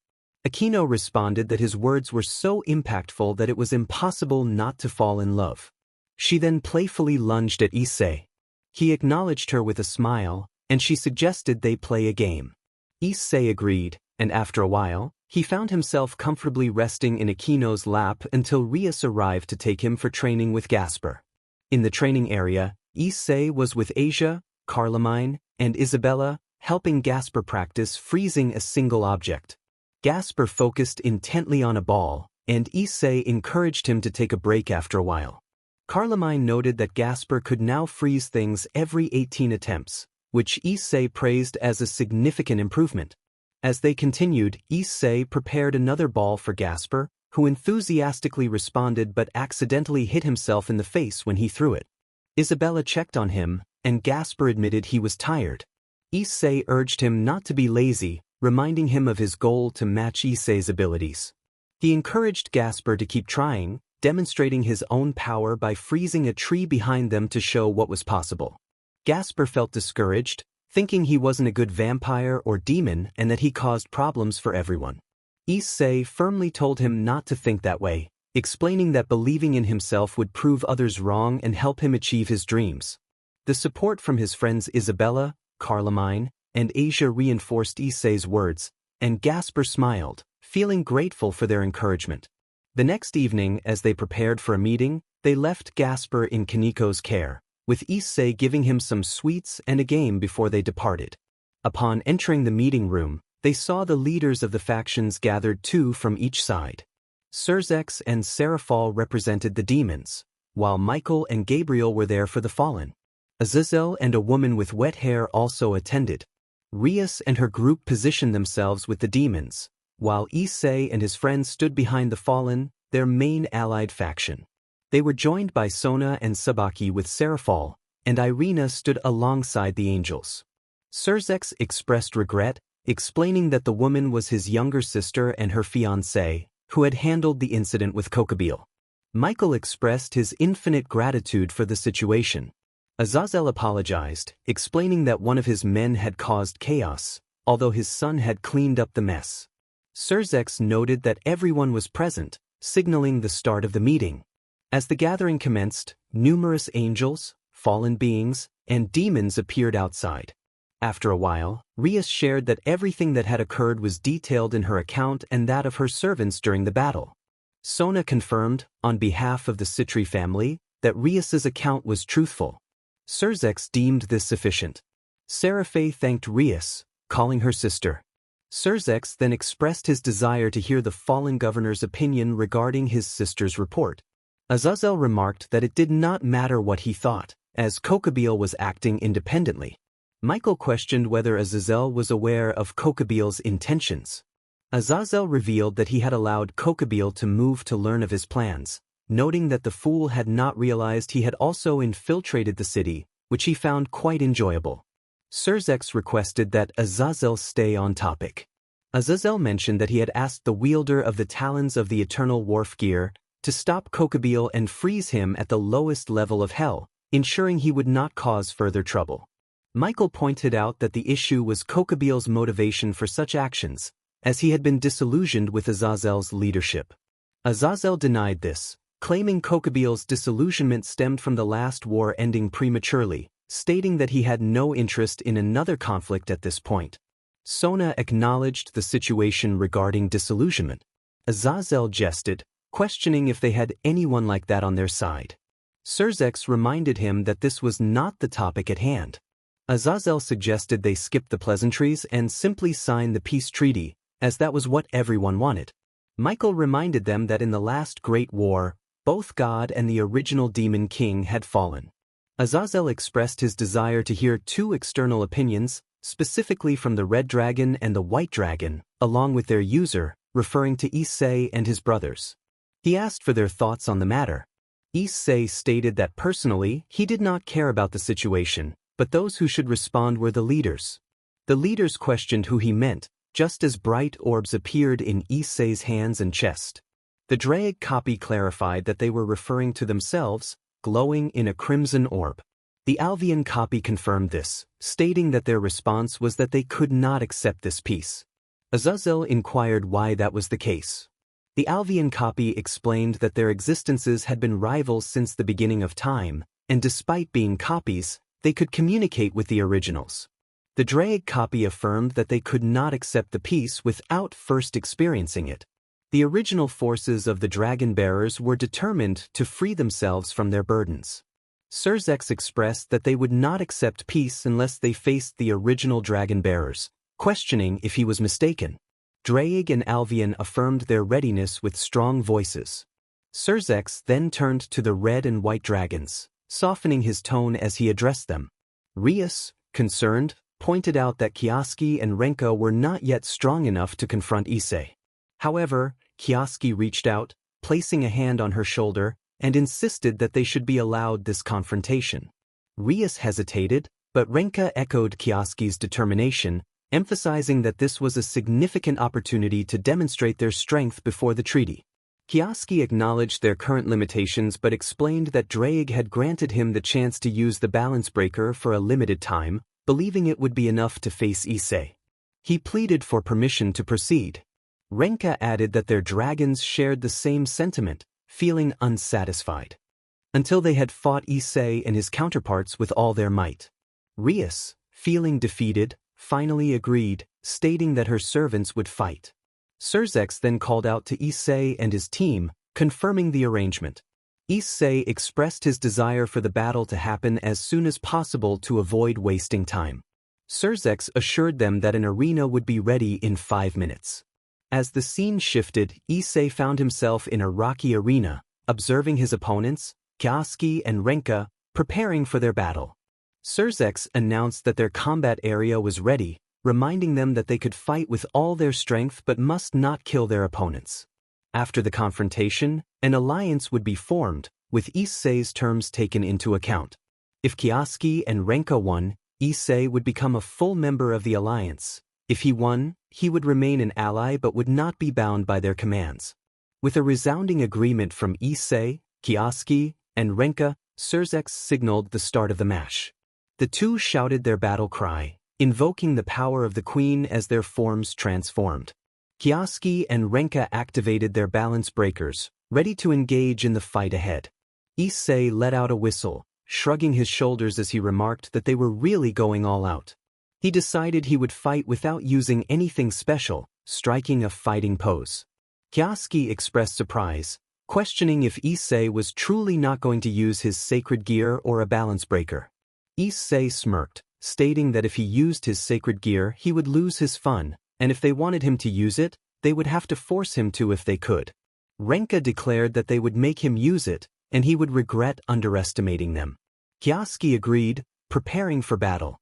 With that, the two siblings charged at Issei with incredible speed, catching him off guard. As they approached, a loud impact echoed. A cloud of dust rose, and after a few moments, it began to clear, revealing 3 figures. Kioske was completely astonished, while Renka was equally shocked. The reason for their surprise was that Issei had blocked Kioske's attack with one arm and deflected Renka's with the other. Issei, with a gleam of green and blue in his eyes, announced it was his turn. He delivered a powerful kick to Kioske's stomach, sending him flying with a crunch of armor, while he grabbed Renka's hand with immense strength and hurled her away from Kioske. Both siblings screamed as they were dragged across the ground. Watching from the sidelines, Rias expressed her concern, realizing this was not a good idea after all. Surzex, however, disagreed, pointing out that Issei had stopped Kioske's attack but had only deflected Renka's. This indicated that Issei was cautious about being touched by Renka, as it would divide his power. Rias understood that he was protecting Renka. Back in the fight, Kioske and Renka quickly recovered and soared into the sky. Kioske unleashed a powerful energy attack towards Issei, who found it interesting. Gathering energy in his right palm, he shouted and launched a bolt of electricity, the same attack he had previously used in a battle against Reizu. Although it didn't appear very powerful, It was enough to send Kioske's dragon attack spiraling away. Kioske asked Issei what he thought of his attack. Issei complimented it but warned that it was not enough. Suddenly, another lightning wolf appeared behind Kioske, attempting to strike him, but he narrowly dodged. Kioske cursed, feeling the immense power of the attack.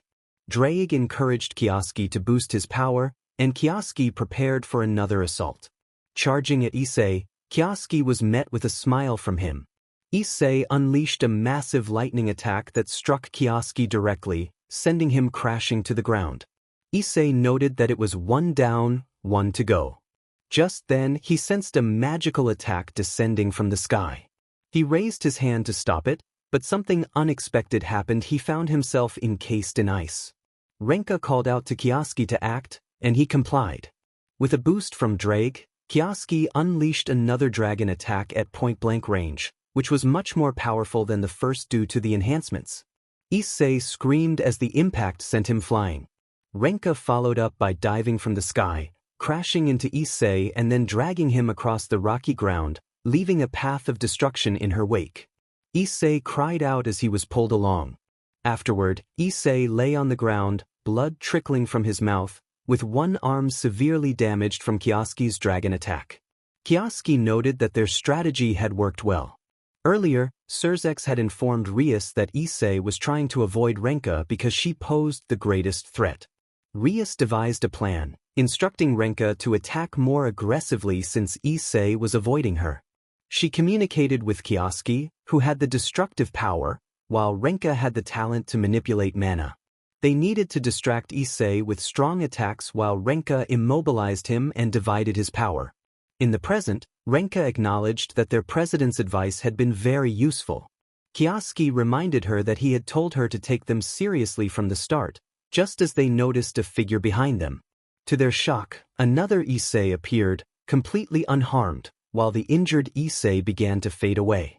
He explained that what they had just witnessed was his cloning technique. He decided it was time to stop playing around. Unleashing his dragon wings and increasing his aura, he charged forward, breaking the ground beneath him as he flew towards his siblings. He landed a powerful punch on Kioske and then spun in the air to strike Renka with another lightning attack, sending her flying. Issei commented on the effectiveness of his attack, but then ducked just in time to avoid a kick from Kioske, who vowed to make him pay. With Drake boosting his power significantly, Kioske unleashed dragon flames from his armor. Issei, unscathed but enveloped in his dragon wings, praised Kioske's strike but declared it was not enough. He grabbed Kioske's leg and began slamming him against the ground repeatedly, causing further damage to his armor. Kioske let out a roar of frustration. Issei screamed in pain as he was thrown back once more. He gripped his opponent's helmet tightly, but then Renka appeared behind him, unleashing a powerful torrent of magic at his back. The force of the attack sent Issei flying several meters away, causing a massive explosion upon impact. Kioske, recovering from the blast, remarked on how long it had taken for Issei to release him. Renka, slightly annoyed, reminded him of the effort it took to gather such immense magic, noting that she couldn't increase her power independently like he could. Alvian, with his armor's wings glowing blue, began to chant, "Divide," repeatedly. Renka, feeling the magic she had stolen from Issei, expressed her surprise at the amount of power she had received. Kioske felt it was time to end the battle once and for all. Drake's voice echoed as he shouted, "Boost," repeatedly, amplifying Issei's power tenfold. Kioske launched a massive dragon attack at Issei, but suddenly, a blue light and voice emerged from where Issei had been. Alvian's copy continued to chant, "Divide," causing the energy sphere to shrink to a quarter of its original size. Kioske, shocked by the sudden depletion of his strength, fell to his knees, while Renka realized something was amiss. Alvian encouraged Renka to recover her strength. As the energy sphere continued toward Issei, he stood up and deflected the attack with a single swipe of his hand. He declared that he was ready to get serious, summoning his booster gear and Alvian's wings. With determination, he rallied his allies to join him. Drake's voice boomed as he shouted for another boost, causing Issei's aura to grow even more powerful. The sight frightened Kioske and Renka, who instinctively stepped back. Issei, with a fierce resolve, shattered the ground beneath him and vanished from sight, creating a shockwave with just the force of the wind. Renka searched for him, only to feel a sharp pain in her stomach, causing her to cough up blood. When she looked to see the source of her pain, it was Issei standing before her. He greeted her before delivering a powerful blow that sent her floating, followed by another strike to her stomach, infused with a surge of magic that sent her flying backward. Kioske shouted Renka's name in alarm. Issei, appearing behind him, told Kioske to worry about himself before delivering a kick that sent him crashing toward Renka. Kioske screamed in panic. Issei then summoned a magical circle above them, unleashing a rain of magical attacks upon Kioske and Renka. Kioske, realizing the danger, called for Dreig to help. Dreig urged his partner to boost once more, creating a protective barrier that barely held against the onslaught, leaving it riddled with cracks. Kioske was astonished that the barrier had withstood the attack. Dreig, however, informed him that their time was running out. Kioske, shocked, questioned if it was a joke. Alvian confirmed that Renka's time was also up. As the announcement was made, the armor of both Kioske and Renka disintegrated into particles of light and vanished. Kioske lamented their misfortune, realizing they were not yet finished. Issei, with a hint of triumph, declared that the battle was over. Renka attempted to protest, claiming they could still fight, but Issei swiftly knocked her out. Kioske, in disbelief, was also taken down. Surzex announced the end of the combat, declaring Issei the victor as the battlefield began to crumble around them. Issei, with a sigh of relief, spread his wings and caught Kioske and Renka to prevent them from falling. He remarked on how entertaining the fight had been and decided to use Asia's healing powers to restore them. Soon after, they found themselves in the Alliance's meeting room, leaving Kioske and Renka in a corner, incapacitated. Issei addressed the leaders, agreeing to join the Alliance but as an individual rather than a leader. Azazel commented on Issei's approach, suggesting he might be overstepping. Issei insisted he had actually held back and summoned a chair to sit at the table, ready to take on the role of leader of his own team. He informed them that he would share information about his abilities, but only if they accepted his terms. Michael inquired about the specifics of this information. Issei stated he would reveal it if they agreed to his proposal. Surzex confirmed they would accept his terms, allowing him to be an ally without the obligation to obey them, but he would need to act in future battles. Issei agreed, revealing that his entire team possessed sacred weapons and unique abilities akin to Excalibur. Michael was astonished and asked how that was possible. Surzex speculated that Issei had copied the balance breaker. Azazel corrected him, explaining that Issei couldn't have copied it without losing all his progress. Michael, intrigued, asked for clarification. Issei explained that his sacred gear functioned like a phone, allowing him to copy abilities only by starting from scratch. However, he had awakened the balance breaker in various forms before. Surzex found this information fascinating. Michael requested a copy of Issei's weapon for himself. Issei agreed, but then time suddenly froze, causing confusion among the group. Rias noted that this was Gasper's power. In the midst of this unexpected event, the leaders of the three biblical factions were gathered in a room at Kuo Academy to sign a treaty, with Issei present as an ally, ready to share his information. The situation was tense, and it remained to be seen what would happen next. Surzex questioned what was going on. As time seemed to freeze, it captured nearly all of the Gremory entourage and the Citri group.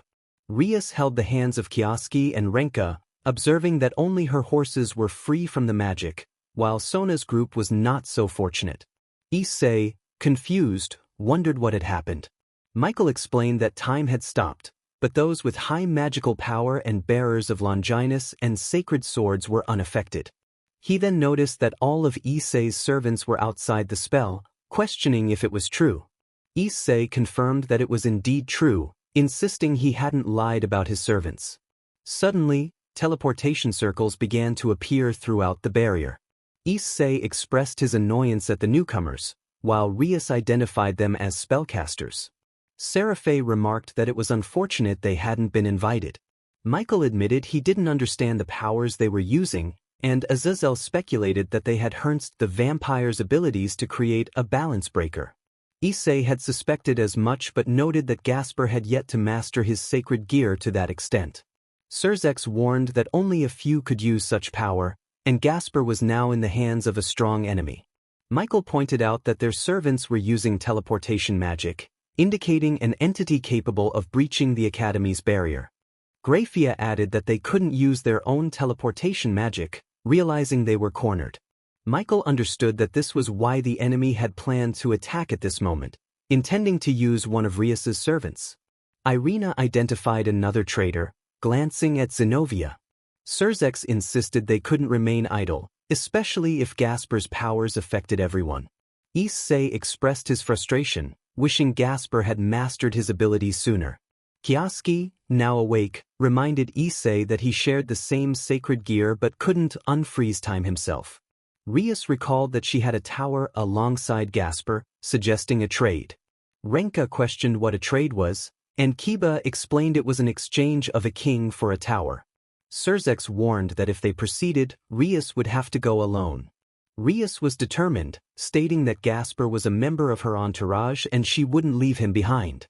Graphia suggested that if they utilized Surzex's power, they could send someone else with Rias. Rias agreed, and Surzex confirmed that someone else could accompany her. Kioske volunteered, expressing his commitment to protect Rias and his bond with Gasper. Surzex approved, trusting Kioske's ability to manipulate his sacred gear. Issei urged Kioske to ensure the safe return of all three and offered him a long, black sword imbued with demonic power, capable of absorbing magical attacks. Kioske accepted the weapon, curious about Issei's motives. Issei admitted he still held resentment towards Kioske and his parents but acknowledged his duty as an older brother to protect him. Azazel interrupted, handing Kioske a bracelet that would help Gasper control his powers. Graphia called for Aji-sama to finalize preparations, and Rias urged her to hurry. Issei declared his intention to entertain the invaders while they rescued Gasper, confirming that it was precisely what Azazel had wanted him to do. Surzex supported the plan, asking him to proceed. Seraphe cautioned Issei to be careful, reminding him that while he was strong, he still had room to grow. Issei playfully acknowledged her concern, addressing Michael and Gabriel, who requested his favor. As Issei prepared for action, he rallied his group, instructing the girls to join him. With a surge of determination, he took to the sky, his dragon wings unfurling behind him as his entourage followed. Issei felt exhilarated, anticipating the challenge ahead. Draig and Albion echoed their powers, enhancing Issei's resolve. He soared into the battlefield as the enemy mages launched a barrage of attacks, which he skillfully halted midair using Gasper's ability. With his eyes glowing red and a hint of emerald green, Issei unleashed a storm of lightning, striking down the foes before him. Meanwhile, the girls engaged the mages within reach, wielding swords, fists, and magic. They fought valiantly, though Murayama and Keitase struggled against their opponents. Murayama cried out in frustration as one of the mages dodged her move. Keitase noted the difficulty of their adversaries, observing that their companions, Carlamine and Isabella, seemed to have no trouble dispatching their foes with grace and power. As the battle raged on, Keitase warned Murayama to be cautious, knowing the stakes were high. As she noticed an attack heading toward her, a powerful barrier formed around her, stopping the strike. Issei urged the girls not to get distracted and to attack with everything they had, emphasizing that their opponents would not hesitate to kill them, so they too must fight for their survival. He then charged at more enemies, unleashing a destructive energy sphere from his hand, which exploded with a resounding impact, leaving a path of devastation. Meanwhile, in the building with the leaders, Penemu observed the brown-haired boy and remarked to Azazel that she had underestimated his strength. She noted that he had fought against his brothers without using any balance breaker or sacred gear other than the Red Emperor's gauntlet and the wings of the Dragon Divider. Now, he was also capable of manipulating time with impressive control. She turned to Azazel, questioning what he had done to the boy. Azazel responded, clarifying that everything the boy could do, he had taught him how to fight, use magic, and activate his original sacred gear. He expressed surprise that the boy had been born with 2 sacred gears. Michael, taken aback, asked how that was possible, while Irina questioned what was unusual about having 2 sacred gears. Azazel explained that very few humans possessed sacred gears, and Irina was one of them. He pointed out that typically, individuals only had one, making the boy's situation extraordinary. Suddenly, a magical circle appeared in the room. Serzex recognized it and noted the presence of a beautiful woman with brown hair tied in a ponytail. She greeted the current Demon King and Seraph. Serzex identified her as Clatlia Leviathan, a descendant of the Leviathan clan. Clatlia declared her intention to bring destruction to the world, generating a magical attack that was blocked by a barrier formed by the 3 great powers. She expressed disdain for their efforts. Serzex asked her what she hoped to achieve, to which Clatlia replied that she opposed the summit's goals. She believed that if God and the original Demon King did not exist, the world needed to be rebuilt. Seraphe pleaded with her to stop, but Clatlia accused her of usurping her position as the head of the Leviathan clan and vowed to reclaim her title after defeating Seraphe. Azazel questioned Clatlia's intentions, while Michael attempted to understand her objective of absolute control over the earth. Clatlia explained her vision of a world free from God and the true demon, aiming to establish laws that reflected her ideals. Azazel laughed, dismissing her grand plans as typical villainous clichés. Clatlia, annoyed, adjusted her glasses and raised her aura, prompting Azazel to do the same as he approached her. Serzex prepared for battle, creating a magical shield around himself. Azazel acknowledged Clatlia's lineage, calling her worthy of facing him, while she dismissed him as insignificant.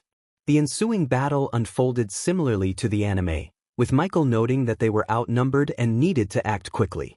Serzex mentioned that Graphia was analyzing the portal through which their enemies were entering, and Seraphe emphasized the need to buy time for her.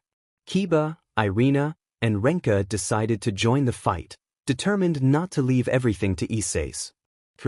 As they charged into battle, Kiba shouted as he cut down enemies, while Zenobia fought fiercely, blocking attacks with her Durandal. Irina assisted her, capturing an enemy with her weapon. Grateful, Zenobia thanked Irina, who questioned why she hadn't revealed her secret about being excommunicated. Zenobia explained that she didn't want to break Irina's heart by telling her that their leader had ceased to exist. Irina, surprised, urged them to focus on the battle, believing that if they signed a peace treaty, all factions could coexist. They vowed to fight for their friendship and the honor of their fallen leader. Meanwhile, Clatlia prepared to unleash a powerful magical attack, increasing her power with a serpent-like manifestation from a magical circle. Azazel, however, was ready to confront her, stating that the intense energy she wielded must have a source more powerful than a demon. He questioned who was aiding her. Clatlia expressed a rare seriousness, stating that she would not answer the question and would let everyone die with their doubts before unleashing her power. Azazel narrowly dodged her attack and retaliated by summoning a circle from which a barrage of lightning emerged, which Clatlia managed to block. Issei felt a chill as he recognized the attack, recalling how it nearly cost him his life during training. Kiba was engaged in battle, cutting down an enemy but unaware of another approaching from behind. Kioske emerged from a portal, announcing his arrival and revealing Gasper. Rias instructed her brother to take care of Gasper, and Serzex agreed. Kaneko warned that enemies were approaching, while Kioske noted that Renka seemed better and suggested they attack until the circle closed. The battle raged on, with Rias invoking a magical circle to block incoming magical attacks, a feat only she could accomplish at such a scale. However, when the circle broke, she cried out in frustration. Gasper, feeling guilty, expressed his desire to be brave like his superiors and fight alongside his friends, removing a bracelet he wore. Rias urged him not to, but Gasper declared his determination to prove himself. With newfound courage, he deactivated the effects of his sacred gear, surprising everyone. Azazel and Aquino acknowledged the change, while Sona and Satbaki were puzzled by the situation. Seraphe confirmed that Gasper had cancelled the effects of the time field, and the enemy's portal had also closed, resolving some issues. Kioske expressed gratitude to Gasper, while Asia, still confused, held on to him. Rias promised to explain later, emphasizing the need for his help, to which everyone agreed. As the fight continued, Azazel grew bored and decided to end it, pulling out a device from his vest. Klatlia questioned what it was, and Azazel revealed it to be the Dragon of Ruin's spear, a sacred object he had artificially created. He activated his balance breaker, showcasing a golden armor. Klatlia attempted to attack but was swiftly cut by Azazel's weapon. She declared that a new war was approaching and that she would take Azazel with her, willing to sacrifice herself. Azazel, however, dismissed her intentions, cutting off his own arm to free himself and launching his weapon at her, resulting in her disintegration. He remarked that he had gifted her his arm as a consolation prize and began to heal his injury, noting that he would keep her in his collection for a while longer. Issei, observing Azazel's reckless behavior, sighed and decided it was time to finish the fight. He summoned magical circles at his sides and instructed everyone to take cover. Azazel noted that Issei was also bored, and Surzex called everyone to gather. Once they were protected, Issei unleashed his attack, sending sacred blades toward the enemies, with those who dodged being struck by additional blades from the sides. Meanwhile, in the occult club room, Sona introduced Azazel as the new master of the club, leaving the others surprised. Rias questioned why he was there, and Sona explained that it was either him or her sister, so she chose him. Rias felt betrayed, but Sona quickly left the room. Issei noticed Azazel had his arm back, which was an artificial one from his collection. Azazel instructed everyone to call him Sensei and explained that he would train and enhance their sacred gears, promising to use his extensive knowledge for their improvement. Issei felt nervous about the prospect of being trained by him. Azazel concluded the meeting, and Rias protested his presence. He suggested that Issei remodel the house, but Issei insisted nothing should be touched in his room. The next day, Issei was at the academy with Matsuda and Mojama, discussing the high price of gasoline when Mojama excitedly announced the start of summer vacation. Issei joined in the excitement, celebrating the summer of Japan, while Matsuda eagerly anticipated the beach and swimming. Just then, a girl they knew well interrupted, questioning whether they were planning their summer mischief. Mojama recognized the newcomer and expressed her confusion. Issei remarked on her behavior, calling her a pervert. Matsuda chimed in, stating that they didn't need another person like that since they already had one with glasses. Kiryu, feeling insulted, defended himself, insisting that he shouldn't be compared to that person, as his glasses gleamed in the light. Mojama, filled with anger, questioned Kiryu's comparison. Issei teased Mojama about her glasses, suggesting they could measure a woman's size instantly. Mojama playfully rated Issei and Kiryu laughed, claiming that such a skill wasn't exclusive to her, as he made his glasses shine. Matsuda expressed disbelief, asking if Kiryu could do the same. Kiryu requested to see, turning his attention to Issei. Issei quickly covered himself, urging Kiryu to stop. Kiryu made a comment that left Issei worried, and he murmured some measurements in Issei's ear. Issei, surprised, demanded accurate results. After a brief discussion, they decided to gather everyone in the occult club. Issei gazed out the window, contemplating his upcoming summer vacation. He felt relieved that it would be the first summer in a long time where he could do as he pleased instead of just working to eat. He planned to go to the beach with his friends and maybe even train the girls, as they still had a lot to learn. Gasper, from his box, asked Issei if something was wrong. Issei reassured him that he was just thinking about what to do during the vacation. He then turned to Kioske and Renka, inquiring about their plans. Kioske mentioned they were planning a vacation like they always did. Renka, wanting to spend time with her brother, invited Issei to join them, but he politely declined, leaving her a bit sad. Kiba reminded Issei that these were his first vacations there, prompting Issei to ask what that meant. Rias entered the room, announcing that everyone was gathered and she had something to share.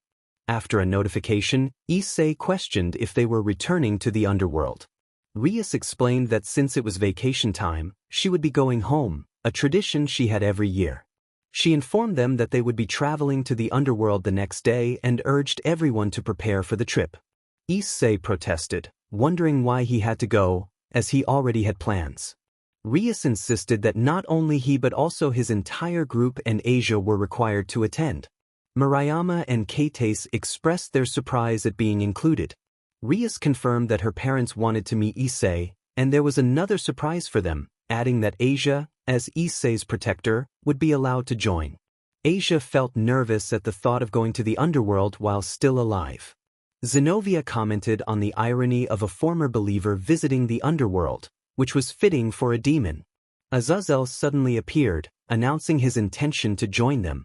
Issei greeted him as his father, while Rias was taken aback by his sudden presence. Azazel remarked that if Rias couldn't sense him, she needed more training, as did Issei. He confirmed that Issei had to go, anticipating Issei's question. Resigned to his fate, Issei decided to inform Matsuda and Motojama about the trip. The next day, both Rias's and Issei's clans boarded a train heading to the underworld. Issei expressed his surprise at the existence of a train to the underworld. Akino explained that the new demon clan must use this route. Issei sighed, still unable to believe he had been convinced to go. An announcement informed them they would soon arrive in Citri territory. Issei recognized the name as belonging to Sona's clan, and shortly after, Saji entered, waving at him. Rias greeted Sona, who had come to say hello as they passed by the train. Sona diverted her gaze from Issei, and Rias pointed out that she was being a bit harsh. Sona noted that this year was not the same as previous returns. Saji challenged Issei, claiming he would train hard, and Issei responded with determination, sharing his goal. Saji declared that he would be stronger than them when they met again, referring to the three brothers.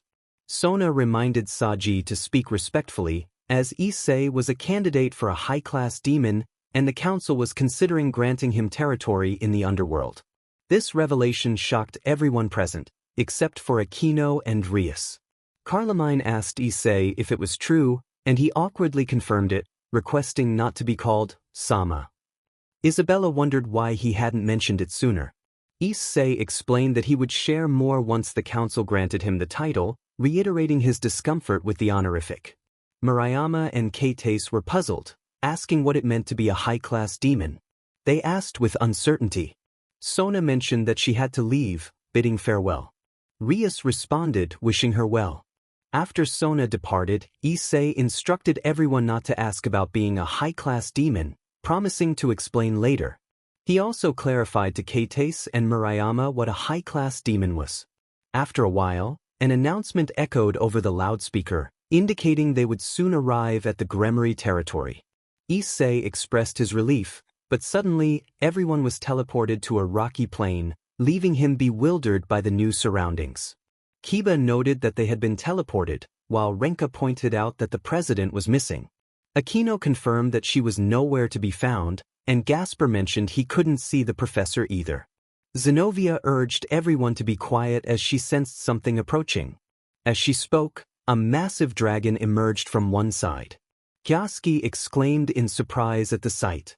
The dragon roared and unleashed a powerful breath of fire toward them. Kiba remarked that the creature did not seem friendly, drawing his holy sword. Zenobia agreed, preparing her Durandal. Kaneko charged at the dragon but was quickly struck down. Akino, noticing Kaniko's predicament, took to the air, changing her outfit from school attire to her combat gear. She declared that since the president was absent, she would take command. Issei observed her seriousness, but before he could react, someone pulled him away from the scene. Akino instructed Hyoudou and Zenobia to distract the dragon while Kioske, Renka, and Issei gathered power, promising to support them from above. The BGMI clan acknowledged her command. Kioske activated his boosted gear to enhance his abilities, while Renka attempted to approach the dragon with her vanishing dragon technique. The dragon turned its attention to Kioske, who warned it not to come closer, but Akino struck it with a lightning bolt. Zenobia and Kiba moved in, declaring themselves the dragon's opponents. Kiba lunged with his sword, but the dragon's horns, which had grown longer, easily blocked their attacks. Zenobia was taken aback when her Durandal was deflected. Akino noticed Issei was missing and pondered her next move. She called out to Hyoudou to act quickly. Kiba used his sword birth technique, summoning swords from the ground, but the dragon destroyed them effortlessly and countered with fire. Kiba felt the heat but was pushed aside by someone. Carmine appeared, wielding a sword that Kiba recognized. She asked if he was all right and revealed herself as Issei's knight. Kiba acknowledged her and noted the sword she carried. Carmine explained that while it resembled a powerful weapon, it was not entirely what it seemed, urging him to stand and fight alongside her. Kioske prepared to face the dragon, while Drake activated his boost. Isabella suddenly appeared, delivering a powerful blow to the dragon's face, followed by a kick that propelled her backward. Kioske recognized her as a piece of Issei's strategy and wondered where he was. Isabella explained that they had acted independently, as Issei might have been teleported elsewhere. Murayama and Kates joined forces, attempting to strike at the dragon's weak points, but their efforts were in vain. Carmine advised them to retreat, realizing the dragon's skin was too tough for their attacks. They vanished to a safer distance. Zenobia recognized the technique they had used, while Aquino unleashed a powerful lightning strike. Kioske felt he was close to gathering enough energy when Drake shouted about an explosion. Kioske confirmed he was ready, and together with Aquino, they launched a combined attack at the dragon, but it remained unfazed. The dragon took a heavy step, causing the ground to tremble and trapping Kioske. He cursed his misfortune as he found himself immobilized. Alvian's voice echoed as the dragon knelt, and Kioske realized Renka had fallen due to the overwhelming power she had exerted. He called out to her, but the dragon rose again, roaring fiercely. Just then, Azazel appeared behind the dragon with Rias and a bound Issei. Kioske welcomed the sight of them, surprised by Issei's condition. Issei demanded to be released, and Azazel complied. After a brief explanation, Kioske expressed his astonishment at discovering the dragon was a demon. The dragon acknowledged Drake and Alvian, greeting them after a long time. Kioske and Renka were left in awe, questioning if they knew the dragon. They expressed their annoyance. Azazel explained that Tannen, a dragon king who had become a demon, had helped him with his training. Zenobia pointed out that it was merely a test. Tannen reminded them that he had only come to help Azazel and warned the fallen angel not to forget that. Rias apologized, admitting that she had been against deceiving them, but her older brother had also agreed. Azazel noted that it was partly Rias's fault, as her delicacy and doubt posed a problem. Rias insisted she had never doubted them. Azazel wanted to see how far they would go in an unexpected situation, which helped him decide how to train them. Aquino remarked that it was clearly an idea from a fallen angel. Azazel stated he would do anything to make them stronger, as he was their teacher.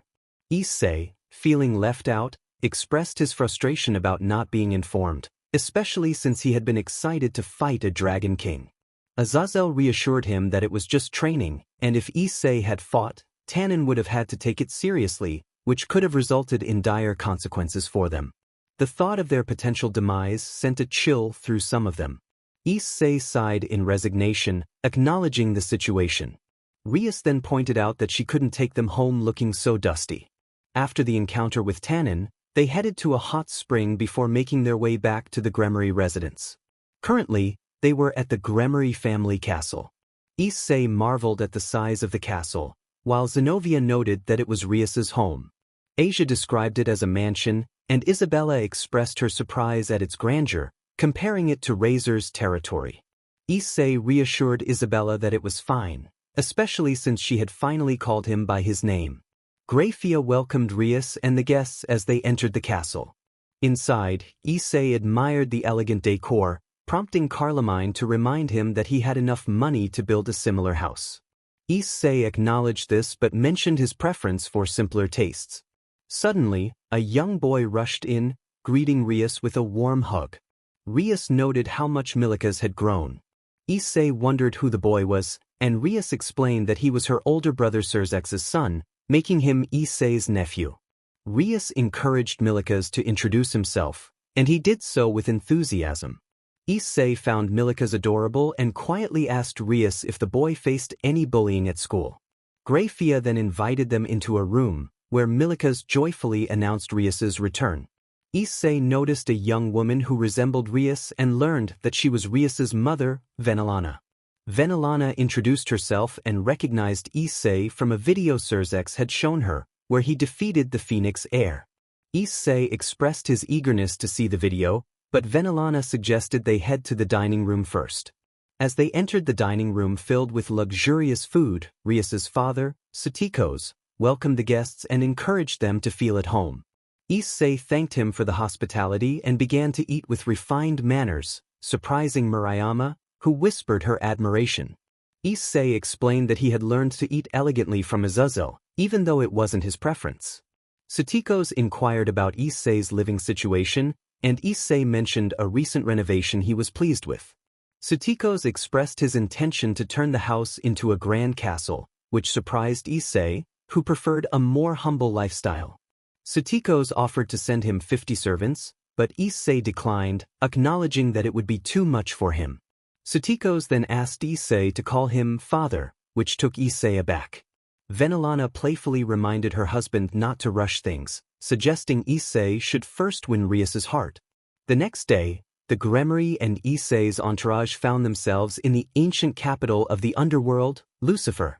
Rias instructed everyone to maintain their composure, regardless of what happened, as they would encounter future rivals. Issei, however, felt that her warning was mostly directed at him. Rias spotted someone sitting by a window and recognized him as Syra, her cousin.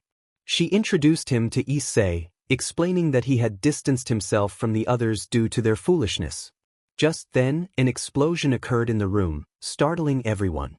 Syra informed Rias that Agars and Astaroth had arrived, and Zephyrdor followed shortly after, leading to a heated argument between them. The commotion was intense. Syra remarked that this was precisely why it was advised not to meet before the assembly, but he suddenly heard something fall to the floor. Issei, feeling frustrated, declared that he didn't know who those demons were, but he wouldn't let the situation go unresolved. He stepped inside to find two individuals arguing, a blonde girl and a strange man. Zephyrdor insisted once more that they should have a private room to teach her what it meant to be a woman. He claimed that Agars, his superior, hated being without her bodyguards, which was why she remained untouched by any man. He offered a personal ceremony to change that. Sikvera warned Zephyrdor to avoid starting a fight in that place, questioning if he truly wanted to die. She noted that even if she killed him, no one would blame her. Issei, feeling bold, asserted that he was who he was and dared them to answer his question. Zephyrdor admitted to being involved and dismissed Issei as a mere commoner. Issei, not wanting to escalate things, further, offered them a chance to kneel and apologize for their earlier actions. He warned that if they refused, he wouldn't care about the trouble he would cause, they would eat dust. Zephyrdor, enraged, questioned how Issei dared to speak to him that way, but he was abruptly silenced as he fell to the ground, having been forcefully subdued. Issei stated that he didn't care who Zephyrdor was. If he couldn't apologize, they would have to deal with him. He pressed down hard, but Syra intervened, calming him down by placing a hand on his shoulder. Issei sighed and released Zephyrdor, who stood up, but Issei felt it wasn't enough. He executed a spinning kick that sent Zephyrdor crashing against a wall. Satisfied, he walked away with the others. After a while, Sona arrived, accompanied by a quiet white-haired boy who didn't speak to anyone. Rias mentioned that he was a descendant of the original Lucifer, uninterested in the title of Demon King, yet he was considered one of the two strongest young demons, currently matched in strength with Syra. After a few minutes, they were informed that they could enter the assembly. In the hall, a demon addressed the gathered crowd, noting that they were all present to bear the burden of the next generation in this assembly held every few centuries. He observed them closely, commenting on how they seemed to have fought as soon as they met. Surzex explained that the 8 of them were demons of noble blood and unmatched abilities, which was why he wanted them to compete among themselves before their initiation to enhance their powers for their debut. Sikvera remarked that they would be the young demon representatives. Surzex revealed he was planning something akin to an exhibition for everyone. After that, they were asked to share their goals.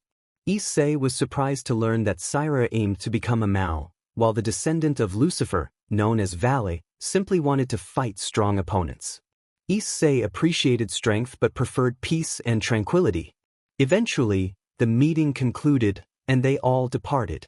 There was an apology exchanged between Seraphe and the elders, who didn't accept Sona's dream, which annoyed Issei, but Seraphe silenced them, and the meeting ended with Sona and Rias preparing to face off, just as he was against someone unknown.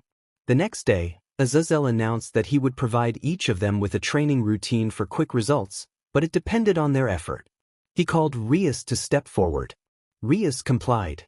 Azazel noted her considerable magical and physical talent, stating that even if she did nothing, her power would continue to grow. Therefore, they would focus on how to utilize the sacred gear of her entourage. Next, he called Aquino. Aquino approached with a serious expression. Azazel instructed her to accept the blood that ran through her veins. He had seen the footage of her fight against the Phoenix and questioned why she hadn't used her fallen angel power. With her abilities, she could have easily defeated the Phoenix Queen. If she had combined thunder with light, her power would have been overwhelming and unmatched. Aquino protested fiercely, claiming she could fight well without relying on that power. Azazel challenged her belief, stating that if it weren't for Issei, her king would have been exhausted from battling the Phoenix, and she would have merely been a hindrance due to her current weakness. You must accept yourself and overcome your limits. It is time for the Thunder Priestess to become the Lightning Priestess. Aquino remained silent, contemplating the words. Azazel addressed Kiba and Zenobia, instructing Kiba to maintain his sacred sword for an entire day, followed by a day of combat, after which he would return to the basics with his former sword master. Kiba nodded in agreement. Azazel then turned to Zenobia, explaining that to wield Durandal effectively, she would need to use another sacred sword. A smile crossed his face as he continued, indicating that it was something special. He called on Gasper, who responded affirmatively. Azazel informed him that his training would involve both physical and mental challenges, emphasizing the need for him to venture out into public alone while ensuring he did not hinder his allies. Gasper, still hidden in his box, acknowledged his sensei. Issei encouraged Gasper to emerge from his box and change out of his current attire. Azazel then addressed Asia, noting that since she had recently transformed into a half-dragon wolf due to Issei's influence, her power had significantly increased. She would need to learn to control it and then focus on the basics of her magic. Asia agreed, understanding her responsibilities. Azazel instructed her to improve her sacred gear so she could heal allies safely, prompting Issei to demonstrate Asia's healing aura. Azazel expressed his desire for her to master this ability. Asia affirmed her commitment. Next, he turned to Kaneko, acknowledging her attributes of strength and resilience, and advised her to return to the basics while also releasing what she had sealed within herself. He reminded her that, like Aquino, she could not progress without self-acceptance. After this, Kaneko left the area. Kioske pondered if Kaneko also possessed hidden power. Azazel then addressed Isabella, who also exhibited the traits of a tower. He instructed her to return to the basics and learn to wield her weapon effectively in battle while enhancing her current abilities. Isabella agreed.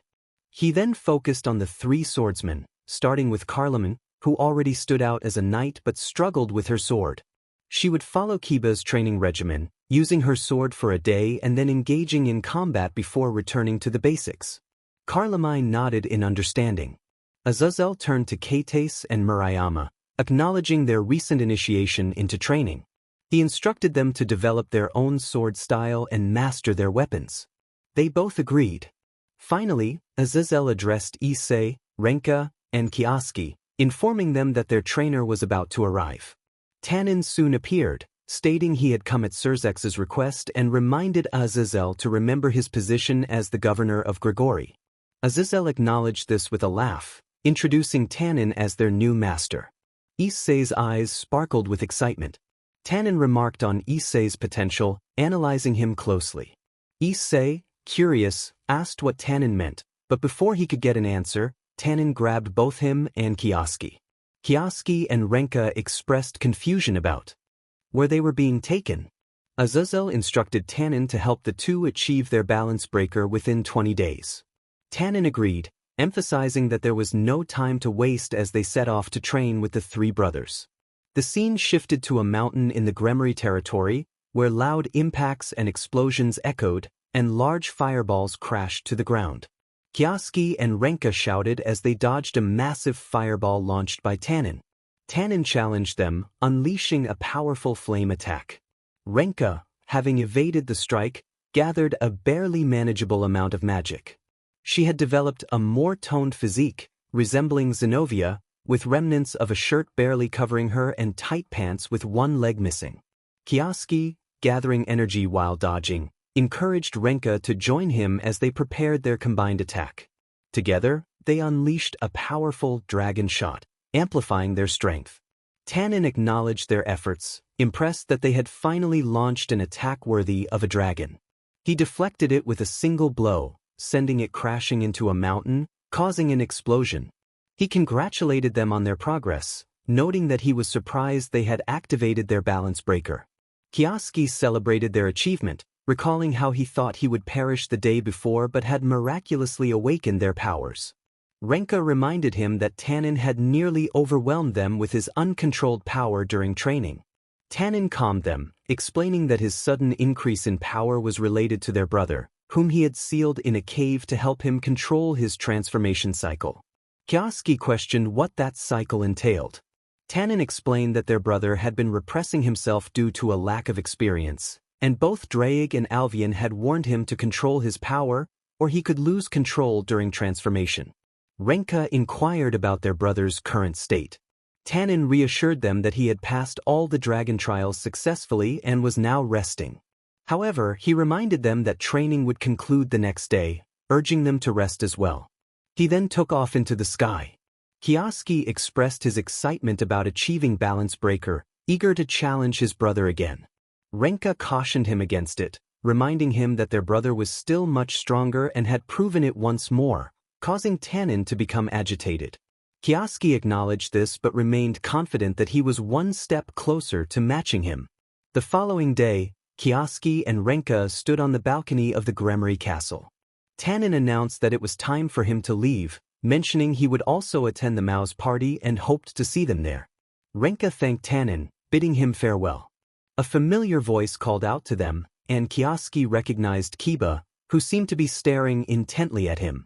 Kiba complimented Kioske on his physique, causing Renka to tease him about Kiba's apparent preferences.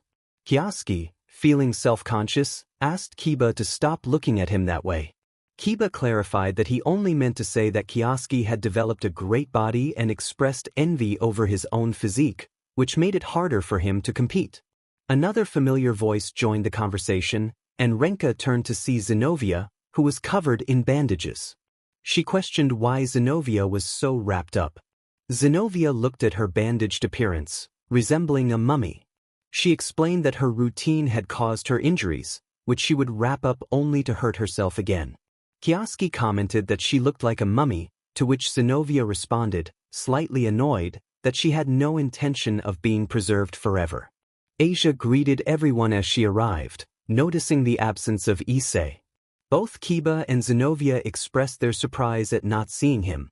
A cheerful voice announced the arrival of the president, Rias, which brought excitement to the group. Asia inquired if Issei had already arrived, and Rias confirmed that he was not with them. Kioske explained that Issei had just finished his training and wanted to rest before joining them. Rias felt a surge of magic approaching quickly and wondered if it was Issei, just as a figure with dragon wings appeared in the distance. Issei finally felt the freedom of fresh air after being confined for nearly 10 days. He greeted his friends as he landed gracefully. Rias remarked on his tardiness, and Issei apologized, explaining that Tannen had kept him locked away for his training. He was eager to stretch his muscles and suggested they head inside. Once inside, Issei discovered that Kates and Murayama had improved their sword skills and developed their own fighting styles. Isabella had also increased her strength and refined her fighting technique, while Carlemine had become faster and enhanced her reflexes. However, they had not done much else since Azazel had given them the day off. The next day, at a party, Issei was astonished by the large crowd. He spotted Saji, who greeted him in a black tuxedo. Issei shared that he had been confined in a cave for training and was relieved to finally be free. Saji seemed puzzled by Issei's mention of being trapped. As Issei continued to interact with his friends, Renka approached him in a stunning black dress, asking for his opinion on her appearance. He complimented her, and she beamed with happiness. Murayama also arrived, catching Issei's attention and causing him to blush. His friends expressed concern for him, but he assured them he was fine and admired their beauty. Meanwhile, in the Gremry territory, loud explosions and powerful impacts echoed as Kioske and Renka dodged a massive fireball launched by Tanin. The dragon challenged them with a powerful flame attack. Renka skillfully evaded and gathered magic, her physique now more toned than before. Kioske, also enhanced, encouraged her as they prepared their combined attack. Together, they unleashed a powerful dragon shot, which Tanin deflected effortlessly, causing it to crash into a mountain. He acknowledged their progress, noting their ability to activate their balance breaker. Kioske celebrated their achievement, recalling how they had narrowly escaped danger during their training. Renka reminded him of Tanin's earlier loss of control.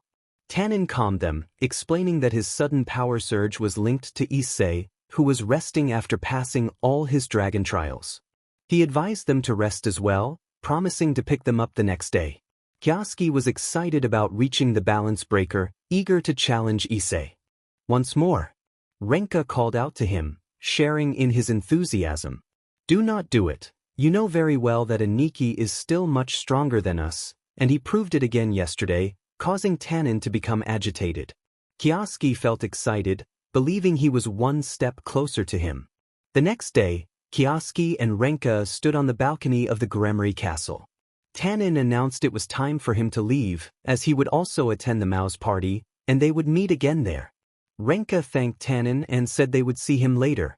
Suddenly, a familiar voice called out to them. Kioske noticed Kiba approaching and asked how he was doing, noticing Kiba was staring at him intently. Kiba complimented Kioske's physique, expressing envy over his own body type. Renka teased Kioske about Kiba's apparent admiration. Kioske, feeling embarrassed, asked Kiba to stop looking at him that way. Kiba explained he only meant to say Kioske had gained a good physique, which made him envious. Another familiar voice joined them, and it was Zenobia, who arrived wrapped in bandages, resembling a mummy. She explained that her injuries were a result of her training routine, which involved repeatedly injuring and bandaging herself. Kioske remarked that she looked like a mummy, to which Zenobia playfully responded, expressing her annoyance at being compared to one. Asia arrived, greeting everyone and noticing Issei was absent. Kiba and Zenobia realized they hadn't seen him either. Then, a cheerful voice announced the arrival of the president, Rias, who was greeted warmly by everyone.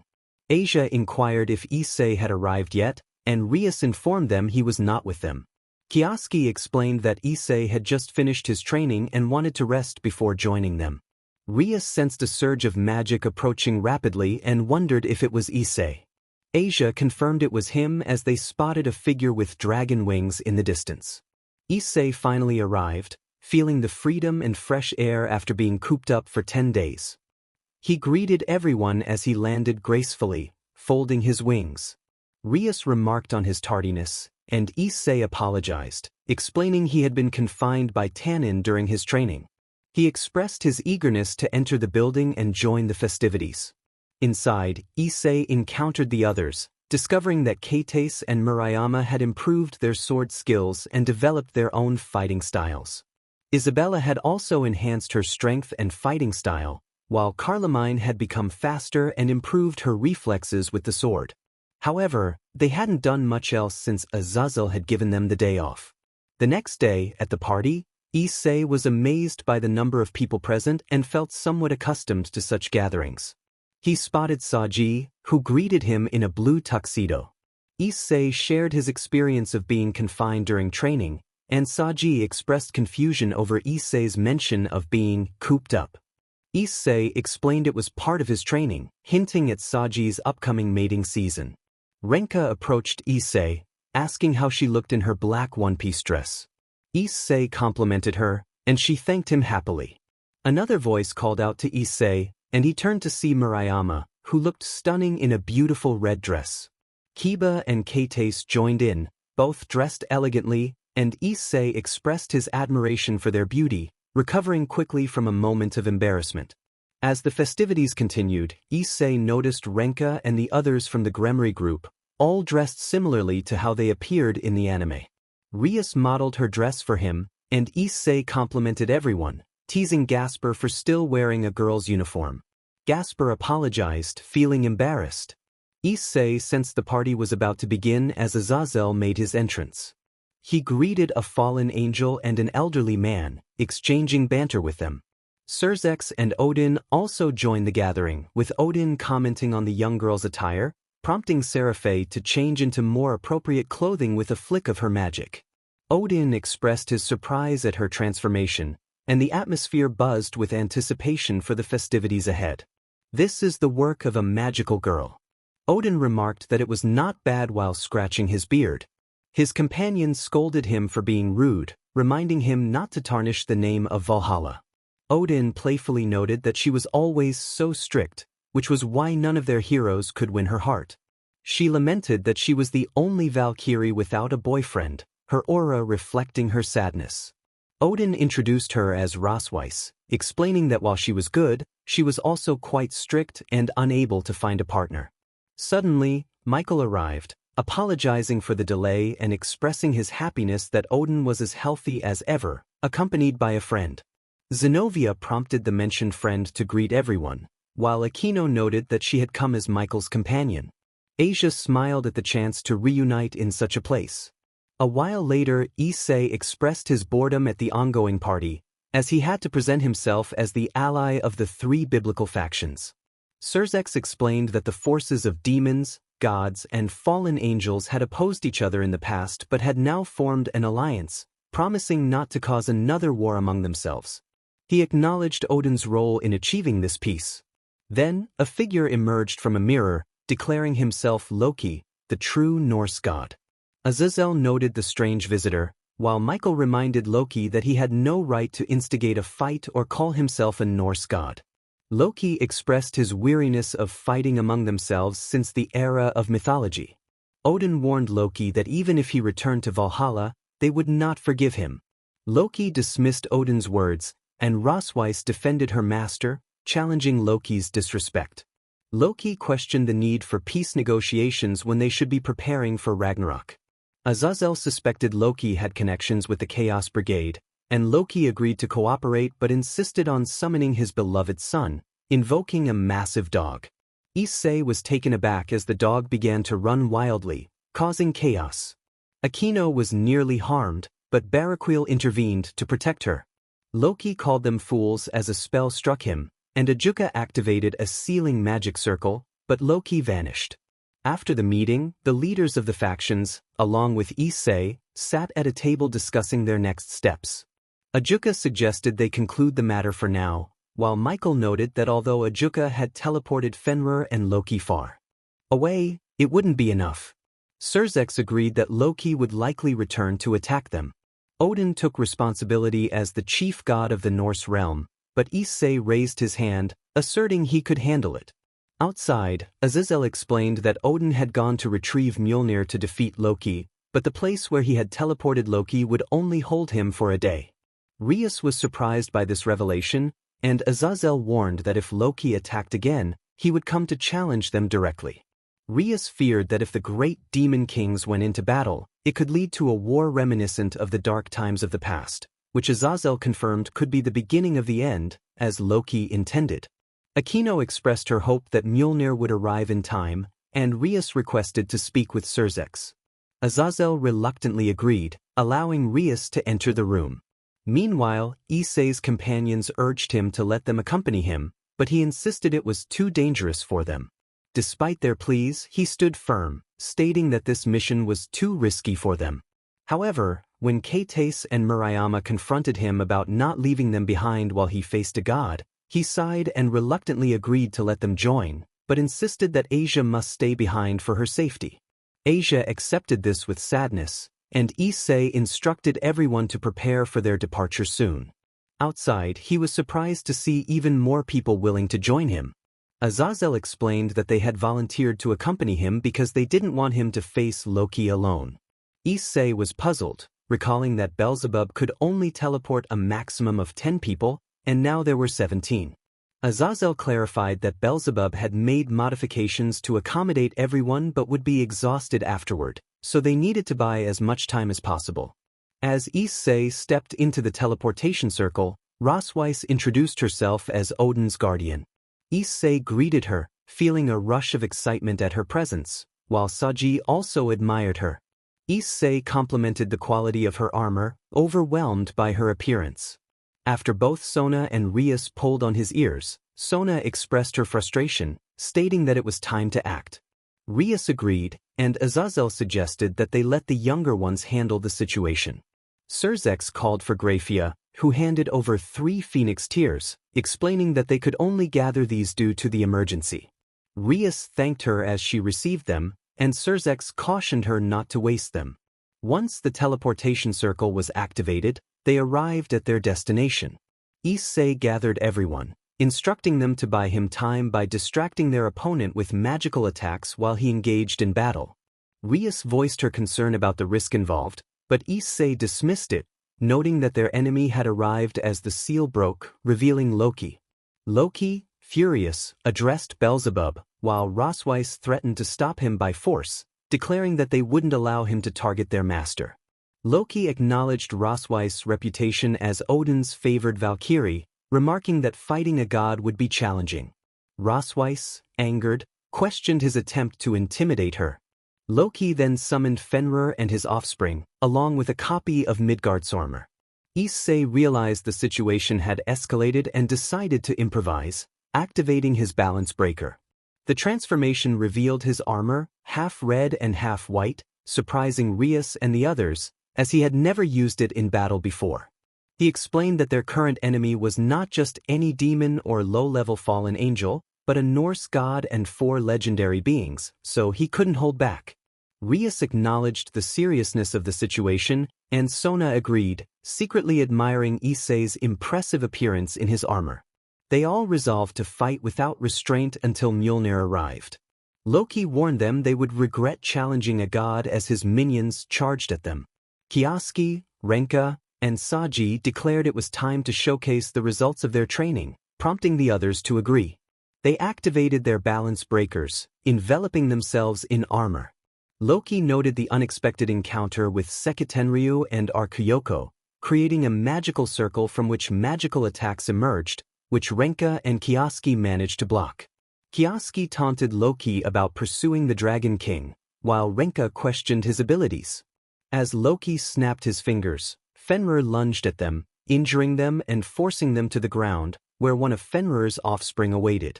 Renka, seeing the creature, braced herself for an attack. Issei unleashed a powerful magical attack, causing an explosion that barely affected the wolf. Renka called out to Issei for help, and he confirmed that they were all right but warned them to be careful.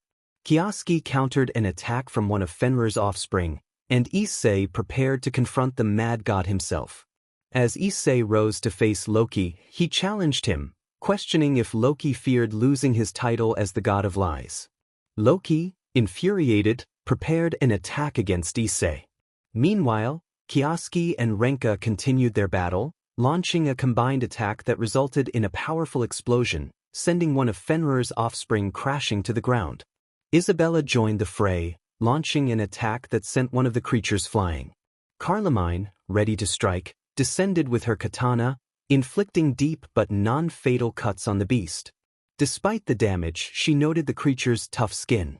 Kioske encouraged Renka to attack again, and they unleashed their combined power once more, disintegrating the creature in a brilliant display of energy. They then noticed a bright light emanating from where Issei was battling Loki. Meanwhile, Rias and her group faced off against a dragon copy.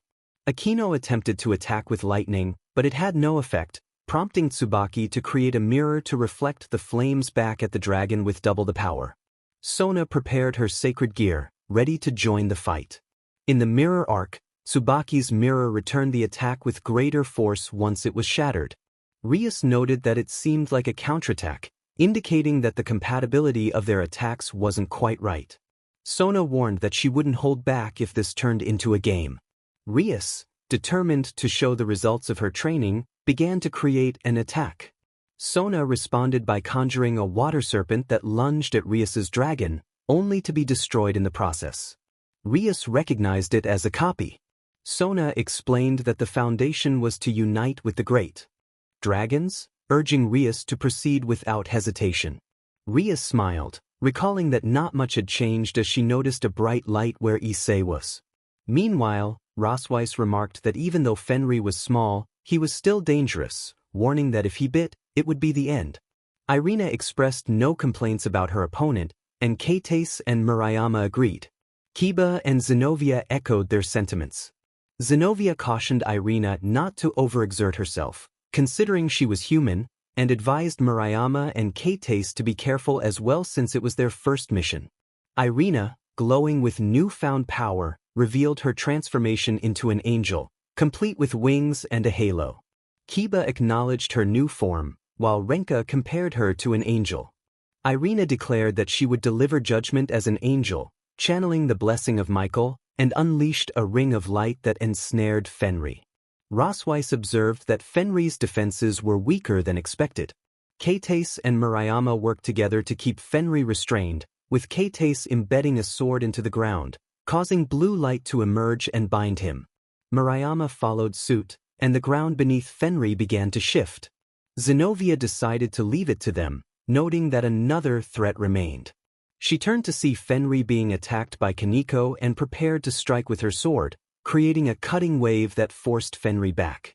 Kiba, understanding the plan, buried his sword into the ground to summon more blades. However, they were suddenly caught off guard by a downpour of magical attacks. Issei cursed in frustration, while Loki, determined to ruin their plans, unleashed a torrent of ice magic. Issei quickly created a defensive magic circle. Loki taunted them, declaring that they would witness Ragnarok, the fate of the scum. Issei, fueled by anger, called upon Albion to divide and weaken Loki's power. Loki, furious, demanded to know how Issei dared to steal the power of a god. Issei retorted, claiming that Loki should be proud to be the first god defeated by the next third dragon god. Loki dismissed Issei as merely a poor copy. Issei found it amusing that Loki, who claimed to be a god, was criticizing him. Enraged, Loki charged at Issei, landing a blow that seemed ineffective. Issei countered with a kick that broke some of Loki's ribs and followed up with a magical bolt that struck Loki's shoulder. Loki screamed in pain, vowing revenge. Issei taunted him, asking what he planned to do. Suddenly, Issei felt something pierce his arm, realizing Fenri had bitten him. He retaliated with an explosion that sent Fenri flying. His friends called out in concern as they witnessed Issei's arm regenerating. Murayama and Kates were astonished by the rapid healing. Isabella explained that Issei had copied the immortality of Rias's opponent during their previous battle. Carlemine expressed relief, believing it was temporary since he hadn't used it since then. Issei declared that he had taken down Loki and prepared to confront him again, his eyes glowing with determination. Loki, confused and angry, demanded to know how Issei had recovered. Issei approached, his eyes shining green, proclaiming that this would be Loki's defeat. Loki, enraged, felt a strange sensation from his back, realizing something was amiss. Issei revealed the Mjolnir, standing just inches away from him.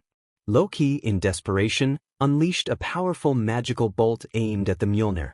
As Issei positioned himself beneath Loki, he prepared to strike with the Mjolnir.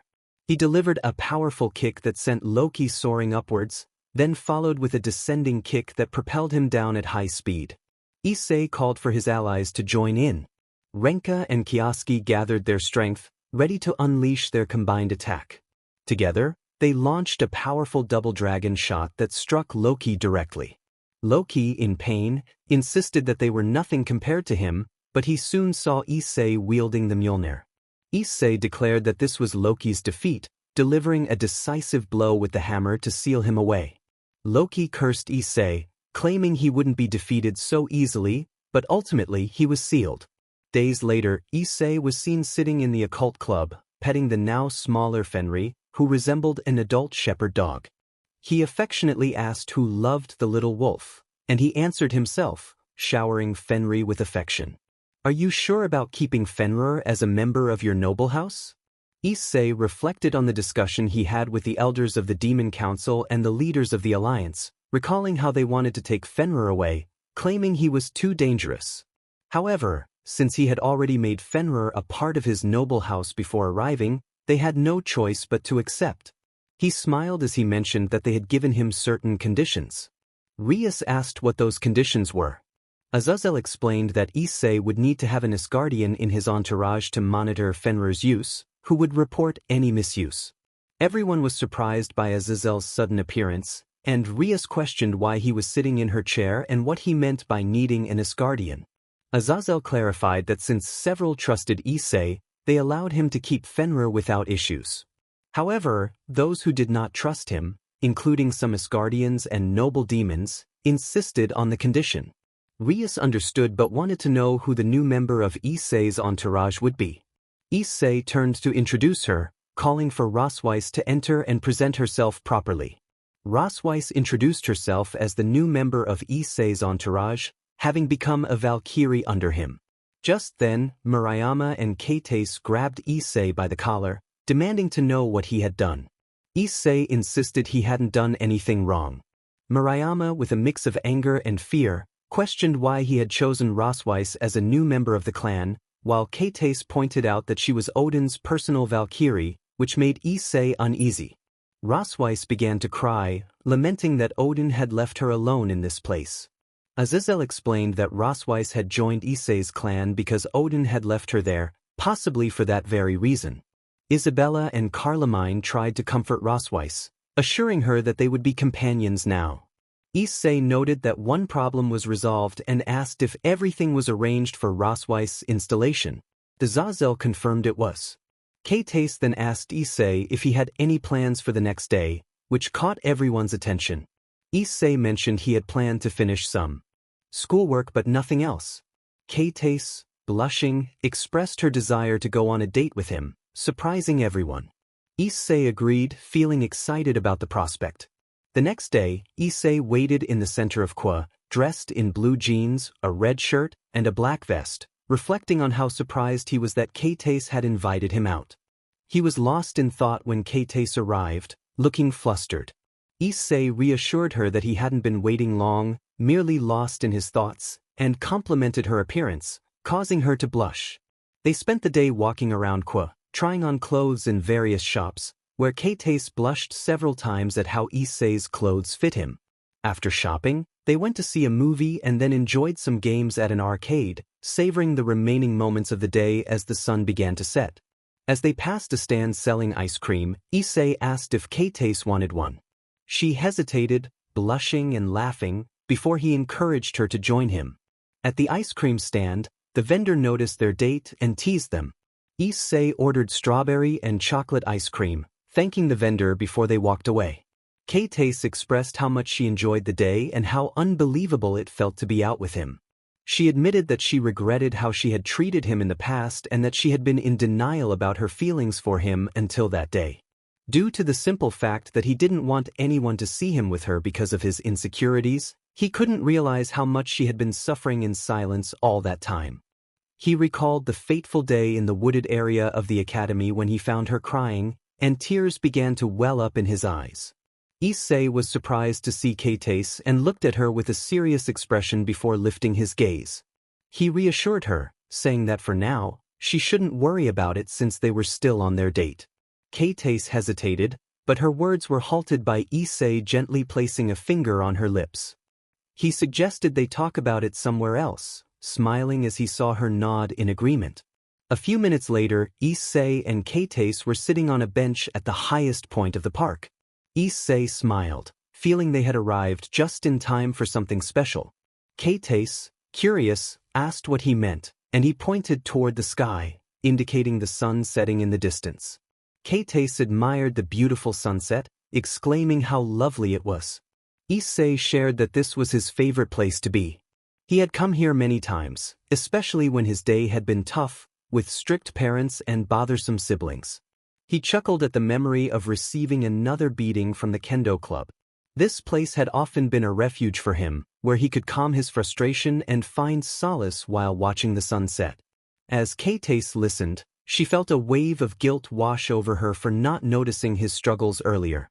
Issei continued, explaining that he hadn't felt the need to come here since that day when she saved him from his deep sadness and despair. He knelt before her, looking into her beautiful brown eyes, and declared that she was his savior, the person who gave him a new reason to move forward in life. Kate felt a rush of emotions, surprised by his words. Issei recalled the moment when she had expressed her desire to know the real him, the one who had helped her and captured her heart. The memory made her blush, realizing how impulsive she had been. Issei admitted that he had remembered her words all this time but had tried to ignore his feelings. However, he couldn't deny it any longer. He had fallen for her. He confessed that during his darkest moments, her presence had been a light, and he had been trying to brush aside his feelings, believing someone like him didn't deserve someone like her.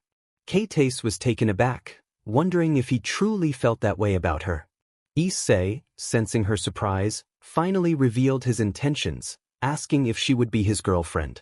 Overwhelmed with joy, Kate smiled widely and eagerly accepted, embracing him tightly. As they shared their happiness, two shadows lurked behind the trees. One of them, a laid-back figure leaning on a staff, remarked that Issei didn't seem like a real threat, questioning why Valley wanted them to keep an eye on him. The other, a girl with cat-like features, reminded him that Valley had his reasons and that he didn't make unnecessary moves. Biko acknowledged her point, noting that possessing a sacred gear like Issei's made him dangerous. He wondered what secrets Issei held, but they would find out soon enough when they faced him and his companions. Time passed, and Issei was seen with Kate, who was happily holding his arm. He noted how content she seemed, and she explained that it was her first and best date with the person she loved, who had just confessed his feelings. Issei playfully suggested that maybe he could make it even better with a kiss on her cheek, watching her blush. As they reached Kate's house, Issei said their goodbyes, but she paused to smile at him, promising to see him tomorrow. He whispered a farewell as she entered her home, feeling a warmth in his heart. As Issei entered his own house, he was greeted by three familiar voices calling his name. "Welcome," they all said in unison. Issei noticed their worried expressions and asked what was wrong. They replied in unison that nothing was the matter. Isabella then informed Issei that Azazel had come to see him. Excited, Issei responded that they should go to the living room where Azazel was comfortably seated. He greeted Azazel with a smile, asking how he was doing. Azazel replied that he was well but had come to discuss an important topic that had been brought up in the faction meeting. Issei was curious about what it was. Azazel explained that he had intended to tell Issei the next day, but since it would be his responsibility, they decided to inform him first. Issei was puzzled, wondering what he meant by his responsibility. The next day, Issei leaned against an open window, watching Asia outside. He sighed, realizing that summer vacation had ended and regretting not having enjoyed it more. He reflected on how he could now express his true feelings without fear of succumbing to his dragon instincts, and he smiled as he remembered his date with Kate. Matsuda and Motojama approached, playfully kicking Issei's back. Startled, Issei turned to see his friends looking annoyed. Motojama scolded him for not joining them at the beach to meet girls as promised, while Matsuda reminded him of their brotherhood pact. Apologized, explaining that he had to attend a mandatory training camp for the club. He then asked if they had any results from their beach outing. They exchanged uncertain looks, and Kiryu chimed in, teasing that they probably had a meaningless summer. Issei called out to Kiryu, who had a big smile on his face. Matsuda and Motojama were curious about what Kiryu had said. Kiryu mentioned that a new transfer student was coming and that she was supposed to be beautiful. Issei was surprised to hear that the news had spread so quickly. A short while later, a girl with chestnut hair tied in two pigtails and a cross on her chest appeared. She introduced herself as Shido Irina, expressing her pleasure in meeting everyone. Issei quietly acknowledged that the rumors were true. Matsuda and Motojama were amazed, realizing that Kiryu's information was accurate. Irina enthusiastically greeted Issei, who was identified as her childhood friend. After classes in the occult club, Zenobia expressed her happiness to see her old friend. Asia was also glad to see her again, and Irina excitedly hugged them, but they stepped back, causing her to question what was wrong. Zenobia pointed out the cross around Irina's neck, while Asia remarked that it was unpleasant. Irina apologized, realizing that demons could not tolerate crosses. Issei chuckled at the situation, and Gasper noted that Irina was from the church. Kiba wondered why she was at their school. Issei asked if they didn't know yet, but was interrupted when Rias entered, announcing that everyone was present. She welcomed Irina to the school, and Irina corrected herself, addressing Rias as president. She expressed her joy in being with them and asked them to take care of her while bowing. Kioske questioned what was happening, and Azazel appeared in a magic circle, stating that he had told them they didn't need her. He explained that with the Chaos Brigade on the loose, Michael was concerned that fallen angels might not be enough to protect the school and had sent Irina to assist. Kiba mentioned that they had formed an alliance, and Aquino added that there was no way to refuse her help. Irina assured them that they could feel safe now that she, a reincarnated angel blessed by Michael, was there. She revealed her angel wings and halo, exclaiming her joy. Gasper was intimidated, while Kates recalled that Irina had also transformed into an angel during the battle against Loki. Murayama expressed her amazement at meeting a real angel and complimented Irina's wings. Zenobia noted that it was surprising for a human to become an angel. Azazel explained that with the death of God and the inability to create more angels, they likely used the same methods as fallen angels and demons. Irina proudly declared that a high-ranking demon is a king and has a family of cards from ace to queen, and she had been chosen as one of Michael's brave saints. Kiba understood that they were pieces in a chess game, while Asia asked Irina what card she represented. Irina happily revealed that she was an ace, feeling honored by Michael's choice. Asia noted that Michael was now the pillar of Irina's life. Zenobia affirmed that one could be saved even if they lost their master, just like them. Kioske mentioned that Issei could do the same since he also had a way to reincarnate his servants, prompting everyone to remember this. Rias acknowledged that Issei's ability was indeed true and turned to him. Issei sighed, reminding them that he could do that because of his sacred gear. He explained how he had copied the system used by the evil pieces to create his own game, suggesting that instead of worrying about him, they should welcome Irina and Rosweiss, as they had not celebrated Rosweiss's arrival yet. Rias agreed, deciding that the welcome would take place at Issei's house. Issei reluctantly agreed, saying he would buy some things for the occasion. Asia and Kates eagerly offered to accompany him as they headed out together. A few minutes later, Issei returned home with Asia and Kates. He expressed his regret for forgetting to welcome Rosweiss and hoped she would like the items he had brought, which included various ingredients. Kates pointed out that Rosweiss was older than them. Perhaps she had tried alcohol before, but Issei truly hoped she would enjoy it. Asia believed she would. Issei sighed as he stood in front of a sportswear store, recalling that the sports festival was approaching. Asia asked about the festival, and Kates explained that it was a major sports competition between classes. Issei confirmed that their sports festival would take place right after the second term began. Asia, feeling a bit down, admitted she wasn't very good at sports and stumbled, nearly falling to the ground. Issei rushed to her side, but someone caught her before he could reach her. Asia turned to thank the person who saved her, expressing her gratitude.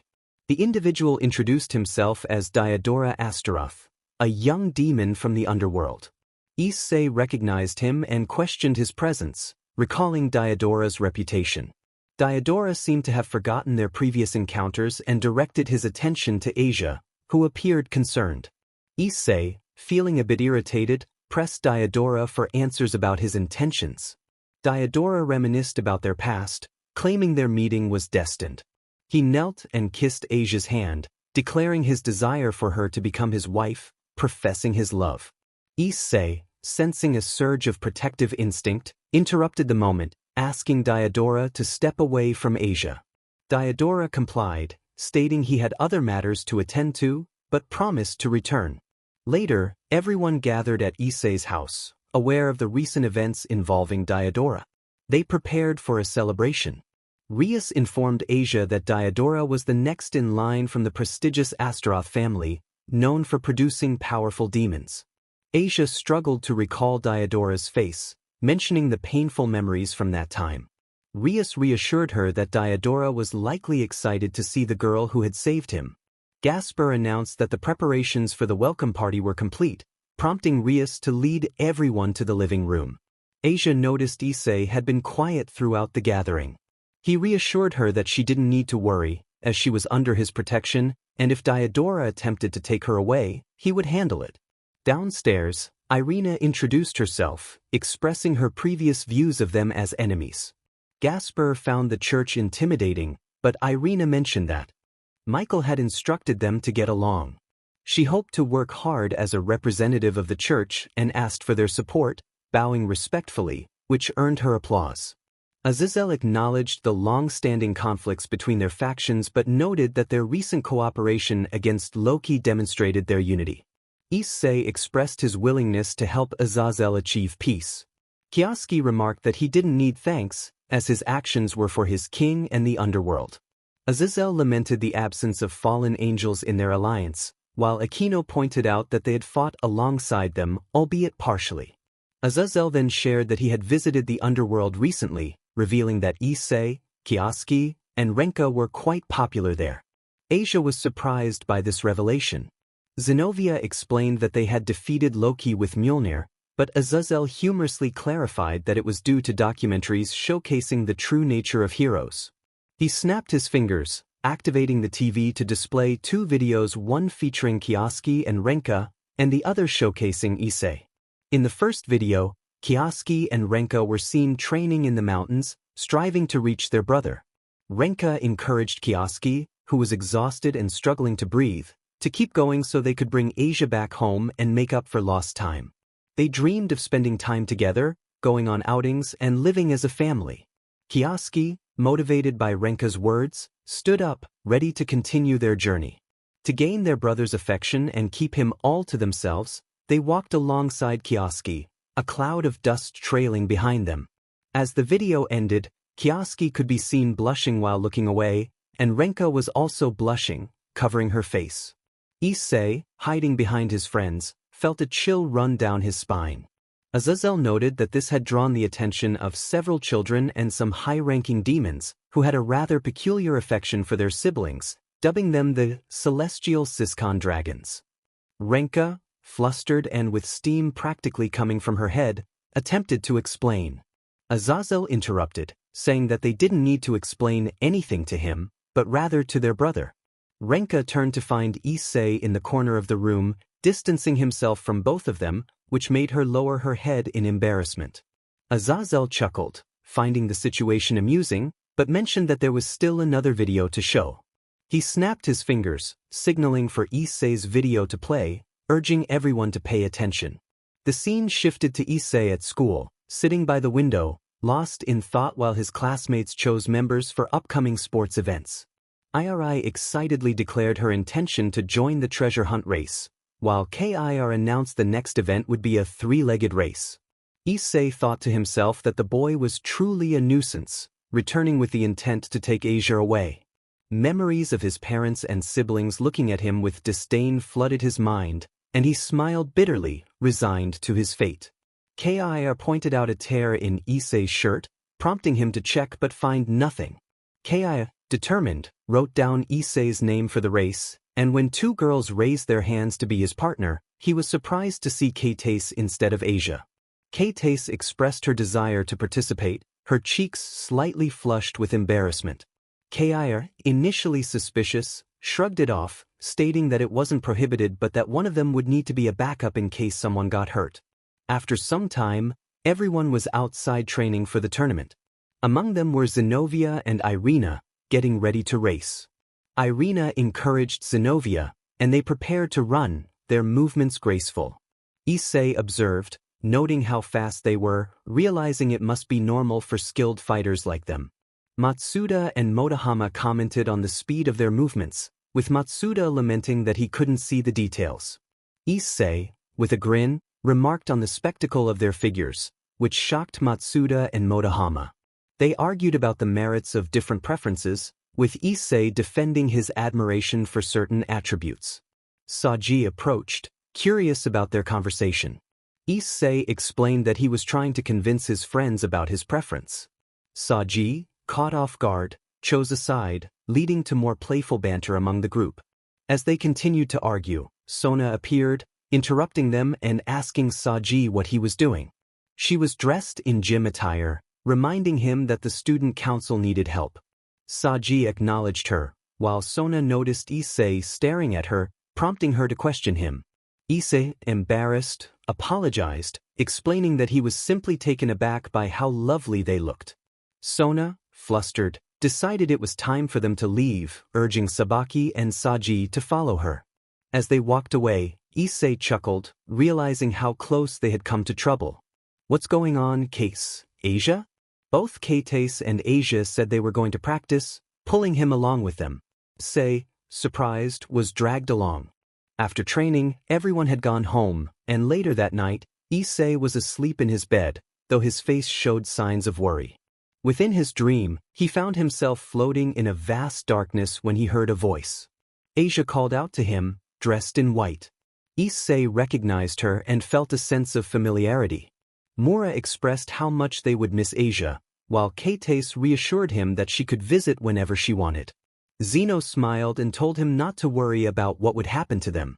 Confused, Issei questioned what was happening. Kara reminded him that he should remember this moment, but Issei was bewildered by it all. He suddenly saw Diodora and realized the situation was serious. Diodora claimed that as a demon he would ensure Asia's happiness and urged her to join him for the ceremony. Issei was taken aback, wondering how this had happened when suddenly his family appeared before him. His father scolded him for still being disobedient, and Issei, filled with anger, shouted at them, demanding to know what they were doing there. His father coldly reminded him of his perceived uselessness, while Renka and Kioske echoed similar sentiments, reminding him that his destiny was to be alone. Issei shouted for them to be quiet, but Kioske taunted him, asking if he was worried. Issei woke up in a panic, realizing it had only been a nightmare, though he questioned if it truly was. With a sigh, he decided to try to sleep again. The next day, Issei was seen eating, with Asia, Carmine, and Isabella in the living room. Carmine asked if he was okay, noticing he looked tired. Issei admitted he had trouble sleeping, and Asia wanted to tell him something important. Suddenly, several letters appeared from a magic circle, surprising him. Isabella explained that these letters were from Diodora Astaroth, arriving daily since a particular day. Issei's anger flared at the thought of Diodora's persistence, and when he learned Asia had asked them not to tell him, he felt frustrated. Asia explained that she wanted to make it clear she wouldn't go out with Diodora to avoid further complications. Carmine reassured Issei that Asia had already told Diodora she wasn't interested, but he continued sending letters. Issei calmed down, apologizing for his outburst, and confirmed that Asia didn't want to date anyone but him. With determination, he ignited a flame in his hand and burned the letters, stating they needed to eat and go to school, promising to deal with Astaroth later. Hours later, Issei and his friends gathered in the occult club with Rias and her group. Issei suggested a game, and Rias explained they were preparing for a tournament that would showcase the new generation. She mentioned that if Loki hadn't attacked, it would have taken place during the holidays. Kioske noted they would be fighting against Serorg, a formidable opponent. Rias confirmed that their group would be facing Sona Citri, and Issei realized he would have to participate as a member of the alliance. This was also a test from the Demon Council to see if he truly deserved the title of high-class demon. Carmine and Isabella were surprised, and Rias pointed out that Issei had known all along. As Issei trembled at the thought, Rias asked if he was excited to know who his opponent would be. Just then, a green teleportation circle appeared, revealing Diodora Astaroth. Issei was taken aback by Diodora's typical smile. Diodora greeted everyone and expressed his desire to make a trade with Issei, offering to exchange any of his pieces for Asia. Issei was taken aback, realizing Diodora's intentions. He firmly declined, stating he wasn't interested in such a deal. Asia was Issei's important protector and ally, which made her blush slightly. Issei made it clear that he was not interested in Diodora's advances. Diodora acknowledged Issei's presence and stood up, declaring that he would not give up. He approached Asia, kneeling to take her hand, and expressed that their meeting was destined, despite the opposition from the world. He professed his love for Asia and attempted to kiss her hand, but Issei intervened. Issei declared that he would be Diodora's first and most stubborn obstacle, glaring at him with intensity. Diodora, irritated, retorted that he had tried to tolerate Issei because he was considered someone of high status, but he still viewed him as an uncultured commoner unworthy of standing before him. Issei challenged him, and just then, a loud slap echoed through the air as Asia struck Diodora. Asia firmly told Diodora not to speak to Issei that way. Diodora, realizing the situation, acknowledged Issei as the bearer of the evolved copy and vowed to defeat him in the next game. He added that he hoped Asia would accept his love afterward. Issei, filled with determination, proclaimed that he would crush Diodora. After the unpleasant encounter in the occult club, everyone had left, and Asia, Irina, Kates, Murayama, Isabella, Carlomine, and Rossways were gathered in Issei's living room, enjoying a meal. Asia remarked that Issei was still dealing with a contract with a renegade demon. Isabella noted that he had received a sudden request. Rossways commented on the complexities of being a demon, while Carlomine questioned why Issei accepted the contract, especially with the impending confrontation against the Astaroth house. Kates suggested that Issei must have had a reason for his decision. Isabella speculated that he might have felt pressured since it was a new experience for him. Kates asked if Isabella doubted Issei, to which she clarified that while he had shown great capability in leading them, he lacked experience in battles like the raiding games and had personal matters with Diodora Astaroth. Irina pointed out that Issei had been quite agitated after their conversation at the academy. Asia expressed her regret for causing any trouble, especially for Issei. Isabella reassured her that they weren't blaming her but acknowledged that Issei had been unsettled since that discussion. Carlomine suggested they try to cheer him up, and they all agreed. Meanwhile, Issei was walking through the empty streets of Kwa on his way home, taking the time to clear his mind. He sighed, reflecting on the stressful day, but admitted it helped him forget his worries for a moment.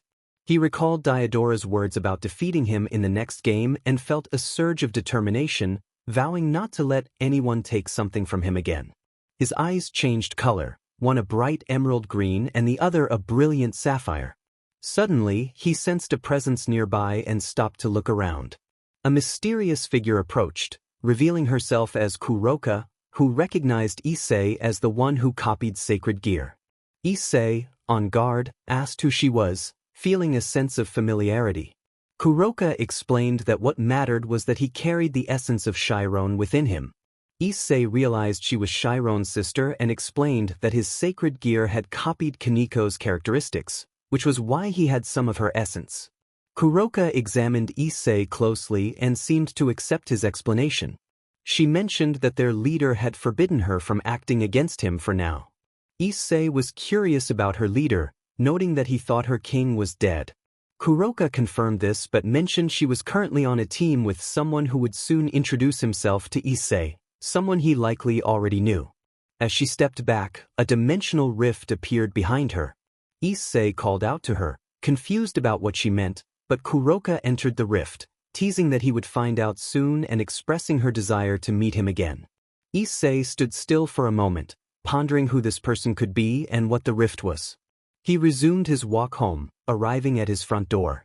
As he opened it, he was greeted by a scene that could only be described as paradise, for many his companions were dressed in outfits that were almost transparent. Asia welcomed him with a bow, while Isabella and Carlomine followed suit, greeting him as their master. Isabella showcased her beautiful, toned figure and asked if he liked what he saw. Issei, captivated by the sight, admitted that he loved it but questioned what was happening. Irina explained that it was her idea. They were all worried about him and wanted to thank him for everything he had done for them. Irina expressed her surprise at how exaggerated the others were, noting that they even called Rias for advice. Issei thought to himself, grateful for Rias, as he imagined her smiling at him and saying he owed her something when she arrived. Isabella asked Issei if he was satisfied just watching or if he would prefer to touch. Issei felt flustered, blood rushing to his face. Murayama, feeling overwhelmed, insisted that it was too much and that they should get their clothes back. She rushed out of a room, dressed similarly to the others, and gasped when she saw Issei. Issei, slightly startled but still blushing from the scene, thought that he could die without any regrets as he tried to memorize the moment. Kates called out to Murayama, pleading not to be left behind, and asked the others to return her clothes. She blushed deeply upon seeing Issei. Issei, feeling overwhelmed, stretched his arms out as blood dripped from his nose. The girls rushed over, calling his name in concern. Lying on the floor with a goofy expression, Issei thought he was in heaven. Minutes later, in Issei's room, he was recovering and sitting on his bed with his fiancée, Rias. She asked if what happened was real, amused since the events were a result of her and Akino's advice. Issei thanked her, surprised her with his gratitude, and remarked that he had discovered paradise. Rias teased him, suggesting that paradise could have used more women. Issei complimented Rias, acknowledging her beauty, which made her blush. He reminded her that as his fiancée, she didn't need to make such insinuations. Rias, feeling happy, shifted the topic to Kuroka, Kaniko's sister, who had visited him. Issei confirmed this, mentioning that Kuroka's leader had forbidden them from acting for now. Rias expressed concern, noting that Kuroka was someone to be feared, and the fact that they hadn't acted meant they were likely watching him. Issei sighed, admitting he couldn't focus on their leader or when they would act. Rias pointed out that he was worried about his fight with Diodora, noticing Issei's frown at the mention of the name. Issei expressed his anger, vowing never to forgive Diodora for trying to take someone away from him, regardless of his strength. He declared he would make him regret it. Rias gently took Issei's hand, reassuring him that she understood how much his friends meant to him, just as her own did. As his fiancée, she wanted to help ensure the happiness of everyone in their circle. Issei whispered her name, smiling warmly at her, and agreed to work together for their friend's happiness. Rias reminded Issei that his siblings had a request regarding their presentation for the Underworld's TV studies. Issei wondered what it was about, and Rias warned him not to forget to congratulate them. Issei hesitated, saying he would think about it. Rias sighed, reminding him to focus on winning the upcoming qualifiers first. Issei agreed, smiling at her. A few minutes later, after taking a bath, Issei walked toward his room and noticed a light coming from a nearby room. Curious, he peeked inside to see sparks flying from the clash of swords. That was the end of the chapter, and the hope was that everyone enjoyed it.